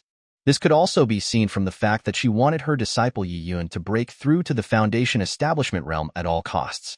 Foundation Establishment realm, huh? At this time, Qin Funsidon said, I broke through to the Grandmaster realm when I was 30 years old, and now I am 60 years old. I'm still in the Grandmaster realm. It seems like I have no hope of breaking through to the Foundation Establishment realm in this lifetime. I really don't know how to break through. Xiao Rufeng still remained silent. According to Dugu Shuexian's words, it was impossible to break through to the Foundation Establishment realm through conventional cultivation of spiritual energy. They had to take unconventional paths. Dual cultivation, huh? At this time, Guodong, the commander of the southern military region, who hadn't spoken for a while, suddenly said, the 4 major cultivation families must accept government reorganization. This force is too terrifying. Allowing it to grow will only make it uncontrollable. We need to destroy them in time. Xiao Rufeng frowned slightly. Are you crazy? The goal of the 4 major families is to return to Earth. Even if they don't help us, they won't pose a threat to our country. The evidence is that in the past 1,000 years, they have barely participated in secular affairs. By creating conflict with them, are you trying to destabilize Dragon Country's government? He paused, and then said, there's something else I want to ask you all. How is the president's health really? Everyone immediately began to look away. It seems it's not looking good. Xiao Rufeng looked at Guodong, his gaze suddenly turning sharp. So, Marshal Guodong wants to create conflict, cause unrest, and then take advantage of it? After all, the military doesn't get any benefits during peacetime. Guodong, being sternly rebuked by Xiao Rufeng, couldn't sit still anymore. You're slandering me. Whether it's slander or not, you know it in your heart. Xiao Rufeng paused, and then said calmly, my northern army, 5 major corps, hundreds of thousands of soldiers will fight to protect the country. Those who want to undermine peace and steal the country's interests are my enemies. After speaking, Xiao Rufeng turned and left. Su Zhang and Qin Fan exchanged glances and also left the VIP seats, leaving only Guodong, the commander of the Southern Military Corps, and Lin Sheng, the commander of the Central Military Corps. Lin Sheng picked up his teacup, took a sip, and then said, Guodong, you're not actually planning to provoke a war with the 4 major families, are you? To be honest, I don't agree with it. That would only allow the 2 old foxes, Su Zhang and Qin Fan, to profit. I believe that Xiao Rufeng, that hothead, is filled with patriotism. But Su Zhang and Qin Fan, those 2 old foxes. Heh. Guodong played with his wine glass and then smiled slightly. How could that be? I'm not stupid. Wouldn't it be better to use this power for us? In fact, he paused, and then said with a light smile, I have basically taken down the Shao family. Damn, you're really quick. The Dugu and Shao families are about to get married. You taking down the Shao family is equivalent to taking down both the Shao and Dugu families at the same time. But Lin Shang grinned and said, I've also taken over a force of Earth's descendants. Oh, which one? The Dugu family? The Sima family? Or the Yun family? Guodong asked curiously. It's a secret for now. Guodong paused and then said, I will let them show their strength. If they can enter the top 3 in the Olympian Cup, I will formally recruit them. Guodong's pupils shrank slightly. Is that AI live from Taodai Martial Arts Academy your man? Not yet. If we want to fully subdue them, we can't make it too easy for them. TCH old fox. Likewise. On the other side, after Xiao Rufeng returned to the seats of Tinkuan Martial Arts Academy, Bai Bing had also returned. What did Su Zhang and the others want? Bai Bing asked. Xiao Rufeng shrugged. Officially, it was to watch my match, but in reality, they are probably here for the 4 major cultivation families. Don't you want to form an alliance? Any of the 4 major families could provide you with a lot of help, Bai Bing said. Xiao Rufeng fell silent. A little while later, he said, Do you also think that Dragon Country will become chaotic in the future? Lei Qing had once looked towards the capital in the north and said things like, a storm is brewing. I don't know, but it's better to be prepared, Bai Bing said. She paused and then added, Which family are you looking at? If it's not convenient for you to come forward, I'll make contact. What do you think? Xiao Rufeng asked. Except for the Dugu family, any of the other 3 are fine, Bai Bing said. Xiao Rufeng's lips twitched slightly. Why are you excluding the Dugu family specifically? Because, according to my information, the Dugu family is having trouble protecting themselves right now. If we form an alliance with them, it would become a burden for us, Bai Bing said. Xiao Rufeng didn't say anything. He needed to be very cautious about this matter. At that moment, Xiao Rufeng's phone suddenly rang. It was a text message. He looked at the text message and then got up and said, I'm going to leave for a bit. After speaking, Xiao Rufeng left. He went to a park outside the arena. Everyone was focused on the arena, so there were basically no people in the park at the moment. Xiao Rufeng met a man here. Yi Yun. It was Dugu Shuexian's oldest disciple, the guy who was originally supposed to be dual cultivating with Enlei. Xiao Rufeng had clashed with Yi Yun when he had saved Enlei before. Neither side had used their true abilities, so it was considered an even match. How do you have my number? Xiao Rufeng asked, frowning. Yi Yun didn't say anything. He suddenly formed a hand seal, and dozens of wind blades appeared around them, attacking Xiao Rufeng. In an instant, the wind around them picked up, sand and stones flew everywhere. The violent wind blades seemed to tear apart the surrounding space. According to the cultivation realms, this was definitely the strength of a peak 9th layer of the Qi condensation realm. Damn it! Xiao Rufeng cursed and instantly used the wind wall technique, forming a wind wall around him. As soon as the wind wall formed, the wind blades arrived. Bang! Bang bang bang! The sounds of dozens of successive energy impacts reverberated, causing the surrounding space to ripple. Finally, under Yi Yun's frantic attacks, Xiao Rufeng's wind wall couldn't take it any longer and a crack appeared. Crack! The wind wall completely shattered, and the remaining wind blades attacked Xiao Rufeng directly. Xiao Rufeng's face was solemn. His eyes flickered, and a hint of resolution flashed through them. Then, Xiao Rufeng's mind flickered, his body instantly abandoning defense, and he switched to devour mode. Before, Xiao Rufeng had discovered that his body was like a black hole, capable of devouring external energy. But it was the first time he was trying it in actual combat. Bang! One of Yi Yun's wind blades directly struck Xiao Rufeng's body. Yi Yun's face lit up with joy. It hit. But then, Yi Yun's face became solemn again. Because although Xiao Rufeng had taken the wind blade head-on, it didn't seem to have caused him any serious injuries. He was, instead, smiling. Because he had discovered that his body could really devour the opponent's attack energy like a black hole. Moreover, it ignored the opponent's realm. Even if it was a full-powered attack from the Foundation Establishment realm, Xiao Rufeng could devour it. It was somewhat similar to the block skill in a game. He could block an opponent's attack once. However, this ability was not invincible. After devouring the opponent's energy, he needed to digest and absorb it, and the devour mode would automatically close. Before all the absorbed energy was digested, he would be unable to activate the devour mode again. If it was a full-powered attack from a Foundation Establishment Realm expert, it would probably take 24 hours to fully digest it. This also meant that he would be unable to use the devouring ability for 24 hours. However, this was still an exciting discovery. It was important to note that, lacking defensive spirit treasures, no cultivator in the Grandmaster or Chi Condensation realm could withstand a full-powered attack from someone in the Foundation Establishment realm. Xiaorufeng was probably the only person on Blue Star who could withstand a full-powered attack from the Foundation Establishment realm, although it was only once. At this moment, Yi Yun reacted. He took a deep breath, and then formed a hand seal with both hands, chanting words, and flames suddenly gushed out from the void around him. Fire-type magic. Then, Yi Yun pointed at Xiaorufeng. The flames, like shooting stars, drew a bright trajectory in the air as they charged towards Xiaorufeng. Where the flames passed, the air seemed to have ignited, making the might terrifying. Xiaorufeng didn't hide his abilities either, directly using water-type magic, the water wall. When he saw the water wall appear, Yi Yun was clearly stunned. Then, the fireballs in the void instantly dissipated. "Did your master teach you water-type magic?" Yi Yun asked. "None of your business," Xiaorufeng roared. "You invited me out here just to fight? I don't have that much time." After speaking, Xiaorufeng turned to leave. "Wait a minute," Yi Yun said immediately. "If you have anything to say it quickly," Xiaorufeng said impatiently. Yi Yun was silent. And then, suddenly, plop, he knelt on the ground. This action of Yi Yun's confused Xiaorufeng. He was on high alert. "Even if you kneel down and beg me, it's impossible for me to let Enlai dual cultivate with you." Yi Yun shook his head. "No, I don't have that intention." "Then what exactly do you want?" "I beg you, please save my master." Yi Yun kowtowed to the ground. "Little auntie, your master, what happened to her?" "Now that I think about it, I haven't seen her today," Xiaorufeng said. She was taken to a hotel by Xiaoliang. Chapter 94. The Truth of the Past.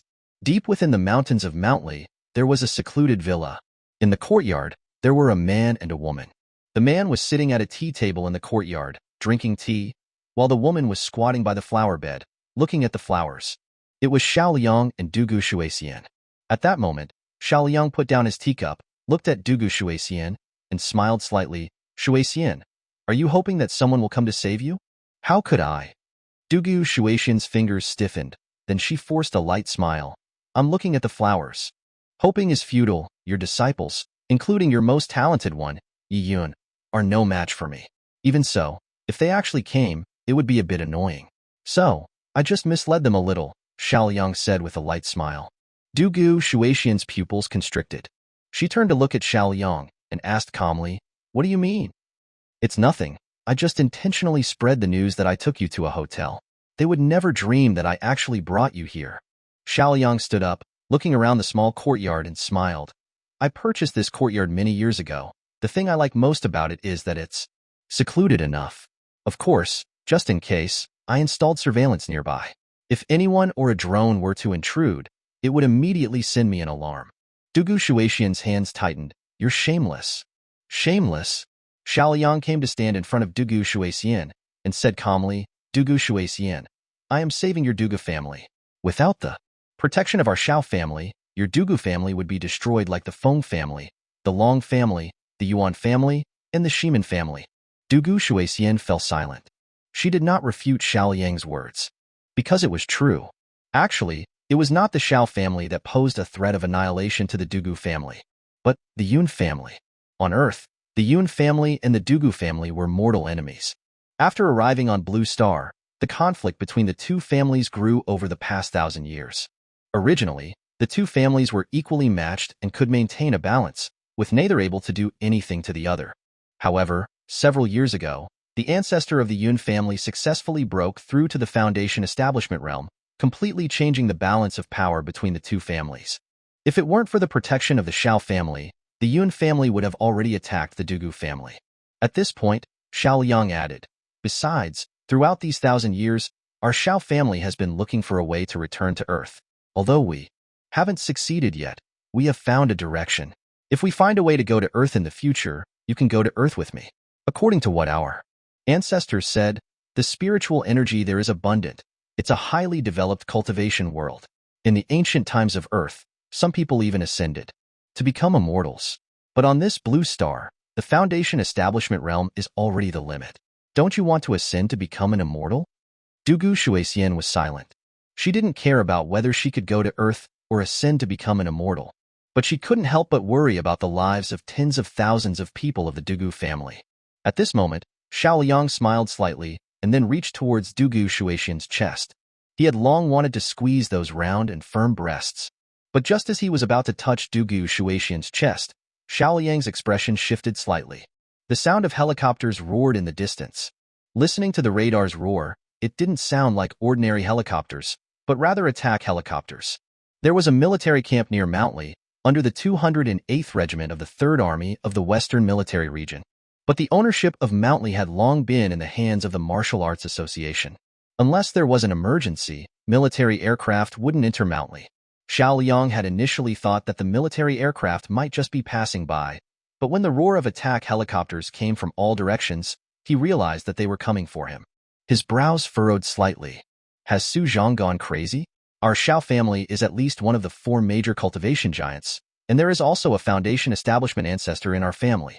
Even if the Foundation establishment ancestor can't fight against hundreds of thousands of fully armed troops, but if he's pushed too far, he can slaughter the leadership of the Western Military Region. The roar of the attack helicopters grew closer, and Xiao Liang no longer had the mood to tease Dugu Shuexian. He pulled out his phone and dialed Guodong's number. Hey, Commander Guo, it seems like I am being targeted by Su Zhang, Xiao Liang said. Why? What did you do? Guodong was clearly surprised. With Su Zhang's intelligence network, he would definitely know that the Xiao family had allied with him. Although he and Su Zhang were not on good terms, the president was currently critically ill, and the domestic situation was delicate. Regardless of which faction, they were all observing the situation and would absolutely not rashly provoke conflict, otherwise, they would be the first target. Me? Xiao Liang thought for a moment. Sorry, I really can't think of where I offended Su Zhang. I'll call and ask. Then, Guodong hung up the phone and began to dial Su Zhang's number. But the call was rejected. Guodong's face darkened. He dialed again. And it was rejected again. He dialed again. This time, it finally connected. Guodong, are you out of your mind? You won't even let me take a shit in peace. Su Zhang's swearing voice rang out from the phone. I'm asking you, did you send people to capture Xiao Liang? No, I didn't. Xiao Liang saw the attack helicopters of your 308th Regiment. Really? I don't know about it. I'll call and ask. After speaking, Su Zhang hung up the phone. However, he did not make a call. Instead, he leisurely drank his tea. In his room was also Qin Fan, the commander of the Eastern Military Corps. Su Zhang, why did you lend troops to Xia Rufeng? Qin Fan asked. Do I need a reason to help Brother Rufeng? Su Zhang said. Qin Fan rolled his eyes. Heh, you just want to provoke a conflict between Xia Rufeng and Guodong, right? Hey, Qin Fan, you need to be responsible for your words. I definitely didn't mean that, Su Zhang quickly said. Qin Fan didn't say anything, but looked towards a certain direction of Manhwa, and then said, but then again, Xia Rufeng knew that attacking Xiao Liang would escalate the conflict between him and Guodong, but he still did it. What exactly is he trying to do? Su Zhang shrugged. I don't know. Su Zhang paused and then added with a light smile, sometimes, it's best not to know. Qin Fan rolled his eyes at Su Zhang again. Old fox. At this time, at Xiao Yang's villa, just as he had guessed, those attack helicopters were indeed coming for him. More than 10 attack helicopters circled over the courtyard. Then dozens of fully armed soldiers jumped out and surrounded the courtyard tightly. What do you want? Xiao Liang shouted sternly. He was truly confused now. Dugu Shuexian was also very puzzled. She didn't have any connection with the Western Military Region. She didn't think that the Western Military Region would come to recruit them. Recruiting them would mean that they couldn't recruit the Yun family. And the Yun family, with a Foundation establishment ancestor, was obviously more valuable than their Dugu family. At this moment, a voice suddenly rang out. What do I want? I would like to ask you, what did you want by bringing my little auntie to this desolate place? Hearing this voice, Dugu Shuexian was first stunned, and then her face lit up with joy. Xia Rufeng. At that moment, accompanied by the approaching sound of footsteps, Xia Rufeng walked over, his face like ice. Xiao Liang's pupils constricted. Are you with the Western Military Region? None of your business. Xia Rufeng paused, looked at Dugu Shuexian, and added, Little auntie, come here. Just as Dugu Shuexian was about to leave, Xiaoliang suddenly said calmly, Dugu Shuexian, you better think this through. If you leave this courtyard, I will tear up our engagement.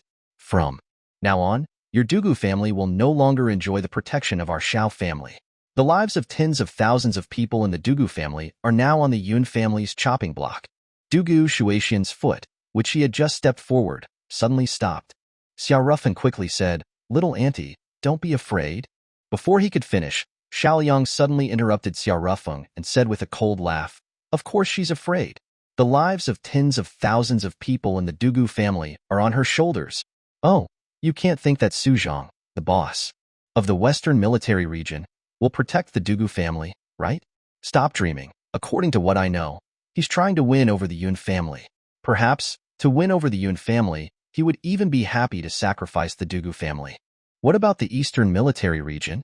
Xiao Rufeng asked again. As far as I know, the Eastern military region is trying to win over the Sima family, and they're not interested in the Dugu family, Xiaoliang said. Xiao Rufeng didn't say anything. Seeing this, Xiaoliang laughed. He looked at Dugu Shuexian and said with a light smile, Dugu Shuexian, this is reality. Although Dragon Country is large, there's no place for you to belong. Dugu Shuexian was silent.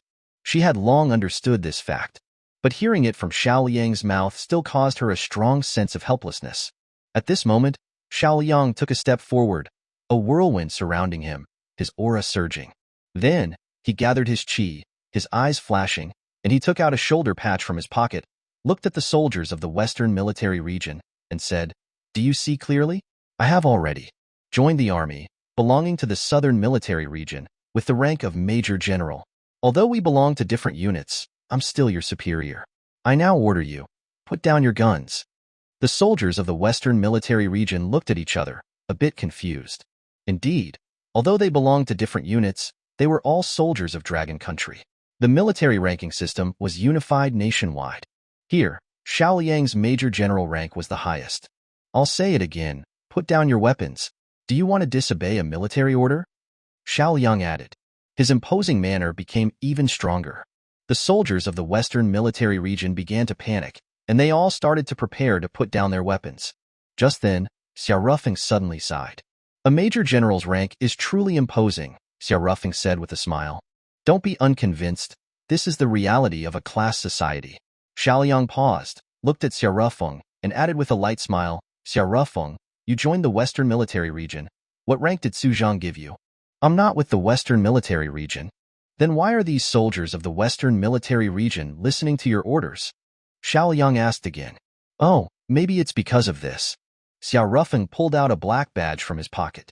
On the front was a black kirin, and on the back was a word, Marshal. Seeing the thing in Xiao Rufeng's hand, everyone present was stunned. That's the Northern Military Region's Marshal's token? Why would this person have the Northern Military Region's Marshal's token? Xiaoliang was also stunned.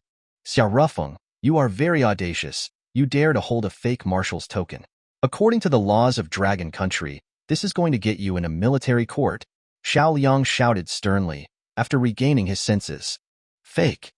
Xiao Rufeng played with the token in his hand, and then grinned. It doesn't feel fake at all. At that moment, someone said weakly, I heard that the new version of the Marshal's token has added an eye membrane recognition function. Only the Marshal himself can activate it. Oh, I almost forgot. Xiao Rufeng then picked up the Marshal's token and held it to his eye.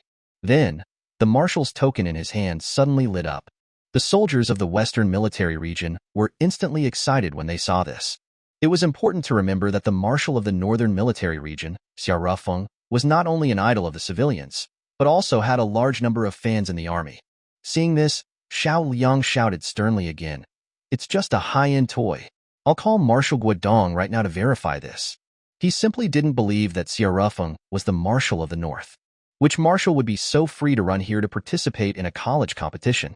To find the truth, he even put the call on speakerphone. After the phone beeped a few times, the call connected. Xiaoliang, that old thing Su Zhang still hasn't returned my call. Guodong's voice rang out from the phone. That, Marshal, is the Marshal of the Northern military region, Xiao Rufeng? Xiaoliang asked. There was silence on the other end of the phone.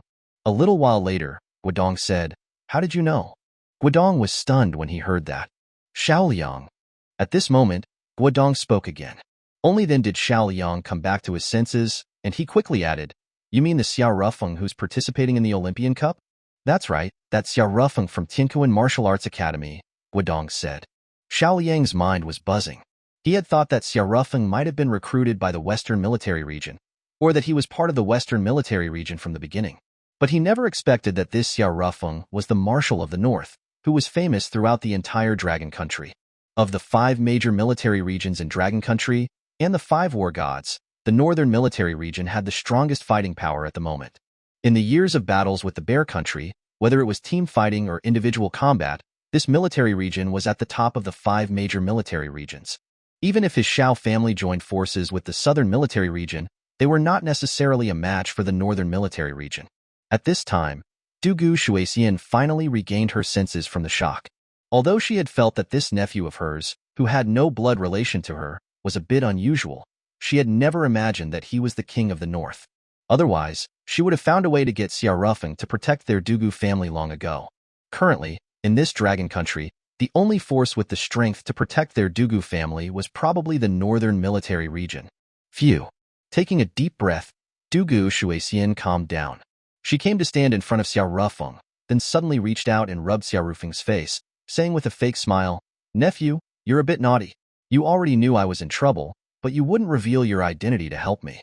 Xiao Rufeng smiled. "I just revealed my identity, didn't I? If it wasn't for little auntie, I wouldn't have revealed my identity at all." "Cut the crap. You did it for my sister." "How is that possible? First of all, she's just my adoptive mother, and secondly, I haven't settled accounts with her for abandoning me back then. I have absolutely no contact with her, so I have no feelings for her. I had thought she was my birth mother, and so I felt some attachment, but now, my sister, she also had her own difficulties." Dugu Shuixian paused, and then said, "Let's go back and talk." Xiao Rufeng nodded. Then, he looked at Xiao Liang and smiled. "Xiao Liang, remember to keep my identity a secret." Xiao Liang's face turned dark as he turned and left. Xiao Rufeng casually put his arm around Dugu Shuixian's waist, and then said, "Little auntie, let's go." "Hey, where are your hands going?" "What does it matter? We don't have any blood relations," Xiao Rufeng said. Dugu Shuixian covered her forehead with one hand. "Sigh, how did it lay like a guy like you? That girl really has bad taste." A little while later, led by Xiao Rufeng, Dugu Shuixian got into an SUV. Xiao Rufeng was driving. It was just the two of them in the car. "Little auntie, let's talk," Xiao Rufeng said. Before, Dugu Shuixian had said that she didn't know anything about Xiao Rufeng and Xiaorian's affairs. But that was obviously not the case. Dugu Shuixian sat in the passenger seat. "First, tell me, how did you find this place? You wouldn't have put a tracker on me, would you?" Dugu Shuixian asked suspiciously. "How could I?" "Then how did you find Xiao Liang's place?" Dugu Shuixian asked. "We have a connection of the heart?" Xiao Rufeng said with a smile. Actually, he had used his beast taming ability and had the animals in the mountain forest help him find them. However, he couldn't just randomly reveal this ability. After all, the people on Blue Star didn't know about the invasion of the Sky Demons, but those Earth descendants probably knew. One of the abilities of those extraterrestrial demons who had invaded Earth 10,000 years ago was beast taming. Dugu Shuixian definitely didn't believe Xiao Rufeng's excuse. However, she didn't ask about it any further. A little while later, she suddenly sighed, and then said, "Actually, I am Xiaorian's little auntie." "Huh?" Dugu Shuixian's words stunned Xiao Rufeng. "So, Xiaorian and I are half-siblings? That's not right, though. I did a DNA test with Xiaorian before, and our DNA sequences had nothing in common," Xiao Rufeng said, confused. "Let me explain." Dugu Shuixian paused and then said, "Actually, my sister didn't want me to talk about a lot of things. It's only recently when I contacted my sister that I found out." She paused and then added, "Your birth mother was actually Princess Nightingale." Xiao Rufeng. The Nightingale Kingdom, a small country that had been destroyed by Dragon Country decades ago, with territory equivalent to the area currently under the jurisdiction of the Eastern Military Region. Nightingale and Dragon Country actually had the same language and culture, and historically, they had been one country for a long time. However, hundreds of years ago, Dragon Country had a fight for the imperial throne, and the victorious second prince became the new ruler of Dragon Country. The defeated crown prince retreated to the eastern part of Dragon Country, and, with the support of his subordinates, established the Nightingale Kingdom. At that time, neither side could do anything to the other. They had been in a stalemate for hundreds of years. Finally, decades ago, Nightingale was completely annexed by Dragon Country. It was said that after the Nightingale Kingdom was annexed, a large number of the royal family's descendants were captured or killed, and they had almost disappeared. It was not long ago that Xiaorufeng had learned that there was a Nightingale princess who had survived and had become the spiritual pillar of the Nightingale Restoration Organization. But he never expected that he was actually the son of the Nightingale princess. "That little auntie, you're not joking, right?" Xiaorufeng asked, trying to stay calm. Dugu Shuexian shook her head. "It's true." "Where is my birth mother now?" Xiaorufeng asked again. "Your birth mother?" Dugu Shuexian paused for a moment, and then said calmly, "She has already passed away." Xiaorufeng. "How did she die?" Xiaorufeng asked calmly. "She was assassinated by a killer from the Skynet organization." Xiaorufeng's hands tightened instantly. "Who was it?" "A killer codenamed Black Spade K, but we don't know who it is specifically," Dugu Shuexian said. Xiaorufeng remained silent for a long time before asking, "What about Xiaoruyan?" "Your mother was assassinated in the hospital. At that time, she was in another city, and your father wasn't there. She had just given birth to both of you. At that time, my sister, who was Ruyan's mother, was also in the hospital, waiting to give birth. She was your mother's bodyguard. However, with her pregnant belly, she was unable to stop the assassin from attacking. After your mother's death, my sister was very guilty, so she took your mother's place and went to your home. As for you being abandoned," Dugu Shuexian paused and then added, "it was also out of helplessness. Beforehand, your mother had an ultrasound, and she had told your father that she was having twins. She had originally wanted to keep you both and give away her daughter, but she was worried that the children would not look like her, causing suspicion. So, she swapped one of the children. As for which of you brothers would be given away, it wasn't that complicated. It was decided by the drawing of lots." Xiaorufeng. A little while later, Xiaorufeng remembered something and asked, "Was my father blind? He didn't recognize his own wife?" "My sister used hypnosis on your father. In his eyes, my sister was his wife," Dugu Shuexian said. "What about my grandma and them?" "At that time, your parents met and became pregnant in another city, and they only went back after having children," Dugu Shuexian said. "Hee, all right then." Then what about Xiao Ruyan's biological father? Was he willing to be cuckolded?" Xiaorufeng asked, remembering something. "Of course he wasn't willing. That's also the reason why your mother left without saying goodbye when you were 6 years old. She made a deal with Xiao Ruyan's father. She left your father, and Xiao Ruyan's father promised not to harm you," Dugu Shuexian said. "So that's how it was." Xiaorufeng's expression was a bit complicated. "What are your thoughts after hearing the truth?" Dugu Shuexian asked. "I just feel like the relationships of the older generation are quite complex," Xiaorufeng said with a sigh. "Our older generation?" Dugu Shuexian's face instantly darkened. "Ahem, not including little auntie. Little auntie is sexy, beautiful, and eternally youthful." Xiaorufeng immediately tried to flatter her. Dugu Shuexian rolled her eyes at Xiaorufeng. "That's more like it." At this moment, Dugu Shuexian suddenly looked at Xiaorufeng and said, "Rufeng, now that you know that you're the heir to the Nightingale Kingdom, and that you're in control of hundreds of thousands of troops, have you considered?" "No," Xiaorufeng said flatly. He paused, and then said calmly, "Nightingale and Dragon Country originally had the same language and culture. It was just a fight for the throne hundreds of years ago that forced them apart. Now that they've been unified again, why would I want to start another war? The people only want to live and work in peace, and those who destroy that peace are sinners. They are all my enemies." Dugu Shuexian gave him a thumbs up. "That is what a true protector of Dragon Country is like." She paused, then changed the topic. "Even so, you need to be careful and not reveal your identity. Maybe you don't have any thoughts of restoring the Nightingale Kingdom, but it's hard to say what other people are thinking." "I know," Xiaorufeng said calmly. "I won't cause trouble, but I'm also not afraid of trouble. If someone tries to cause problems, I won't be polite." "Okay." Dugu Shuexian paused and added, "I'm going to take a nap in your car for a while. I'm exhausted from dealing with Xiaoyang earlier." "Go ahead and sleep," Xiaorufeng said. Then, Dugu Shuexian leaned back into her seat and fell asleep. It seemed that she was truly exhausted. Xiaorufeng glanced at the sleeping Dugu Shuexian out of the corner of his eye. Gulp. He swallowed hard. Dugu Shuexian, who was sleeping with her back against the seat, had her collar slightly open, revealing a patch of white skin on her chest. and the full, firm breasts outlined a cleavage that was so striking, so delicious and tempting. Chapter 95. The Answer to the Proposal. It's no wonder Xiao Yang was so persistent with Dugu Shuixian.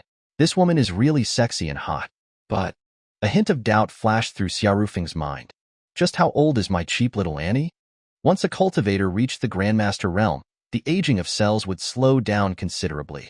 Moreover, Dugu Shuixian was a descendant of Earth, and they certainly possessed something similar to the youth-preserving pill. It would be difficult to judge her age from her appearance. It was possible to determine age through bone age testing. Appearances could be altered, but bones couldn't be transplanted. However, bone age testing was a professional skill that Xia Rufeng didn't possess. Phew. Taking a deep breath, Xia Rufeng gradually calmed down. Xia Rufeng drove directly back to Tiankuan Martial Arts Academy's camp. Today was the first day of the Olympian Cup. Tiankuan Martial Arts Academy had 3 people competing: Xia Rufeng, Bai Bing, and Gong Xian. The other 2 did not have matches today. By the time the matches had finished, everyone had already returned to the camp. When they saw Dugu Shuixian get out of Xia Rufeng's car, Lei Ming and Gong Xian were both stunned. Hey, who is this beautiful goddess? She's not another one of Xia Rufeng's lovers, is she? Lei Ming was completely blown away.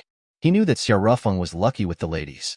But the mature and sexy woman before him was clearly not comparable to those inexperienced young women. The temptation of this type of mature woman was beyond youthful immaturity.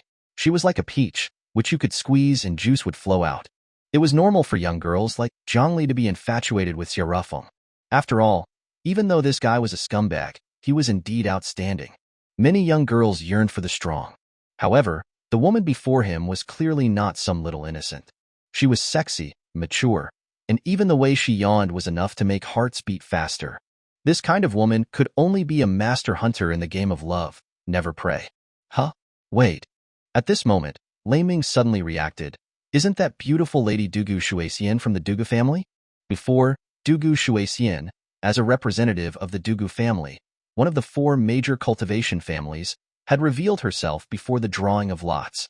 However, at that time, Dugu Shuixian's makeup was heavy, intentionally trying to look ugly, so Lei Ming had not paid much attention. I'll be damned. So it turns out that Sister Shuixian is so beautiful? She's not some water nymph. She's clearly a heavenly nymph. At this time, Gong Xian pursed her lips, her face full of discontent. Humph. An old cow eating young grass. She didn't know much about the feud between the Yun family and the Dugu family. However, she did know that her master, Yun Yin, and Dugu Shuixian didn't get along. Since she was her master's enemy, and also a potential love rival, Gong Xian naturally couldn't like Dugu Shuixian. At this moment, Dugu Shuixian smiled slightly. Don't think too much. I'm Xia Rufeng's little auntie. When Gong Xian heard this, her face instantly changed from cloudy to sunny. Little auntie is amazing. Gong Xian ran to Dugu Shuixian's side, her face filled with flattery. This woman now had no integrity, completely forgetting that her master and Dugu Shuixian were mortal enemies. Dugu Shuixian was also sweating a little. She didn't know that Gong Xian was Yun Yan's disciple, but she could see that this was a loser who was unwilling to accept defeat, wanting to continue to woo Xia Rufeng by trying to curry favor with her. Sigh, this child. Can't you see that Xia Rufeng is clearly blessed with a love magnet physique?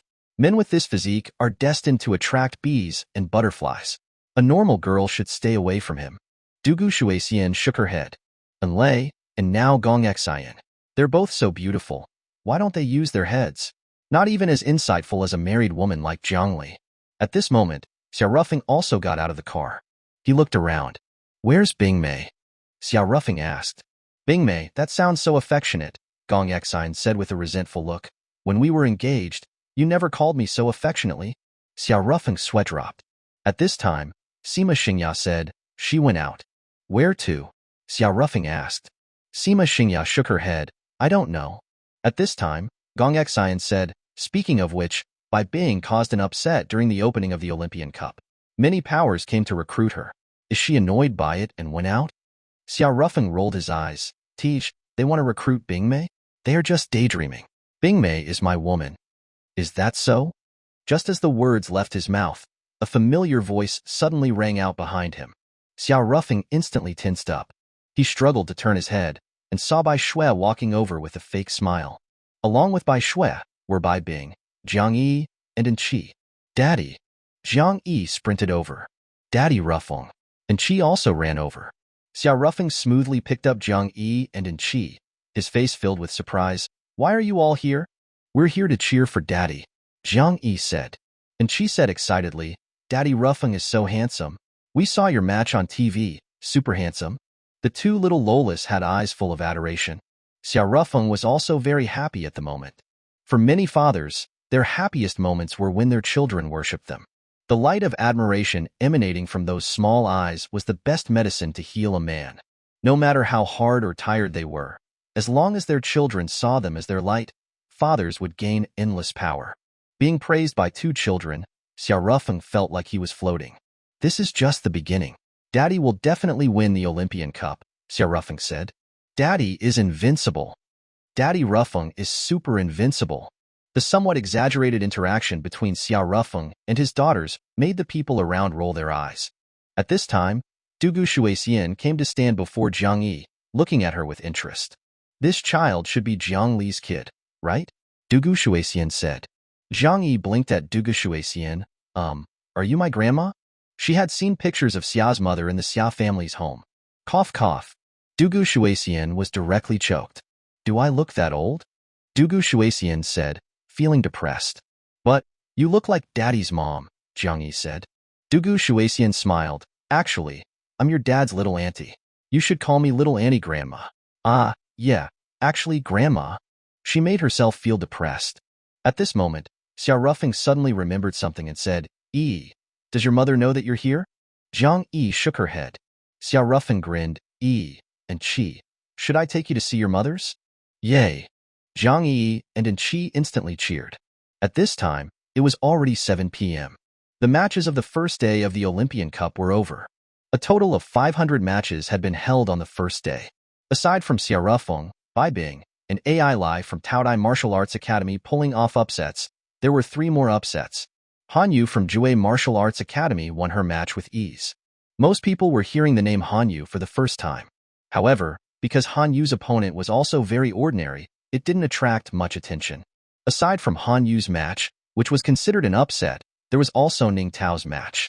In the first round, he defeated the ace contestant of Iron Armor Bull Martial Arts Academy and successfully advanced to the next round. As for the rest of the matches, they were quite unremarkable.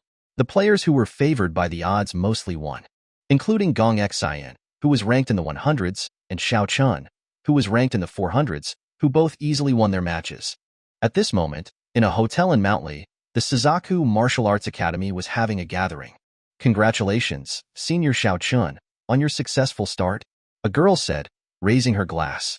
She looked at Xiao Chun with affection, her intentions clear. But Xiao Chun was a little absent-minded. His opponent today was very ordinary, and winning didn't bring him any joy. However, the strength that Xiao Ruffeng had displayed made him feel pressure. Especially, the fact that Xiao Ruffeng had publicly announced that he was going to propose to Jiang Li even further increased his sense of pressure. After all, he had also confessed to Jiang Li and had hoped that she would give him an answer after the Olympian Cup. Now, he and Xiao Ruffeng were on a collision course. Originally, he thought that Xiao Ruffeng was nothing to be afraid of. But after watching Xiao Ruffeng's match, he knew that this guy was completely acting like a pig to eat a tiger. Although he hadn't used magic, he was afraid that. At this moment, Yun Yin suddenly said, Are you afraid? What? Are you afraid of Xiao Ruffeng? Yun Yin said directly. The people from Suzaku Martial Arts Academy were all puzzled. Impossible, right? Although Xiao Ruffeng won, his opponent was only a 9th-tier martial artist. Senior Xiao Chun is already in the Grandmaster realm. According to the cultivation realm classifications that the 4 major cultivation families gave, Senior Xiao Chun has already reached at least the 5th layer of the Qi condensation realm. Senior Xiao Chun only entered the Qi condensation realm a year ago, and he has already reached the 5th layer. That's amazing. That's right. I watched Xiao Ruffeng's match, and although he won, it didn't look easy. He fought messily, and it was clear that he hasn't had proper training, another person said. Sigh. At this moment, Yun Yin suddenly sighed. You guys? Principal Yun, what's wrong? Someone asked. Let me tell you this. If you encounter Xiao Ruffeng, it's better to just surrender, Yun Yin said. Huh. Why is that? Because even I am not necessarily a match for Xiao Ruffeng, Yun Yin said. Everyone, No, no way. Someone looked at Zhongli. Junior Zhongli, is that true? Is your fiancé really that strong? Hee hee hee. Zhongli smiled awkwardly. She knew that Xiaorufeng was strong, but she absolutely never imagined that he was comparable to Yun Yan. Before, when she had just broken through to the Grandmaster realm, she had even clamored to teach Xiaorufeng a lesson. Is that guy Xiaorufeng really that strong? At this moment, Yun Yan added, at the drawing ceremony, Xiaorufeng publicly announced that he would take the Olympian Cup and use it as a betrothal gift for Zhongli. You thought he was joking? Zhongli was instantly stunned. She had thought that Xiaorufeng was trying to make a spectacle of himself, but it seemed like he was serious. At this moment, Zhongli was even more confused. She didn't know how to face Xiaorufeng. On the one hand, logic told her that she should stay away from Xiaorufeng, because Xiaorufeng's playboy nature would not change because of her. He would have many women. He wouldn't be loyal to a relationship. This was the type of man she had always avoided before. But she was hesitating. At this moment, Yun Yan's phone suddenly rang. She picked up the phone and glanced at it, her face turning black. That guy. Master, what's wrong? Zhongli asked. It seems like Bai Shui is here, at the main camp of Tiankuan Martial Arts Academy, Yun Yan said, looking at Zhongli and adding with a light smile, Zhongli, you and Bai Shui are friends, right? Do you want to go see your friend? I don't. Zhongli turned her head away, her face full of resentment. That bastard. I must not be deceived by his sweet words. At this moment, Yun Yan added with a light smile, don't be nervous. Maybe there's nothing going on between Xiaorufeng and Bai Shui? Yeah, right. They've probably already slept together. I hate womanizing men the most. Seeing this, Xiao Chun was ecstatic. He knew that Zhang Li's heart was leaning towards Xiaorufeng. Logically speaking, he had no chance. However, his love rival was too much of a player. This gave him hope of a comeback. Few Xiaorufeng, just keep playing around.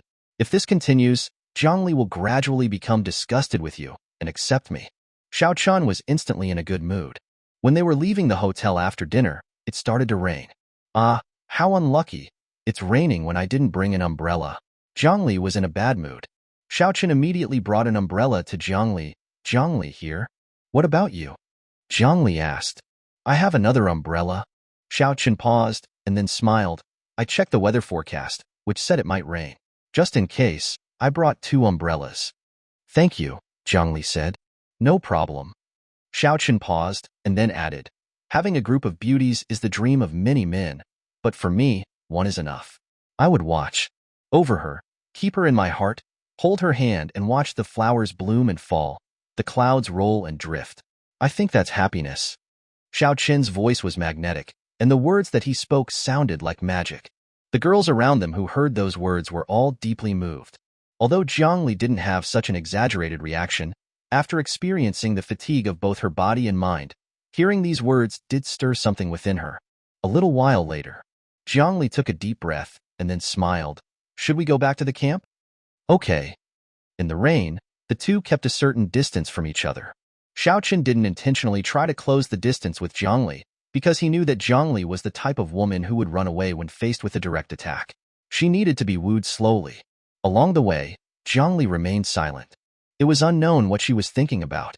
After half an hour, the two returned to the camp. A little loli was standing under a large tree at the entrance of the camp. Seeing that little loli, Zhang Li was clearly stunned. Zhang Li was overjoyed and was about to run over. Suddenly, Xiaorufeng also came out from behind the tree. Surprise? Xiaorufeng said. Then, Enlei, holding in Chi's hand, also came out from behind the tree. Zhang Li, long time no see, Enlei said, greeting her with a smile. Zhang Li's expression was a bit unnatural. She remained silent for a moment, and then suddenly looked at Enlei, asking, Enlei, did you sleep with Xiaorufeng? Enlei was stunned and hesitated. Sigh. Zhang Li sighed. So it's really true? At this moment, Xiaorufeng said, that Zhang Li, you don't have to.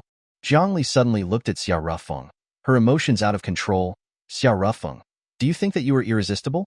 That all the women should revolve around you? That everyone should tolerate you and should support you even if you are a playboy, is that right? I didn't think that, I just… Phew. Zhang Li took a deep breath, looked at Xiaorufeng and said calmly, Xiaorufeng, regarding your proposal to me, I can answer you now. Chapter 96. Our Relationship. Zhang Li looked at Xiaorufeng and then said calmly, I refuse. Okay, Xiao Rufeng replied calmly. He paused and then added, I apologize for the troubles I have caused you in the past. I promise, I will keep my distance from you in the future and will not trouble you anymore. As soon as Jiang Yi heard that, she panicked. Daddy, do you not want me anymore? Jiang Yi said, her eyes filled with tears. Xiao Rufeng squatted down, patted Jiang Yi's head, and smiled. I'm sorry, Uncle may have to break his promise.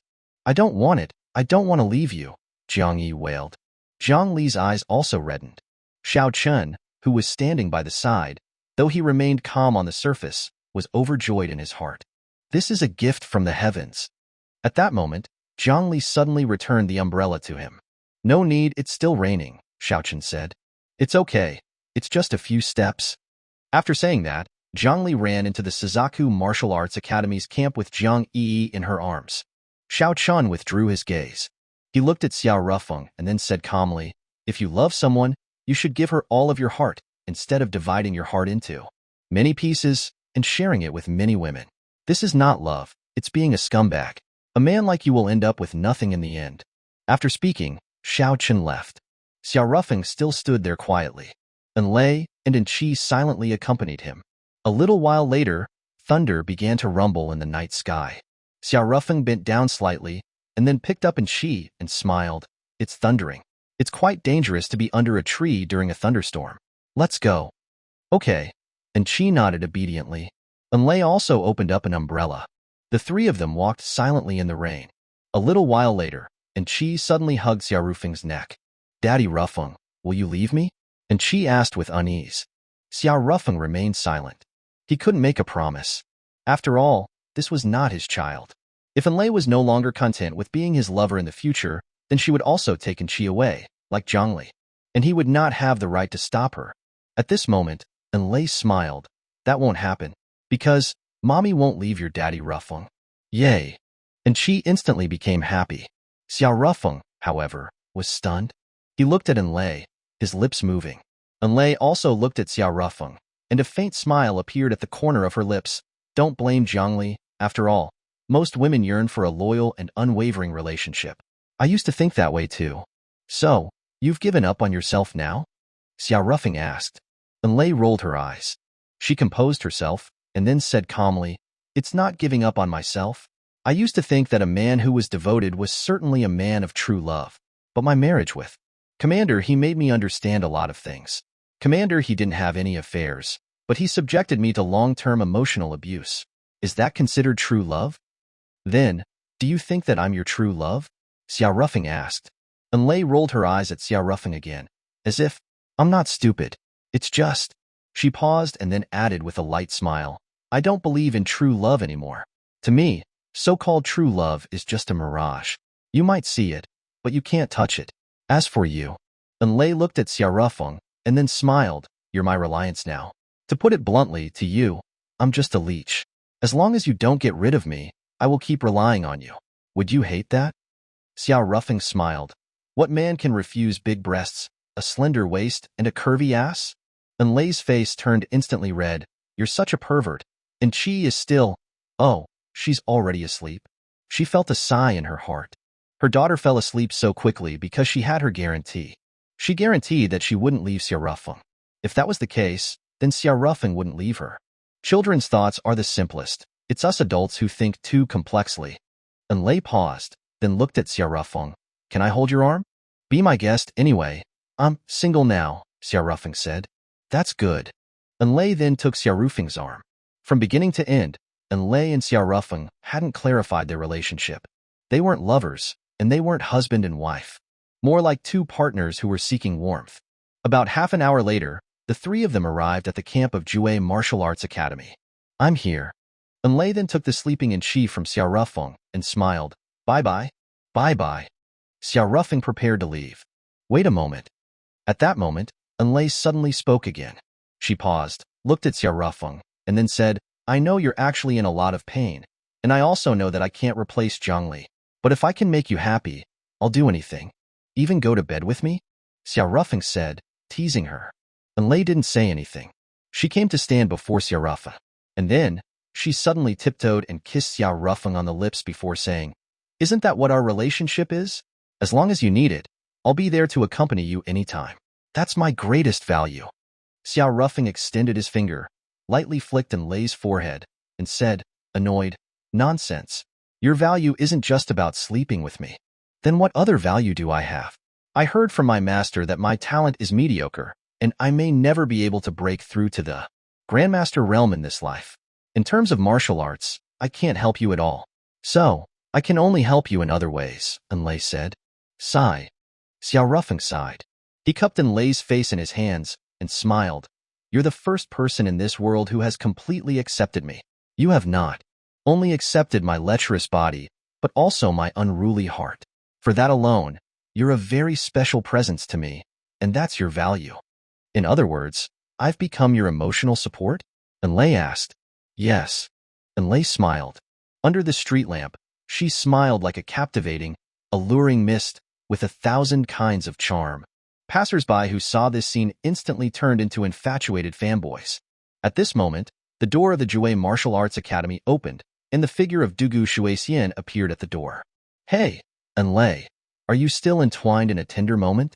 You're giving us enough dog food to feed everyone, Dugu Shuexian said, annoyed.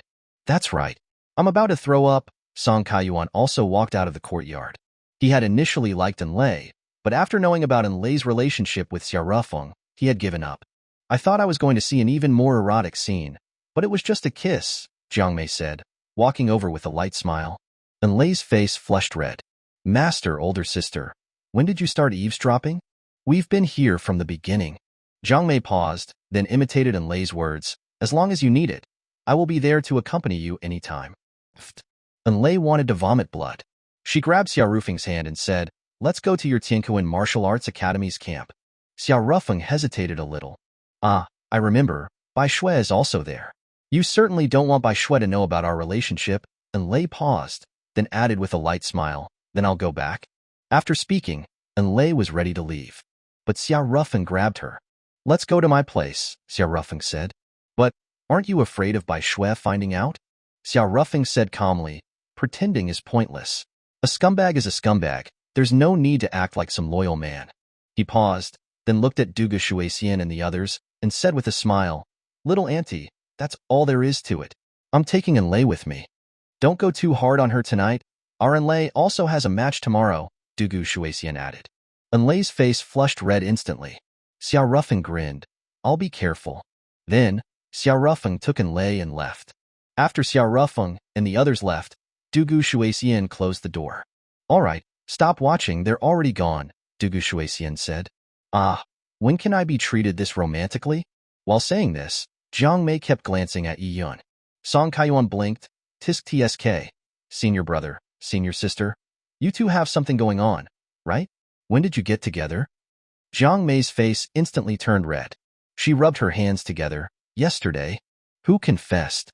Song Kaiyuan asked again. I did, Yi Yun said with a smile. Song Kaiyuan was a little surprised. I thought you liked Junior Enlei. No, the person I've always liked has been you, senior sister. However, my master arranged for me and Junior Enlei to dual cultivate. I couldn't disobey. After all, my master is my benefactor. I also wanted to break through to the foundation establishment realm quickly through dual cultivation to help my master. However, Junior Enlei was very opposed to it, so we didn't do anything. Oh my, listening to senior brother's tone, it seems you're a bit regretful? Jiang Mei said with a smile. Yi Yun wiped away his cold sweat. No, I'm not. Even if you did regret it, it's useless. Junior sister already has someone. And you can't even beat him, Jiang Mei said. Song Kaiyuan was taken aback. No way. Senior brother can't beat Xiao Rufeng? He knew that Xiao Rufeng was strong, but not to the point that he was stronger than senior brother, right? It was important to remember that senior brother's strength was already at the 9th level of the Qi condensation realm, according to the cultivation realms. Yi Yun just smiled. That's right. Song Kaiyuan was completely blown away. A little while later, he thought of something, and then said, Then, senior sister Han Yu and Xiao Rufeng, who's stronger? It's hard to say. Junior sister Han Yu is very strong, probably on par with master, Yi Yun said. Speaking of which, where's junior sister Han Yu? Jiang Mei asked again. Everyone shook their heads. At Tiankuan Martial Arts Academy. When Xiao Rufeng brought Enlei back, everyone was stunned. Although, Everyone knew that Xiao Rufeng and Enlei had an ambiguous relationship. They never imagined that he would bring her back to the school camp. Mainly, another of Xiao Rufeng's ambiguous partners, Bai Shui, was now in the camp. Wasn't Xiao Rufeng afraid of a chaotic scene? Bai Shui was also stunned, but she quickly reacted. She got up and then came to stand before Enlei, smiling. Enlei, did you achieve your goal? Enlei smiled. No, I was just comforting a certain heartbroken man. Hey, Xiao Rufeng said quickly. Enlei rolled her eyes at Xiao Rufeng. Do you want to hide it? Xiao Rufeng paused, and then said calmly, no. What happened? Gong Xian ran over, her face full of curiosity. Actually, Enlei paused, and then said, he got dumped by Jiang Li. Everyone. Although I thought this was a given, I didn't expect it to come so quickly, Gong Xian said. She had investigated Jiang Li and understood her personality. This woman would not share a man with another woman. Therefore, as more and more of Xiao Rufeng's ambiguous affairs came to light, it was only a matter of time before Jiang Li broke up with Xiao Rufeng. But why did she suddenly break up today? Was she triggered by something? At this moment, Gong Xian suddenly remembered something. She turned her head to look at Bai Shui beside her, and instantly understood. I see. Bai Shui remained silent. She probably also guessed why Jiang Li had suddenly broken up with Xiao Rufeng. It was probably because of her. Her hands were tightly clenched. Should I not have come to find Xiao Rufeng? A little while later, Bai Shui suddenly said, I'm going out for a while. She was going to find Jiang Li, but Xiao Rufeng directly stopped her. Although it's somewhat related to you, it's mainly my problem, Xiao Rufeng smiled. But, you like Jiang Li, don't you? Someone like me, a playboy, will quickly find someone else. Like, I used to like Gong Xian's older sister, and then I liked you, and then I liked Jiang Li. It seems that I'm really a womanizing scumbag. Everyone rolled their eyes wildly. You're just realizing that now? Everyone really wanted to retort. At this moment, Bai Shui composed herself, and then looked at Enlei. Enlei, what are your thoughts on Xiao Rufeng's words? Enlei smiled. I have no thoughts. Xiao Rufeng and I are just partners in the flesh. As for matters of the spirit, I don't care. Everyone was sweating profusely. Lei Ming said, full of envy, Master, I don't want to learn martial arts from you. Teach me how to pick up girls instead. Picking up girls is a gift. Xiao Rufeng paused and then added, all right, what time is it already? Everyone should go back and rest. Especially you, Lei Ming. Don't you have a match tomorrow? All right. Then, everyone went back to their rooms. Then, I'll take my leave too, Bai Shui said, standing up. At this time, there's no way to find an empty hotel room in Mount Li. Xiao Rufeng paused and added, you and Enlei and Chi can sleep in my room. What about you? Enlei asked. I'll go sleep with Lei Ming, Xiao Rufeng said. Enlei smiled. I thought we were all going to sleep in your room. Xiao Rufeng spread his hands. I would like to, but I'm afraid that Bai Shui wouldn't agree. Bai Shui rolled her eyes. Nonsense.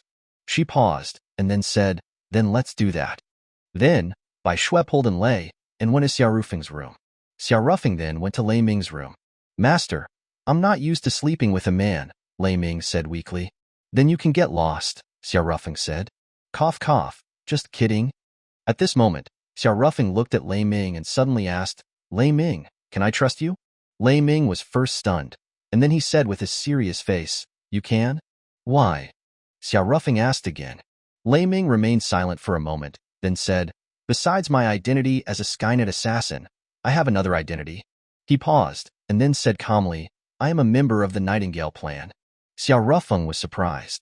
In Dragon Country, there currently existed two groups of Nightingale restoration organizations. One was the Nightingale Holy Grail, and the other was the Nightingale Plan. The former was the group that Zhang Lu had massacred earlier. Of course, they were all peripheral members. The Nightingale Holy Grail had long been labeled a terrorist organization by Dragon Country. The organization's tactics were indeed mainly based on terrorist activities. Besides the Nightingale Holy Grail, the Nightingale Kingdom also had another restoration organization that was the Nightingale Plan. This organization was extremely mysterious. Ordinary people were not even aware of its existence. Xiao Rufeng only knew about this organization through Bai Bing's intelligence network. You're a descendant of the Nightingale Kingdom? After a moment, Xiao Rufeng composed himself and asked, Yes, our Lei family has always been spies planted in Dragon Country by the Nightingale Kingdom, Lei Ming said. Xiao Rufeng was extremely shocked. It was important to remember that Lei Ming knew about his identity as the King of the North. In this situation, for him to reveal that he was a Nightingale remnant was equivalent to offering his allegiance to Xia Rufeng. At this moment, Lei Ming took out a USB drive and then said, "The evidence is inside." Xia Rufeng then plugged it into his phone and read the files inside. It contained records of various pieces of evidence of the Lei family of Jiang City and the Nightingale plan. A little while later, Xia Rufeng put away the USB drive and then looked at Lei Ming. "Lei Ming, I'm going to perform marrow cleansing on you. If you're lucky, you might be able to soar to the sky and break through to the Grandmaster realm in one fell swoop." Hiss. Lei Ming sucked in a breath of cold air. He knew about marrow cleansing, but as far as he knew, the marrow cleansing pill was extremely precious. Even among the Earth descendants, it was extremely rare. These pills had all been brought over from Earth thousands of years ago. There were no new marrow cleansing pills, because at least the core formation realm was needed for alchemy. Only in the core formation realm would a cultivator's body generate a pill fire, and only then would they be able to refine pills. But the spiritual energy on Blue Star was thin, with very few people being able to reach even the foundation establishment realm. Nobody could reach the core formation realm at all. So, even if they knew how to make pills, they couldn't refine them. The marrow cleansing pills that were available now were all from the millennia-old stockpile. The efficacy had probably diminished over the long years. But even so, the marrow cleansing pill was still the most sought-after pill in the current martial arts world.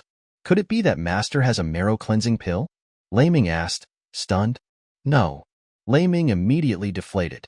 Without a marrow cleansing pill, how are you going to do marrow cleansing for me? Take off your clothes first. Huh? Lei Ming said weakly. Completely? No, just take off your upper body clothes. Taking everything off is too disgusting, Xia Rufeng said. However, when he performed marrow cleansing for Enlei, he had let Enlei take off everything. To be precise, Enlei wasn't wearing any clothes back then. Lei Ming took off his upper body clothes as he was instructed. Xia Rufeng put his hands on his back and then began to mobilize his spiritual energy into Lei Ming's body and started to perform marrow cleansing. About 2 hours later, Xia Rufeng withdrew his hands. Lei Ming's body was covered in filth. At this time, Lei Ming hadn't opened his eyes yet.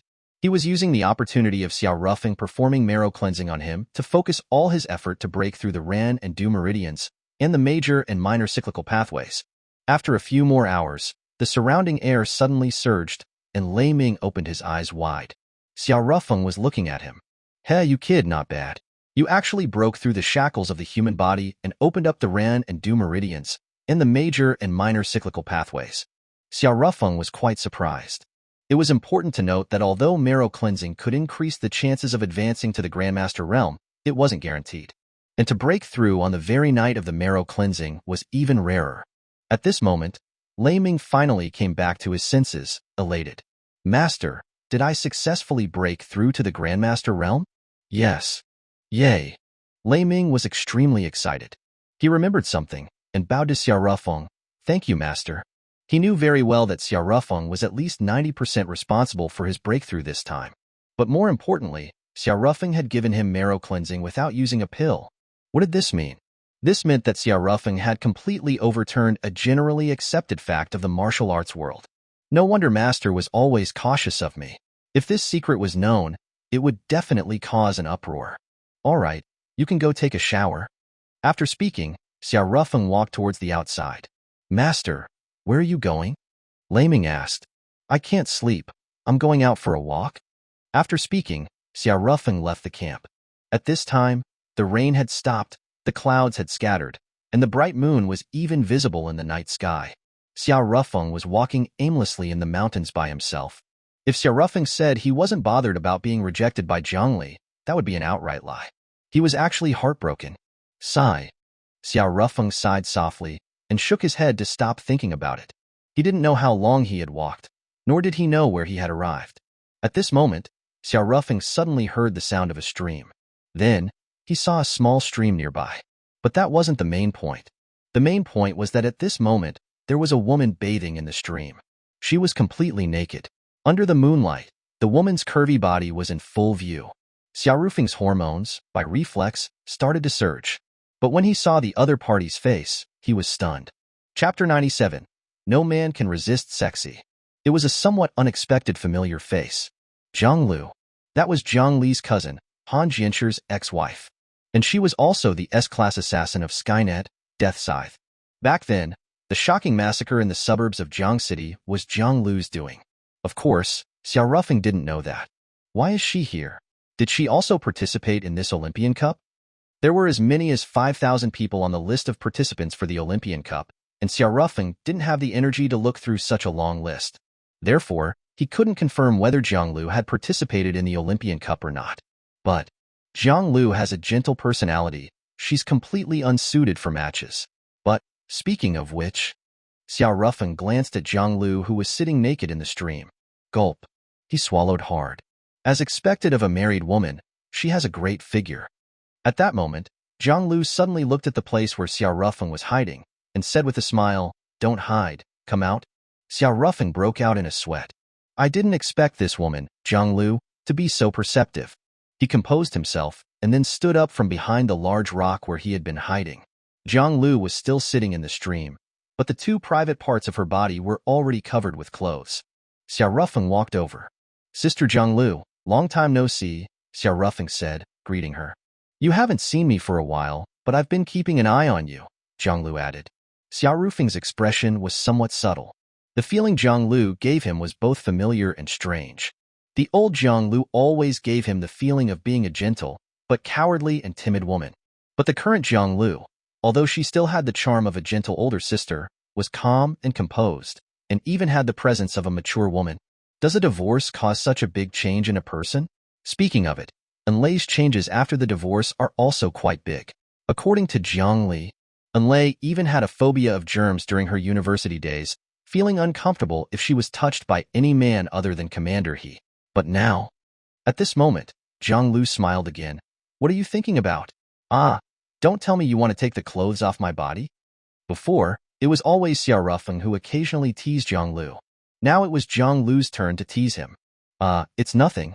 I'm just feeling that you've changed a lot. Sister Zhang Lu, after your divorce," Xiao Rufeng said. "Is that so?" Zhang Lu lowered her head, glancing at her chest, and then said, "I don't see them getting any bigger." Cough, cough. Xiao Rufeng choked. "I'm talking about your aura or personality. You seemed to be a bit more shy before," Xiao Rufeng said quickly. "Oh."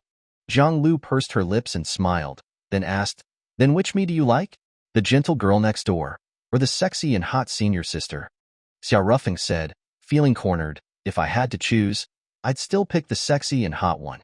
After all, men can refuse cute, but no man can resist sexy." Then, Zhang Lu placed her fingers on the clothes on her chest, and then acted as if she was about to take her clothes off. Gulp. Xiao Rufeng swallowed hard again. Just at that moment, another voice suddenly rang out. "Hey, don't seduce my first love." It was a familiar voice. Xiao Rufeng turned his head and was stunned again. Han, you know, it was Gongya who was here. Under the moonlight, Gongya's black hair fluttered, outlining her perfect facial features. Her figure was well-proportioned, her lines were smooth, and her long legs and slender waist showed off her sexy charm. She was wearing a black leather coat, showing off both sexiness and dominance. With every step she took, the sound of her high heels rhythmically hit the ground, like the beat of a bass, displaying both an untamed and independent aura. "What are you wearing?" Zhang Lu rolled her eyes. "You're taking a bath, wearing a leather coat?" Gongya then pulled out a leather whip from her pocket. Zhang Lu's face darkened even more. "Hey, what are you doing?" "Oh my, I thought you would like this, a domineering queen," Gongya said with a light smile. "I don't know what you're talking about. I'm just the gentle and sweet married woman that little brother Rufeng sees," Zhang Lu said. "Tsage," Gongya pursed her lips. She then came to stand by Xiao Rufeng, and then rubbed his face, annoyed. "Rufeng, after all the training I've given you, you still have such a terrible eye for women. You think Zhang Lu is gentle? What are you thinking? She could swallow you whole." "Huh." Xiao Rufeng looked at Gongya. He wanted to say, compared to Zhang Lu, "It's you I can't understand more." He truly couldn't understand it. Hanyu and Gongya. Which one of them was her true personality? Even after knowing Gongya for so many years, he still couldn't understand this first love of his. At this moment, Zhang Lu suddenly said, "Speaking of it, little brother Rufeng, did you and Zhang Li break up?" "Heh, news sure travels fast," Xiao Rufeng said. "It's okay. Women are like the fish in this stream. There are plenty of them. Or else." Zhang Lu paused, looked at Xiao Rufeng, and then said with a smile, I can keep you company? You wouldn't dare.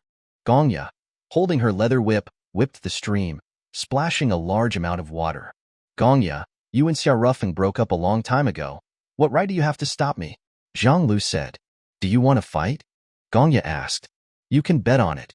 Zhang Lu then stood up directly from the stream. The clothes covering her body naturally slipped off. A perfect and flawless body was directly exposed before Xiao Rufeng. Xiao Rufeng's face flushed red instantly.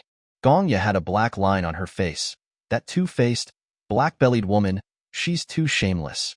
Zhang Lu grinned. I admit, I'm a little black-bellied, but I'm still better than you, being all hypocritically nice, right? What did you say? Did I say something wrong? You clearly like Xiao Rufeng, but why did you dump him back then? Zhang Lu said calmly. Gongya remained silent, not speaking. Xiao Rufeng quickly said, Ladies, don't fight. Gongya didn't say anything. Then she took off her leather coat. Underneath her leather coat and pants was just a bra and panties. That made Xiao Rufeng's heart race and his face flush. Gongya lay down in the stream. Only her face was exposed above the water. It really is more comfortable to shower in the stream. The gentle and slow water is impacting my body. It feels so comfortable, Gongya said with a smile. She still avoided talking about the reason why she had broken up with Xiao Rufeng back then. But Xiao Rufeng could tell that there seemed to be an unspeakable secret behind it. Xiao Rufeng breathed a sigh of relief. No matter what, the conflict between Gongya and Zhang Lu seemed to have been resolved.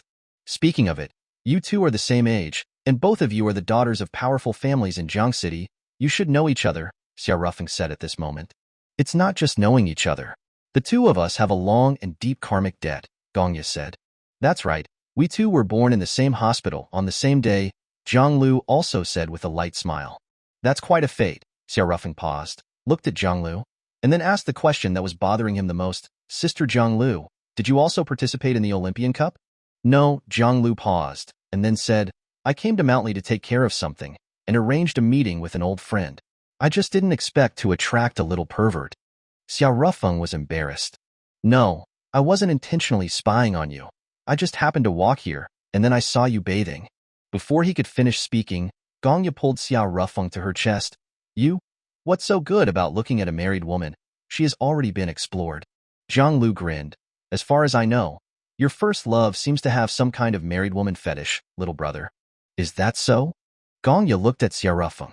Xiao Rufeng's scalp was tingling, and no. It's just a coincidence that the pretty and sexy married women are next to me. At this moment, Zhang Lu suddenly reached out and pulled Xiao Rufeng toward her chest. Xiao Rufeng's face was directly pressed against Zhang Lu's chest. Oh my, this is about to take my life. Xiao Rufeng felt like he was about to get a nosebleed. Hey, little brother Rufeng, when you were dating Gongya, did she let you sleep with her? Zhang Lu asked. He. Xiao Rufeng was extremely embarrassed. Back then, although Gongya had sent him many hot and sexy pictures, including many nude photos, when it came to the real thing, there was nothing. This was also why Xiao Rufeng had always felt bitter. He didn't understand. It was clearly Gongya who had seduced him first, and she had even sent so many revealing photos, so why wouldn't she let him touch her? As I thought, she was just teasing me. At this moment, Zhang Lu released Xiao Rufeng, and then came to stand next to Gongya, saying, Gongya, it's really not right of you to have already become his girlfriend. Why wouldn't you let him touch you? He was still young at that time. According to the laws of Dragon Country, as long as someone is over 14 years old, consensual sexual relations are allowed. Gongya turned her head away, seemingly not wanting to answer the question. Just at this moment, Zhang Lu, without anyone noticing, went behind Gongya and suddenly hugged her. Hey, Zhang Lu, what are you doing? Gongya said. Zhang Lu then looked at Xiao Rufeng and said with a light smile, Little brother Rufeng, your chance has come. You're wasting your efforts. I know Xiao Rufeng better than you. That guy will definitely not take advantage of someone else's misfortune, Gongya said with a light smile. Xiao Rufeng, however, lowered his head and remained silent. Gongya gradually felt that something was off with Xiao Rufeng. Rufeng? Xiao Rufeng? At this moment, Xiao Rufeng suddenly raised his head and looked at Gongya. Sister Gongya, you were the one who approached me, you were the one who seduced me, and you were also the one who confessed to me. But when I actually started liking you, you ran away. Am I your toy? Am I just entertainment for you? Xiao Rufeng said calmly. Of course not. Then why wouldn't you go to bed with me? You sent me so many sexy selfies, Xiaorufeng added. It's a long story. Is that so? Xiaorufeng didn't say anything more, and then stepped towards Gongya. That guy is getting serious. Zhanglu, stop fooling around. Let me go, Gongya said. If I let go of you now, then wouldn't that make it look like I'm also teasing little brother Ruffeng? I don't want to be like you, Zhanglu said with a light smile. Zhanglu. Gongya was a little annoyed. But at the moment, she couldn't break free from Zhanglu's restraint. And at this moment, Xiaorufeng had already arrived in front of Gongya. He reached out towards Gongya's breasts. Xiaorufeng, you can't. Gongya was agitated. Do you hate me? Xiaorufeng asked calmly. I don't hate you. But, Gongya stammered. Xiaorufeng didn't say anything more and directly placed his hands on Gongya's chest. Gongya let out a soft gasp. TSK. She reacted so quickly? This woman is surprisingly sensitive, Zhanglu said, surprised. But at this moment, Xiaorufeng and Zhanglu both sensed a dangerous aura. The two of them pulled away from Gongya almost at the same time. At this time, Gongya was emitting a dangerous aura. Even Xiaorufeng felt a bit of a chill in his heart. What's going on? Zhanglu asked, frowning slightly. Is this really Gongya? To be precise, it's Hanyu, Xiaorufeng said. What do you mean? It is said that Sister Gongya has two distinct personalities. One is passionate and cheerful, and the other is cold as snow, Xiaorufeng said. I see. Zhanglu paused, looked at Hanyu, and then said with a smile, Hey, Miss Hanyu, who exactly are you? I already told you. It's just another personality of Sister Gongya. That's not certain, Zhanglu said. Xiaorufeng was stunned. What do you mean? My intuition is telling me that this personality is likely an independent soul, Zhanglu said. Hiss. Xiaorufeng sucked in a breath of cold air. An independent soul? Are you saying that Sister Gongya's body has been possessed? Xiaorufeng had heard about possession from those descendants of Earth. Powerful cultivators could take over other people's bodies. But, is there anyone so powerful on Blue Star? Even the Earth descendants who accidentally entered Blue Star 1,000 years ago were just low-level disciples from the various factions, Xiaorufeng asked. I don't know. Zhanglu then looked at Hanyu again. Hanyu didn't say anything. Although she was exuding a murderous aura, she didn't really make a move. Hey, who exactly are you? At this time, Zhanglu spoke again. Hanyu glanced at Zhanglu, her expression cold and indifferent, and then turned around and left, quickly disappearing into the mountains. Only after Hanyu's figure completely disappeared did Zhanglu withdraw her gaze. I see, Zhanglu said. Sister Zhanglu, do you know Hanyu's identity? Xiaorufeng quickly asked. No, I roughly know why Gongya wouldn't let you touch her. Why? Because, when the hormones in her body rise, the Hanyu personality takes over, Zhanglu said. Is that so? Not sure. Zhanglu paused, grinned, and then added. Why don't we grab Gongya over here and try it again? I don't believe she can beat the two of us alone. Sigh, forget it. Then, Xiaorufeng lay down in the stream while wearing his clothes. The stream was shallow. Even when lying flat, the water didn't cover his face, and it didn't affect his breathing. Thinking of being rejected by Zhangli, and also being rejected by Gongya, Xiaorufeng sighed again. He had liked a total of 3 women, Gongya, Bai Shui, and Zhangli. But all 3 women had rejected him in some way. Could it be that Gai Xiaochan was right? I'm destined to be alone for the rest of my life? He was even more depressed. At that moment, Zhanglu suddenly squatted down at the bank next to him. Xiaorufeng broke out in a sweat. Zhanglu wasn't wearing any clothes, and she was squatting right in front of his eyes. It was too alluring. Sister Zhanglu, put your clothes on, Xiaorufeng said. What's the matter? Don't you like it? It's not that I don't like it, but, Xiaorufeng scratched his head and gave a bitter smile. Sister Zhanglu, I'm not a saint. I can't remain unmoved. If I lose my mind. Zhanglu smiled slightly. So what if you did? She paused and then added, among the 3 women in our Zhang family, Zhang Hui insulted you, and Zhang Li hurt you. It looks like I, the older sister, am the only one left to comfort you. Huh. Xiaorufeng thought that Zhang Lu was teasing him, until he felt a coldness in his lower half. He touched it with his hand. Huh. Where are my pants? Zhang Lu was able to slice people into pieces with her silver thread. Slicing open a pair of pants was easy for her. However, where she hid her silver thread was a mystery. Without his pants, under this atmosphere, any man would definitely have a physiological response. Xiao Rufeng was no exception. Zhang Lu glanced at it and then grinned. Little guy is quite spirited, aren't you? Xiao Rufeng said with a wry smile, Sister Zhang Lu, please don't tease. Before he could finish speaking, Zhang Lu directly straddled him. Huh. Chapter 98. Xiao Rufeng is engaged. At first, Xiao Rufeng thought Zhang Lu was just putting on a show. After all, the Zhang Lu he knew wasn't someone so bold. But then, she actually did it. It was like a screw nut willingly sliding onto a screw bolt. Xiao Rufeng was completely bewildered. Is this really the Zhang Lu I know? Xiao Rufeng still remembered the time at the water park when he was chatting with Zhang Lu. The water pipe beside them had burst, and the spray soaked her clothes. Her face had turned as red as a Yintai apple back then, perfectly showcasing her shy and reserved nature. But now, Xiao Rufeng stared at Zhang Lu sitting on him. The sheer seductiveness of her actions. His lips twitched. Can a divorce really change someone this much? He didn't understand. Of course he didn't. After all, Zhang Lu was a born actress. As a professional assassin, Zhang Lu had extremely precise control over various emotions and personalities. Even Han Jianshi, who was married to her for 2 years, still thought of her as a timid and fearful woman. This was a testament to Zhang Lu's incredible acting talent. At this moment, Zhang Lu leaned in slightly, her fingers tracing patterns on Xiao Rufeng's chest. You say you don't want it, but your body is very honest, Zhang Lu said with a smile. I didn't say I didn't want it. No, I mean I. Xiao Rufeng was completely flustered. Meanwhile, Zhang Lu, still moving with a deliberate rhythm, said, Brother Rufeng, what kind of woman do you think I am? Xiao Rufeng shook his head. I don't understand. The difference is too stark. It's completely thrown me off. Xiao Rufeng paused, looked at Zhang Lu, and then added, You're not, by any chance, a person with multiple personalities, are you? Of course not.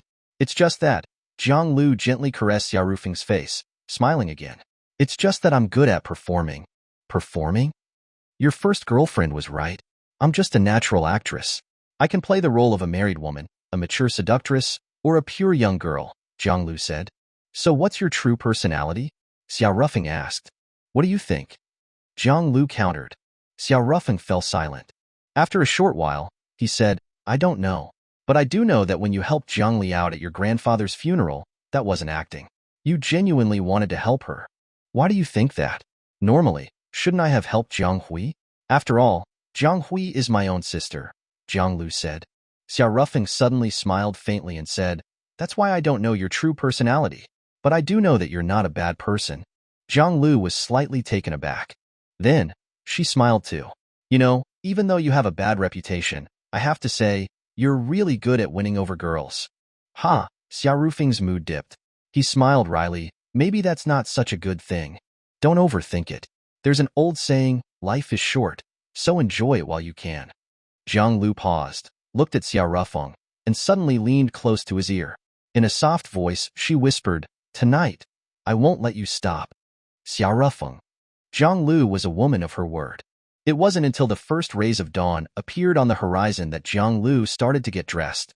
Oh, speaking of which, Zhang Lu said suddenly, It's my ovulation period these few days. Could I be pregnant? Xiao Rufeng's heart skipped a beat. Before he could say anything, Zhang Lu muttered to herself, I've never won the lottery before, so I probably won't get lucky with this either. She finished getting dressed, turned back to Xiao Rufeng, and grinned. Brother Rufeng, you were great. I had fun. Well then, see you later. With that, Zhang Lu left. When Xiao Rufeng returned to the Tiankuan Martial Arts Academy camp, everyone was preparing to search for him. Master, where did you go? Lei Ming asked curiously. Oh, I couldn't sleep, so I went for a night run in the mountains, Xiao Rufeng said, touching his nose. You ran all night? Yeah. Lei Ming nodded. I see. No wonder you look a little tired, master. At that moment, Bai Shui walked over. Xiao Rufeng felt guilty and avoided looking her in the eye. Go take a shower, Bai Shui said. Xiao Rufeng nodded. Okay. Then, he went to take a shower. After Xiao Rufeng left, and Lei approached Bai Shui, he really went for a night run? Bai Shui smiled.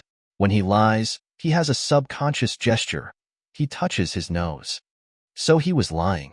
And Lei paused and added, Then where did he go? Bai Shui shrugged. Who knows? But seeing how guilty he looked, he probably went on a date with a woman. As for who it was, I have no idea. Don't you care? Enlei asked, looking at Bai Shui. Actually, Enlei was a very observant woman. Based on her observations of Xia Rufeng, he only showed signs of guilt around two women. One was Jiangli. The other was Bai Shui. Although she was one of Xia Rufeng's women, Enlei was aware that her position in Xia Rufeng's heart wasn't as strong as Jiang Li's and Bai Shui's, but she didn't care. If she had cared about such things, she wouldn't have become Xia Rufeng's mistress. Bai Shui didn't directly respond to Enlei's interrogation. She chose to evade it. My phone's still charging. Then, Bai Shui returned to her room. When Xia Rufeng came out after taking his shower, only Bai Shui was left in the camp. Where is everyone? Xia Rufeng asked. They all went to the arena. Isn't Lei Ming's competition today? Bai Shui said. I see. After saying that, Xia Rufeng sat down in the courtyard, picked up a newspaper, and started reading. Aren't you going to watch? Bai Shui asked. Xia Rufeng smiled. No need. Lei Ming will definitely win. So confident? I heard Lei Ming's opponent is also a 9th-stage martial artist, Bai Shui said. That guy broke through to the Grandmaster realm last night. Even if he hasn't learned magic yet, the speed and strength gained from his body's increase is enough to overwhelm any ordinary 9th-stage martial artist, Xia Rufeng said. Bai Shui was shocked. Lei Ming broke through to the Grandmaster realm too? It was no wonder Bai Shui was surprised. Right now, more than half of the Grandmaster realm experts in the martial arts world were concentrated within the 4 major cultivation families. Other forces, even the 4 famous academies like Azure Dragon, Black Tortoise, Vermilion Bird, and White Tiger, had very few Grandmaster realm experts. Take the Azure Dragon Martial Arts Academy as an example. Even with the recent surge of geniuses, they only produced 1 Grandmaster realm genius, Wang Qinglong. Adding the president of the Azure Dragon Martial Arts Academy, they only had 2 Grandmaster realm experts. And what about the Tiankuan Martial Arts Academy? Xia Rufeng, Gong Xian, and now Lei Ming. Out of 5 contestants, 3 were Grandmaster realm experts. No wonder this guy was so confident about using the Olympian Cup as an engagement gift to propose to Jiang Li. It's a pity he didn't even win the cup before Jiang Li turned him down. At this moment, Xia Rufeng was reminded of something. He put down the newspaper and said to Bai Shui, Bai Shui, let me take a look at your constitution. Bai Shui nodded. Then, something occurred to her, and she asked, Do I have to take off my clothes? Before, when Xia Rufeng had offered to examine Bai Shui's constitution, it involved taking off her clothes, which she had refused. No need. Xia Rufeng paused, then said, Just give me your hand. Bai Shui's lips twitched slightly, but she didn't say anything. She extended her hand to Xia Rufeng. Xia Rufeng took Bai Shui's hand. Bai Shui's heart instantly started racing. A strange and complex mix of emotions stirred in her chest. Her feelings for Xia Rufeng had gone through several phases. Especially during their time in Jiang City, after Ning Tao's death, her relationship with Xia Rufeng had rapidly progressed. But just as they were about to cross the threshold, Ning Tao had come back to life. Xia Rufeng could clearly sense Bai Shui's emotions retracting. It wasn't that she had decided to return to Ning Tao, but the fact that Ning Tao was still alive put a great deal of moral pressure on her. She was fundamentally a very conservative person, and her feelings for Xia Rufeng hadn't yet reached a very powerful level. While Bai Shui's thoughts were racing, Xia Rufeng had already begun channeling spiritual energy into her body. But the moment his spiritual energy entered Bai Shui's body, it vanished. Hiss. Xia Rufeng sucked in a breath of cold air. So far, Xia Rufeng had examined many people's constitutions. There were only 2 exceptions. One was Bai Bing. When Xia Rufeng had checked Bai Bing's body, he had originally intended to help her cleanse her marrow. But his spiritual energy had flowed freely through her body without any impurities being expelled. Bai Bing's body was like a completely pure vessel. It was astounding. The other exception was Bai Shui. These sisters. One allowed spiritual energy to flow freely through her body. The other wouldn't allow any spiritual energy in at all. Xia Rufeng massaged his temples. What in the world is going on? At this moment, Bai Shui asked, What's wrong? I can't get in, Xia Rufeng said. Huh. I can't get inside your body, Xia Rufeng said again. Bai Shui. Xia Rufeng, this is exactly why Jiang Li dumped you. You still haven't learned your lesson, Bai Shui said in annoyance. No, I mean my spiritual energy. My spiritual energy can't enter your body, so I can't check your physical condition, Xia Rufeng said. Oh.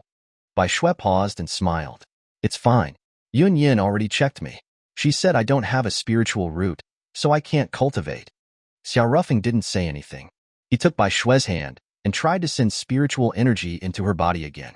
But no matter how much spiritual energy he sent, it all disappeared without a trace. Xiao Rufeng became increasingly agitated. Sweat dripped from his forehead, and his expression grew more and more twisted. Just then, Bai Shue suddenly hugged Xiao Rufeng. She gently stroked Xiao Rufeng's head, then said with a smile, "It's okay. It's not so bad to be an ordinary person." After a long while, Xiao Rufeng gradually calmed down. Bai Shue also let go of him.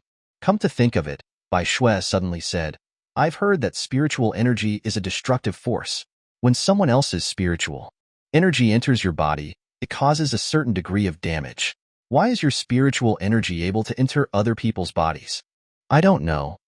Xiao Rufeng paused, then said, "My spiritual energy seems to have two diametrically opposed attributes. The positive attribute can heal wounds. The negative attribute, like everyone else's, is a destructive energy." Huh. At that moment, something suddenly occurred to Xiao Rufeng. He quickly grabbed Bai Shue's hand again. "Hey, Bai Shue, let me enter your body one more time. It might hurt a little. Just bear with it," Xiao Rufeng said. "Bai Shue, you're talking about spiritual energy, right? You're definitely talking about spiritual energy, not something else weird," Bai Shue said with a dark expression. Xiao Rufeng smiled. "Of course, it's spiritual energy." Bai Shue rolled her eyes, then said, "I know." Xiao Rufeng didn't say anything else. He focused his attention and activated a strand of spiritual energy. Based on Xiao Rufeng's intent, this strand of spiritual energy had destructive properties. Xiao Rufeng carefully controlled that strand of spiritual energy, afraid of hurting Bai Shue. However, he soon discovered that his worries were unnecessary. Because, after that destructive strand of spiritual energy entered Bai Shue's body, it disappeared just as mysteriously. Xiao Rufeng looked up at Bai Shue and asked, "Bai Shue, do you feel anything?" "No," Bai Shue said. "Not even a little pain?" Bai Shue shook her head. Xiao Rufeng fell silent. "What's wrong?" Bai Shue asked again. Xiao Rufeng suddenly grabbed Bai Shue's shoulders, his face alight with excitement. "Bai Shue, you might be a genius." "What do you mean?" "Do you play games? Have you ever heard of magic immunity?" Xiao Rufeng asked excitedly. "Huh?" Bai Shue blinked. "I'm magic immune?" "Probably. Not only is my healing spiritual energy ineffective on you, but destructive spiritual energy is also ineffective on you." Xiao Rufeng's gaze burned intensely as he looked at Bai Shue. "What an amazing constitution. I really want to study it." Bai Shue looked at him warily. "Are you planning to dissect me?" "What? No way." "Huh." Then, Xiao Rufeng finally understood and was covered in sweat. He looked seriously at Bai Shue. "Bai Shue, you must never tell anyone about this. Otherwise, people might actually want to dissect you like a lab rat." Bai Shue was also startled. At that moment, the sound of a car braking abruptly outside the camp came through the air. Then, someone knocked on the camp's main door. Bai Shue instinctively hid behind Xiao Rufeng. "Don't be afraid. I'm here," Xiao Rufeng said calmly. Xiao Rufeng's words seemed to have a calming effect. Bai Shue did feel less tense. "I'll go see who it is." After saying that, Xiao Rufeng went to the main door. He peered through the peephole and his expression became strange. But he still opened the door. Standing outside were Qin Fan, the commander of the Eastern Military Region, and his secretary, Qin Yu, who was also his daughter. "Commander Qin, what brings you here?" Xiao Rufeng asked in surprise. Qin Fan glanced at Bai Shue in the courtyard. "Oh, it's okay. She knows my identity," Xiao Rufeng said. Qin Fan nodded. "Please come in," Xiao Rufeng said. After Qin Fan entered the courtyard, and before Xiao Rufeng could say anything, Bai Shue had already started preparing tea. "Miss Qin Yu is becoming increasingly heroic," Xiao Rufeng said. Qin Yu glanced at Xiao Rufeng, a hint of disdain in her eyes, but she didn't speak. Xiao Rufeng felt awkward. He knew a little about Qin Yu. She was a very righteous woman and strongly hated playboys. People like Xiao Rufeng were the type she disliked the most. "Rufeng, who is this beauty? A new secretary?" Qin Fan asked. "Oh, no. She's Bai Bing's older sister," Xiao Rufeng said. "I see. I knew she looked a bit like Bai Bing," Qin Fan said. "Commander Qin, as the saying goes, no one visits a temple without a reason. What's on your mind?" Xiao Rufeng asked directly. "Well," Qin Fan stroked his chin and beard, then glanced at Qin Yu, who was standing behind him. Qin Yu was expressionless. Cough, cough. Qin Fan coughed twice, then said, "Rufeng, what do you think of Qin Yu?" Xiao Rufeng. Xiao Rufeng immediately understood. So the old man was here to play matchmaker. Xiao Rufeng was speechless. Commander Qin, you should have at least tried to understand the situation before matchmaking. Your daughter hates me the most. She only hates playboys. As long as you stop being a playboy, she won't hate you, Qinfen said. At this moment, Bai Shui served the tea. Please have some tea. Then, Bai Shui prepared to leave. Bai Shui, stay here with us, Xiao Rufeng said. Bai Shui felt a bit uncomfortable, but she still stayed. Then, Xiao Rufeng looked at Qin Fan and said calmly, Commander Qin, why are you trying to match me up with your daughter at this crucial time? Qin Fan's eyes flickered. Finally, a hint of resolve crossed his face. Brother Rufeng, you're a straightforward person, so I won't beat around the bush. Qin Fan paused, then looked at Xiao Rufeng and said, I want to form an alliance with you. Xiao Rufeng was speechless. Dude, according to the laws of the Dragon Country, military alliances can lead to a military court. Who's going to send us to a military court? Qin Fan countered. Given the current domestic situation, no one was in a position to take military commanders to a military court. Collecting his thoughts, Xiao Rufeng looked at Qin Fan and said lightly, the national leader, is he not going to make it? He had always tried to avoid planting intelligence personnel in the capital. Therefore, he was not well informed about the news in the capital. Yes, Qin Fan said with a serious expression. Rumor has it, he has less than a month left to live. Shall we go to the capital to visit the national leader? Xiao Rufeng asked. No, you can't go, Qin Fan said suddenly. Why not? Qin Fan tapped on a stone stool in the courtyard and didn't speak.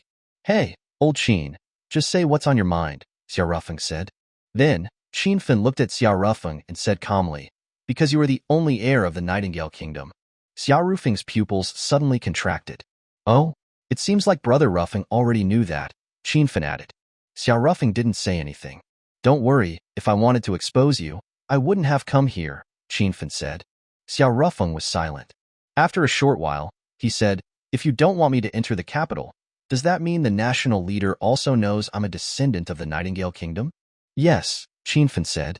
Xiao Rufeng didn't speak. He picked up his teacup, took a sip, and said lightly, so what do you want to do?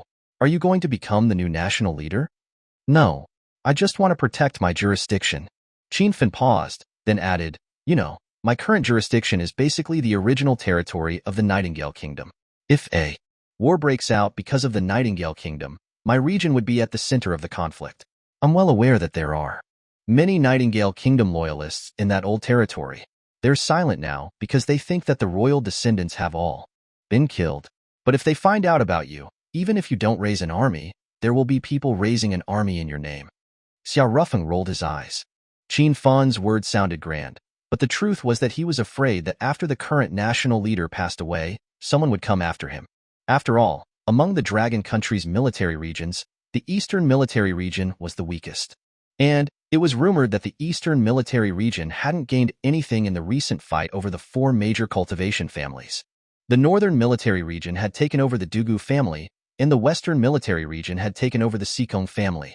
The Southern Military Region had successively taken over the Shao and Yun families. In that situation, Qin Fan could only turn to him for an alliance. But why do you have to sacrifice your daughter's happiness? Xiao Rufeng asked. He paused and added, there are many ways to form an alliance. It doesn't have to involve marriage, does it? Qin Fan shook his head. No, only marriage is public and legitimate. All other methods would be underhanded and without any binding power. Xiao Rufeng's mouth twitched. Old Qin, you're always saying that Commander Su is an old fox. But you're not much better, Xiao Rufeng said sarcastically. Qin Fan chuckled. Xiao Rufeng didn't speak. He pondered, thinking things over. Qin Fan didn't disturb him, quietly waiting. After a while, Xiao Rufeng suddenly looked at Qin Yu. Qin Yu, what do you think? I'm willing to pay any price to protect the people, Qin Yu said calmly. But you're resisting this with your whole body, Xiao Rufeng said. Qin Yu didn't deny it. She took it as a tacit admission. How about this, Xiao Rufeng said. We can release an engagement announcement, but we won't interfere with each other. Once things calm down, we'll just find an excuse to break it off. How does that sound to you? Whatever, Qin Yu said. Oh, and the person you're engaged to is War God Shura, not me, Xiao Rufeng. My identity still needs to remain a secret. Anyway, political marriages don't need to expose my identity. After all, The marriage is with the Northern Military Region, Xiao Rufeng said. Whatever, Qin Yu said again, expressionless. Then that's how we'll do it.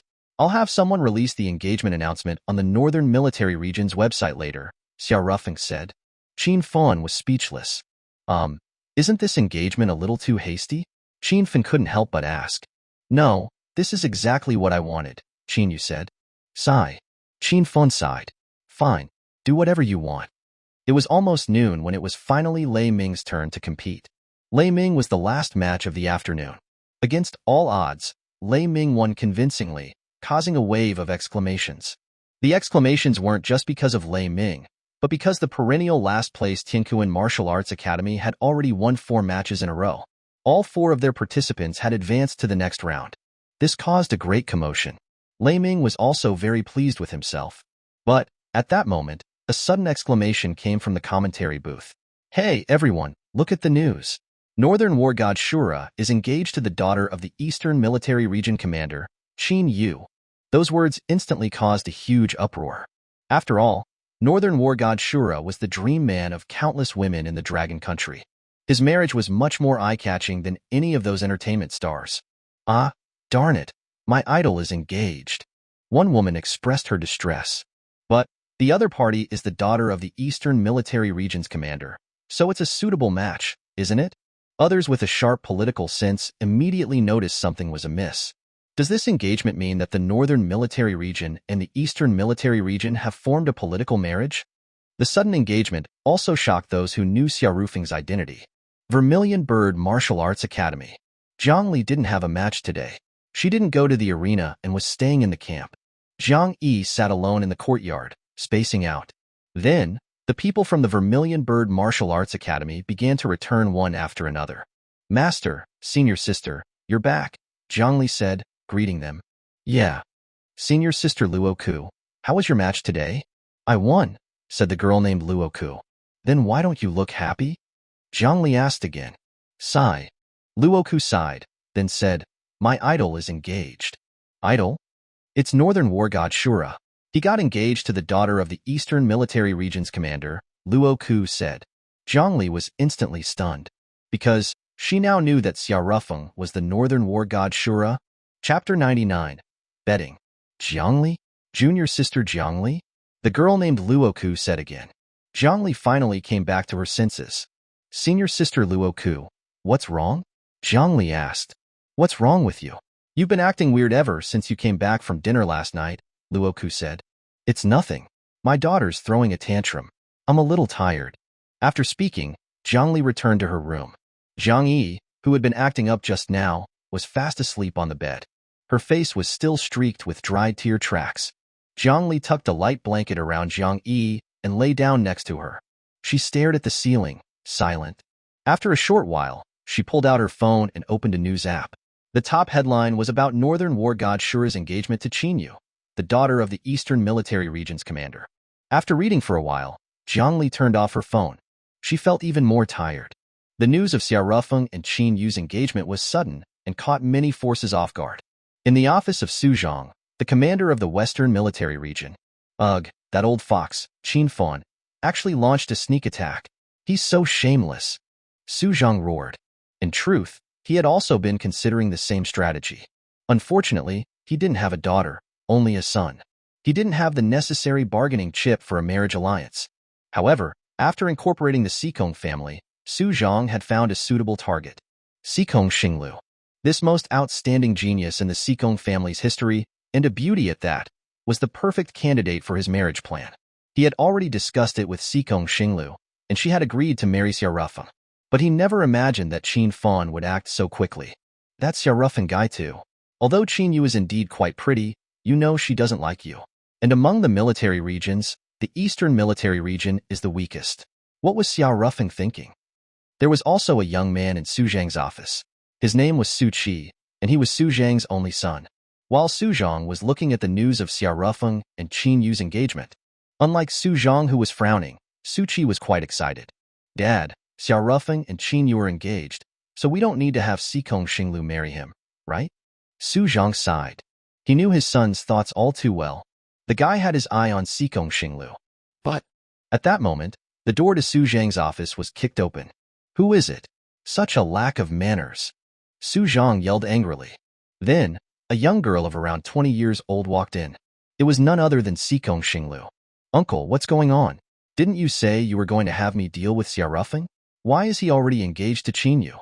Even when facing Su Zhang, Sikong Xinglu was still unruly. Her arrogant and disdainful personality had been clearly showcased at the opening ceremony of the Olympian Cup. Although Su Zhang was displeased, he had to tolerate her. This Sikong Xinglu was a true genius. At the age of 20, she was at the 9th level of qi condensation in terms of cultivation realm. Although she had not reached the peak, her talent was astonishing. According to the spiritual root tests, the girl actually had 4 different kinds of heavenly spiritual roots. This meant that she could use 4 elemental spells. It should be noted that only 1 out of every 100 people had a spiritual root, and the vast majority of those with spiritual roots had single attribute spiritual roots. Dual attribute spiritual roots were rare. 4 attribute spiritual roots were even rarer. A 4 attribute heavenly spiritual root was like a phoenix feather or a unicorn's horn. On this blue star, Sikong Xinglu's cultivation talent could be called heaven-defying. Even on Earth, this level of talent would be considered that of a top-tier genius. Hey, uncle, what's going on? Why is Xia Rufeng engaged to Qin Yu? Sikong Xinglu asked again. Her tone was very displeased.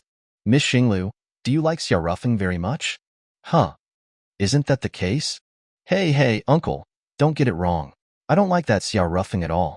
The reason I wanted to get engaged to him is because I sensed he had a very close relationship with my sister, which made me very uncomfortable. I swore a long time ago that I'd take away everything my sister has, Sikong Xinglu said. Su Zhang's lips twitched. What has this child been through? She's not very old, but her mind is so twisted. He gathered his thoughts, then said, It's just an engagement. You still have a chance. You're right. Sikong Xinglu paused, then said, I'm going to find Xia Rufeng right now. Throughout the conversation, she didn't even look at Su Qi, who was still in the room. Su Qi looked dejected. Sigh. Su Zhang sighed and said, Su Qi, did you see that? She doesn't even look at you. Moreover, you can't control a woman like that anyway, so you should just give up. About an hour later, Sikong Xinglu arrived at the Tiankuan Martial Arts Academy camp. She knocked on the door. A short while later, the door opened, revealing a stunning but cold face. Bai Bing. She was back. However, the others in the Tiankuan Martial Arts Academy camp seemed to have gone somewhere else. Where's Xia Rufeng? Sikong Xinglu asked, stepping into the courtyard. However, Bai Bing directly blocked her with her leg. Who are you? Bai Bing asked calmly. Sikong Xinglu was amused at the question. You don't know who I am? Sikong Xinglu asked in disbelief. Are you famous? Bai Bing countered. I'm Sikong Xinglu, one of the 4 geniuses of the cultivation families, Sikong Xinglu said. Never heard of you, Bai Bing said expressionlessly. Sikong Xinglu was furious. She had clearly made a public appearance at the drawing ceremony. Get out of my way, or don't blame me for being impolite, Sikong Xinglu said. Bai Bing didn't move, still blocking Sikong Xinglu's path with her leg. You're courting death. Sikong Xinglu had always been willful and rarely encountered resistance. She hadn't expected to meet one today. She felt that it was necessary to let the other party know that the world of martial artists was one where the strong ruled. Who? Taking a deep breath, Sikong Xinglu suddenly summoned a fireball in her right hand. The essence of magic was the reorganization of stellar particles in the universe. Different structural combinations of stellar particles would form different shapes. This was magic. To use magic, one first needed to sense nearby stellar particles, and then control those particles to reorganize them. The more powerful the magic, the more particles that needed to be manipulated. Naturally, the more difficult it would be to cast. Although Sikong Xinglu's fireball was not instantaneous, it was still very fast. While casting the fireball, Sikong Xinglu also cast a wind-based spell. The fireball grew rapidly in the wind, instantly turning into a giant fireball, intending to engulf Bai Bing. Bai Bing's expression was indifferent, and then she threw a punch at Sikong Xinglu's fireball. Boom! The fireball was actually shattered by Bai Bing's bare fist. Sikong Xinglu was stunned. She couldn't believe it. She hadn't sensed any stellar or spiritual energy fluctuations from Bai Bing. She hadn't used any magic. This woman was even unlikely to be in the Grandmaster realm. But she shattered my fireball with a single punch? Unprecedented. Then, before she could react, Bai Bing was already in front of her. What do you think you're doing? Sikong Xinglu panicked. Bai Bing didn't say anything. Her left fist flew towards Sikong Xinglu's face.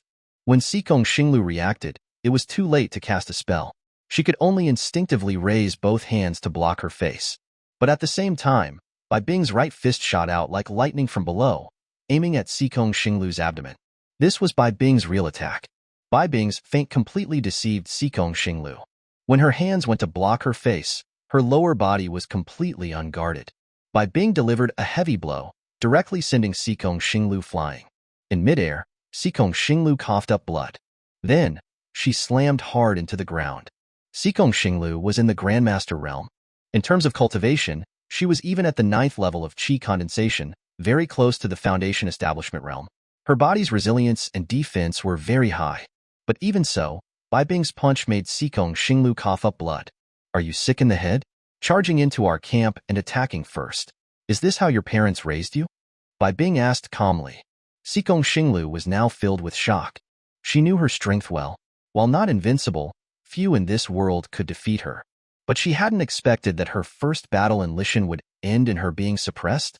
What shocked Sikong Xinglu even more was that her opponent was not in the Grandmaster realm, nor did she know magic. I'm going to lose to an ordinary martial artist? This was something that Sikong Xinglu, who had always considered herself the strongest genius, could not accept. She wiped the blood from her mouth and stood up. Taking a deep breath, she closed her eyes. When she opened her eyes again, the aura around Sikong Xinglu began to change. Before, her aura was very turbulent, but now it was calm. A wind-based spell began to envelop her body. Then, leaving behind a blur in her place, Sikong Xinglu appeared beside Bai Bing and swung a fist wreathed in flames at Bai Bing. Bai Bing also dodged Sikong Xinglu's close-range attack like lightning. Boom! Sikong Xinglu's punch directly hit a tree next to Bai Bing. The tree, as thick as a bucket, cracked and splintered. The force was terrifying. Sikong Xinglu looked at Bai Bing expressionlessly. Did you think you were the only one who could do close combat? Bai Bing's pupils also contracted. Although Sikong Xinglu's combat skills weren't that impressive, her on-the-spot reaction was quite fast. She had realized that long-range magic wouldn't work well against her, so she had given up the long-range attack and instead applied magic to her body. For example, wind-based spells could speed up her movements. Fire-based spells could upgrade her fists to fire fists. In this way, Sikong Xinglu's close-range combat ability would be greatly improved. While she was pondering this, Sikong Xinglu attacked Bai Bing again. She was determined to regain her pride. Bai Bing dodged again. In this manner, Sikong Xinglu launched relentless attacks, while Bai Bing continued to evade them. Although it seemed like Sikong Xinglu was in a dominant position, she couldn't seem to do anything to Bai Bing. Are you just going to run away? Sikong Xinglu roared. Coward! Bai Bing kept a blank face and didn't react to her words. At this time, Xiao Rufeng returned from outside. Sikong Xingya also came back with him. What are you doing? Xiao Rufeng asked. This woman came looking for trouble, so I'm keeping her company, Bai Bing said calmly. Xiao Rufeng then looked at Sikong Xinglu and said, Little sister Xinglu, are you here to find your sister? Sikong Xinglu's face instantly darkened. Who's your sister?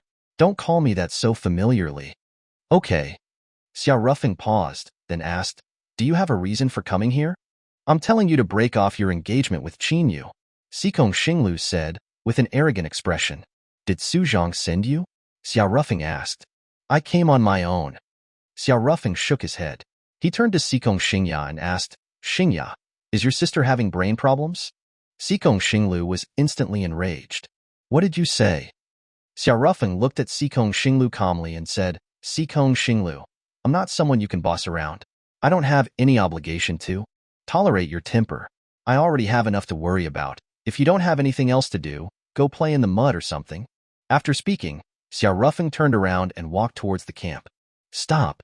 All three of you have to kneel and beg for mercy, or none of you are going anywhere. Sikong Xinglu extended one hand, and the surrounding trees instantly connected together, forming a forest cage, trapping Xiao Rufeng, Sikong Xingya, and Bai Bing inside. Wood-based magic. Xiao Rufeng sighed. At this time, Bai Bing said calmly, Can I beat her until she cries? You can, Xiao Rufeng said. Sikong Xingya was speechless.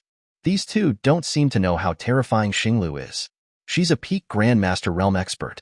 The two of you might not be her match. But before she could stop them, Bai Bing had already moved. Her figure instantly disappeared. The Sikong sisters were both shocked. Sikong Xingya's pupils contracted. Teleportation? No, no, no. Teleportation is a divine ability only mastered by experts in the Great Ascension realm. She's just too fast. Sikong Xinglu was even more shocked.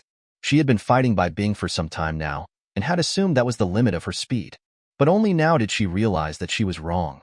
Just now, the woman named Bai Bing hadn't been using her full power at all. Damn it, I was underestimated. While she was pondering that, Bai Bing had already circled behind her. Sikong Xinglu didn't even have time to react. A heavy punch landed on her again, causing Sikong Xinglu to cough up blood. Then, without giving Sikong Xinglu a chance to retaliate, Bai Bing unleashed several flying kicks in quick succession, directly sending Sikong Xinglu flying through the air. While in the air, Bai Bing also used her feet to propel herself upwards and unleashed several aerial kicks on Sikong Xinglu, slamming her to the ground. After landing, Bai Bing followed up with several punches. Although Sikong Xinglu desperately tried to protect her face, the other parts of her body took the brunt of the assault. Miss Bai Bing. At this moment, Sikong Xingya quickly came forward and hugged Bai Bing. Only then did Bai Bing stop. Sikong Xinglu had already been knocked unconscious. Sikong Xingya quickly rushed over to check on her. Luckily, she was still breathing and not dead. She let out a small sigh of relief. Then, she was filled with extreme shock. She knew that Bai Bing's combat power was not weak. Although she was only a 9th-stage martial artist, she had the fighting power of someone in the Grandmaster realm. But she never expected that even Sikong Xinglu wouldn't be a match for her. At this time, Bai Bing spoke. Your sister's martial arts talent is indeed outstanding, but she lacks practical combat experience. That's the reason she lost to me, Bai Bing said calmly. Sikong Xingya's lips twitched. Even so, you're just a 9th-stage martial artist. Even if Xinglu is lacking in combat experience, she shouldn't be bullied like this by a 9th-stage martial artist, right? Just what is this, Bai Bing? Xia Rufeng also walked over. He first checked Sikong Xinglu's condition and then looked at Sikong Xingya and said, Miss Xingya, do you have some sort of problem with your sister? Sikong Xingya fell silent. If you don't want to talk about it, that's okay too, Xia Rufeng said. My mother. At that moment, Sikong Xingya suddenly spoke. She paused and continued, my talent is poor.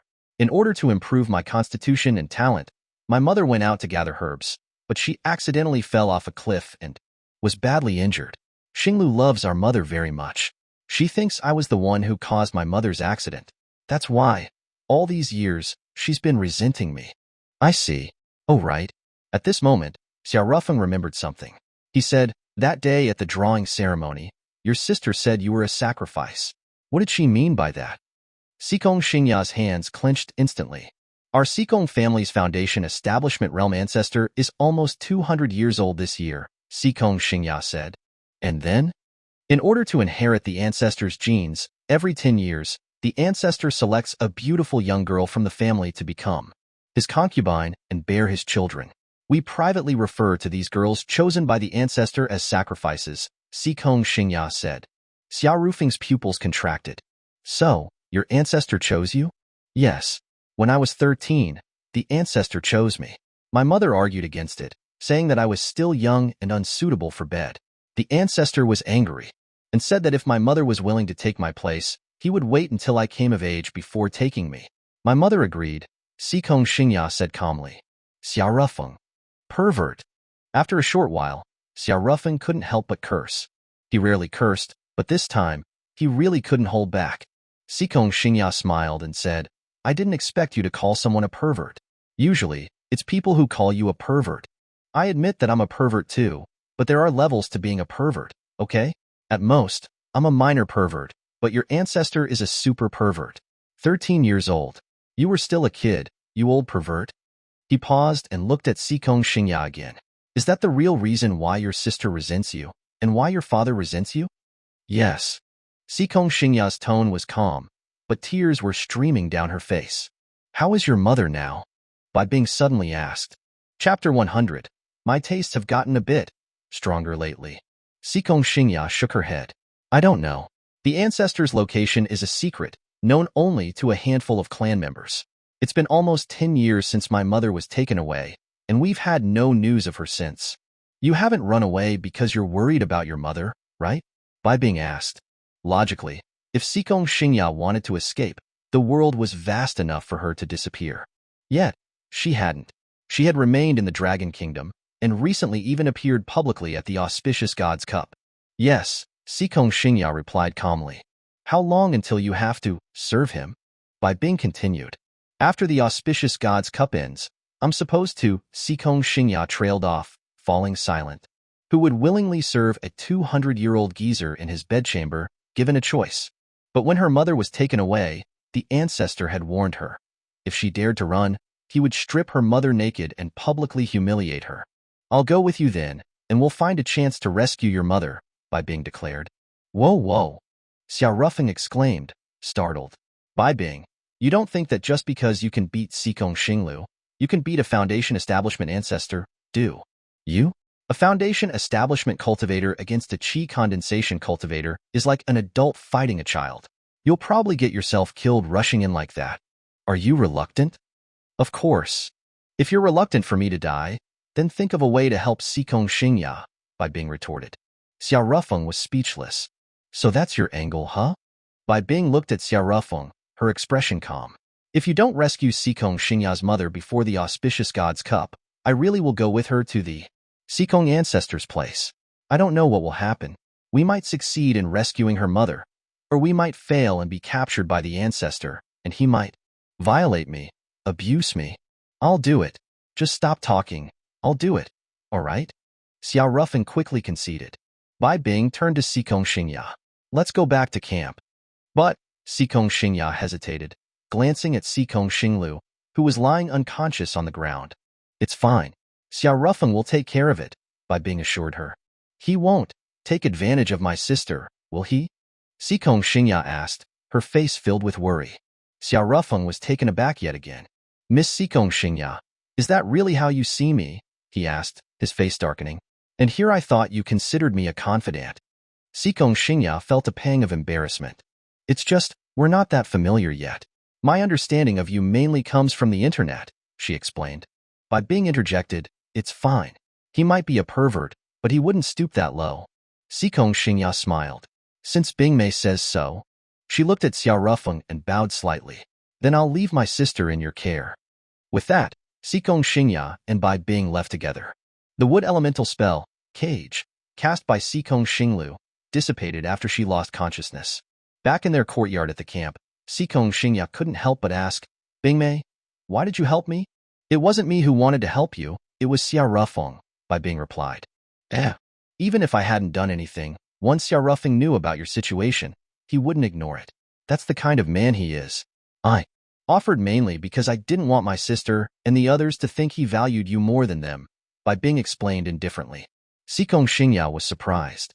Of the 5 members of the Auspicious God's Cup team, the one she understood the least was Bai Bing. This girl, with her perpetually impassive face, rarely seen smiling, was remarkably mature despite her young age. And Sikong Xingya hadn't realized how perceptive she was. Exhaling softly, Sikong Xingya looked at Bai Bing. You're so good to Xiao Rufeng. I've been with him since I was 16, and I'm also his assistant now, Bai Bing stated plainly. Sikong Xingya's lips twitched. She desperately wanted to ask Bai Bing what kind of feelings she harbored for Xiao Rufeng, but ultimately, she held her tongue. Meanwhile, after Sikong Xingya and Bai Bing left, Xiao Rufeng crouched down beside the unconscious Sikong Xinglu. Bruises covered her body, and her face was scraped and swollen. To be fair, the facial injuries weren't directly from Bai Bing's blows, but rather from her unfortunate face-first landing when Bai Bing kicked her out of the air. Her once beautiful face was now puffed up like a pig's head. Spoiled brat, hopefully you've learned your lesson, he muttered. He then prepared to heal her. Honestly, he had a poor impression of Sikong Xinglu and didn't want to treat her. However, her injuries were inflicted by Bai Bing.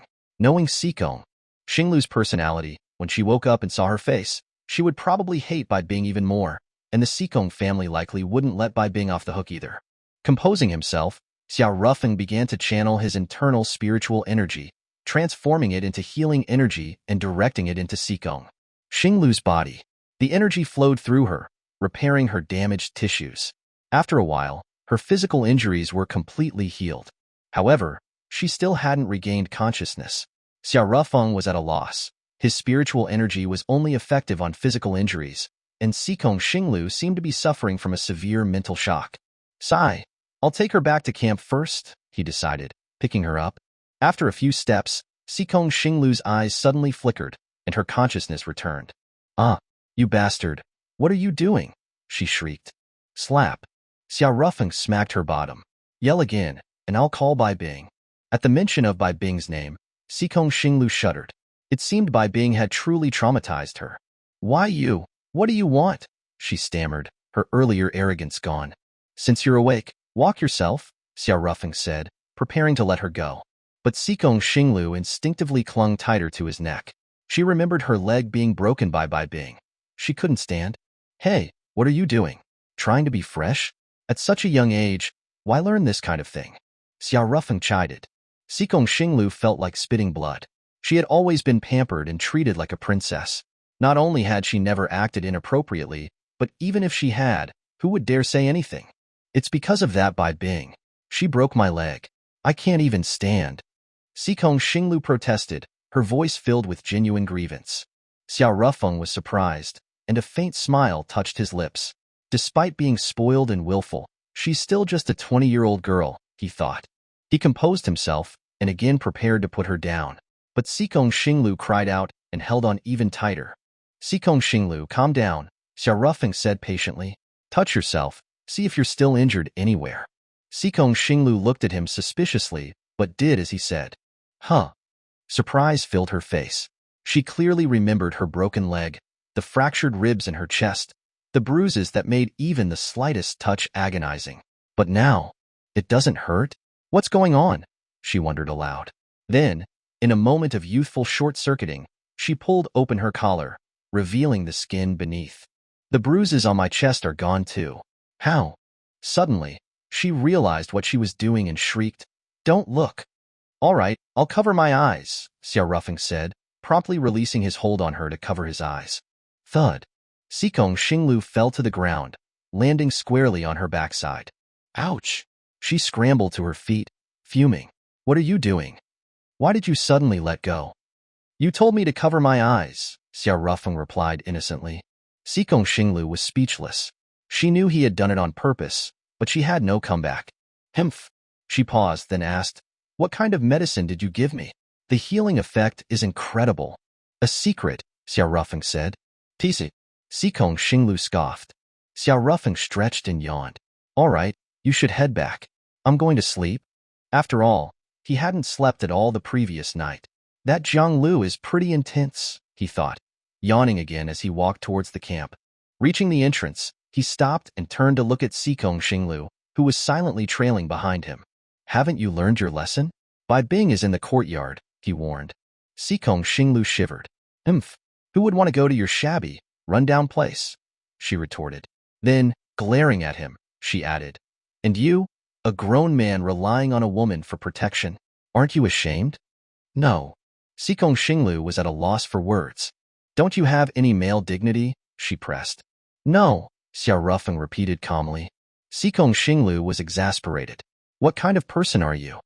Just then, the courtyard gate swung open, revealing Bai Bing. Sikong Xinglu jumped, startled. What are you doing? Bai Bing asked impassively. Nothing. Goodbye. Sikong Xinglu, like a mouse spotting a cat, bolted. Xiao Rufeng gave Bai Bing a thumbs up. Bingmei, you're awesome. You'd better figure out how to help Sikong Xingya rescue her mother. Otherwise, your Bingmei will become someone else's plaything, Bai Bing said, her expression unchanged. He, I know, Xiao Rufeng replied, his scalp tingling. He pondered for a moment, then said, I'm going out for a bit. With that, he left. Bai Bing returned to the courtyard, where Sikong Xingya was looking at her with a smile. What is it? Bai Bing asked. You're Bingmei, Sikong Xingya chuckled softly. Bai Bing's expression remained neutral. It doesn't have any special meaning. She then went back inside. Elsewhere, Xiao Rufeng first went to the Martial Arts Association headquarters, seeking out Sikong Ming, the vice president and the Sikong sisters' father. What do you want? Sikong Ming asked impatiently. I wanted to ask you about your wife. Before he could finish, Sikong Ming abruptly stood up, his voice laced with anger. Shut up. Don't mention that bitch. Xiao Rufeng's pupils constricted. Bitch, she protected your daughter. She probably wanted to get into the ancestors' bed herself. Si Kongming spat. Xiao Rufeng was stunned. Si Kongming continued ranting, his voice filled with bitterness. It's all because of that bitch, throwing herself at him, making me wear the cuckold's horns, making me the laughingstock of the family. Do you think I want to be vice president here? I couldn't stay in the family anymore, couldn't hold my head up, so I had to escape. He gritted his teeth. And Sikong Xingya, so pretentious. Being chosen by the ancestor is an honor for so many women in the clan. But she cried her eyes out, refusing to serve him. Bitches are all so pretentious. Slap. Xiao Rufeng slapped Sikong Ming across the face. You're a husband, a father, and you're saying these things? Are you even human? Rage surged through Xiao Rufeng.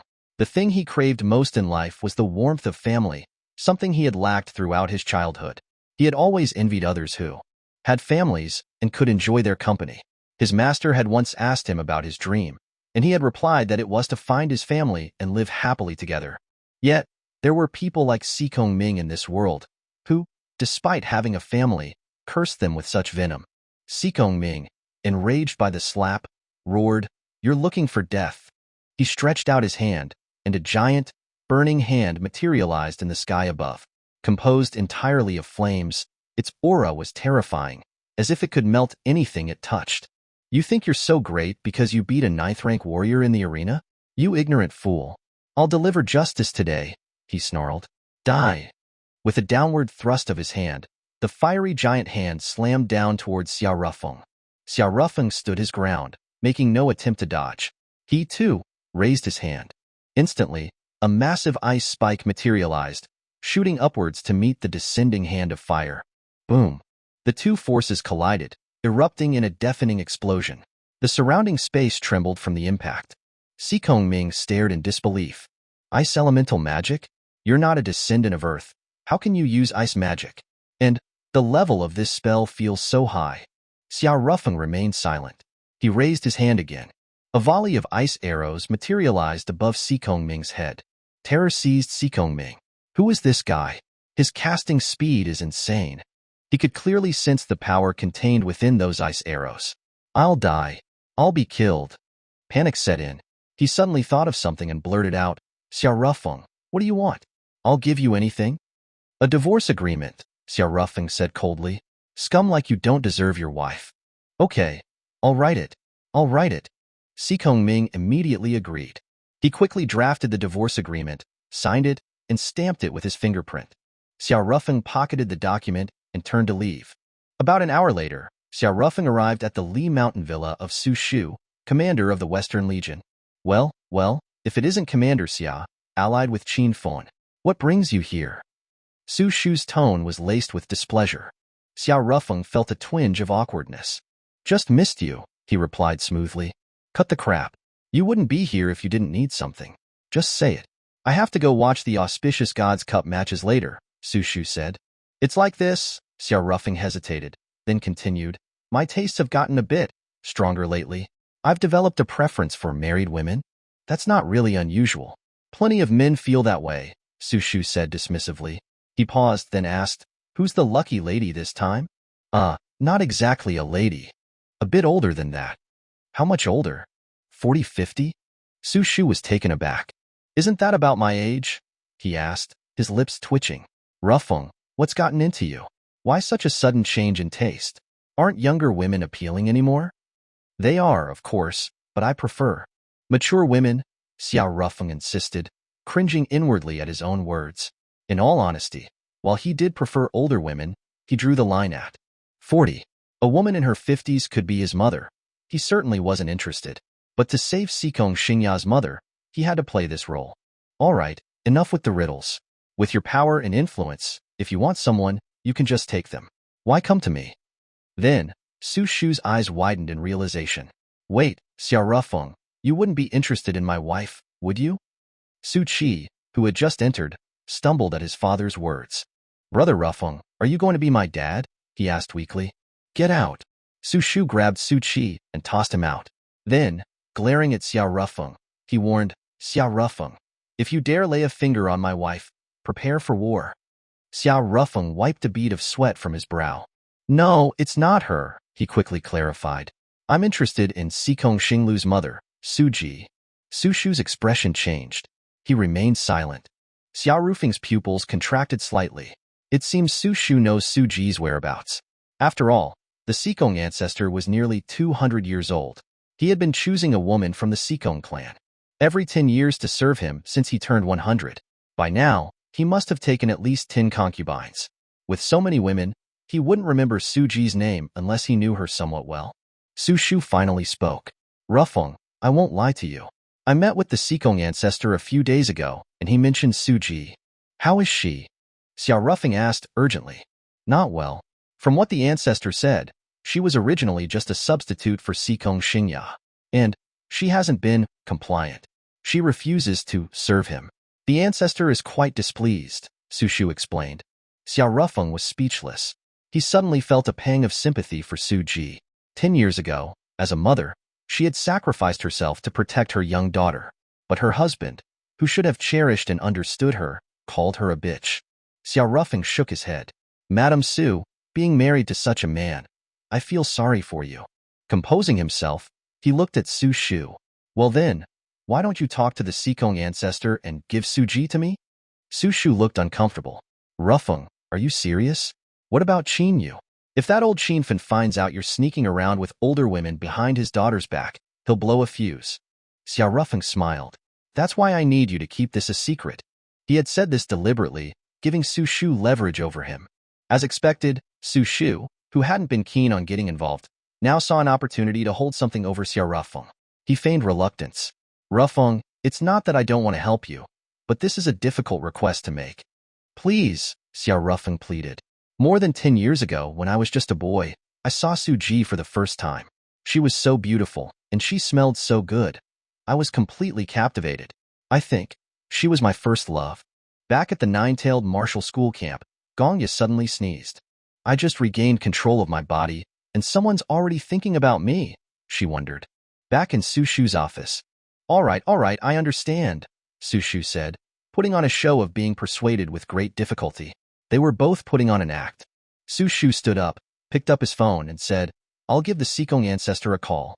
A short while later, he returned. Xiao Rufeng hurried over. Well, did it work?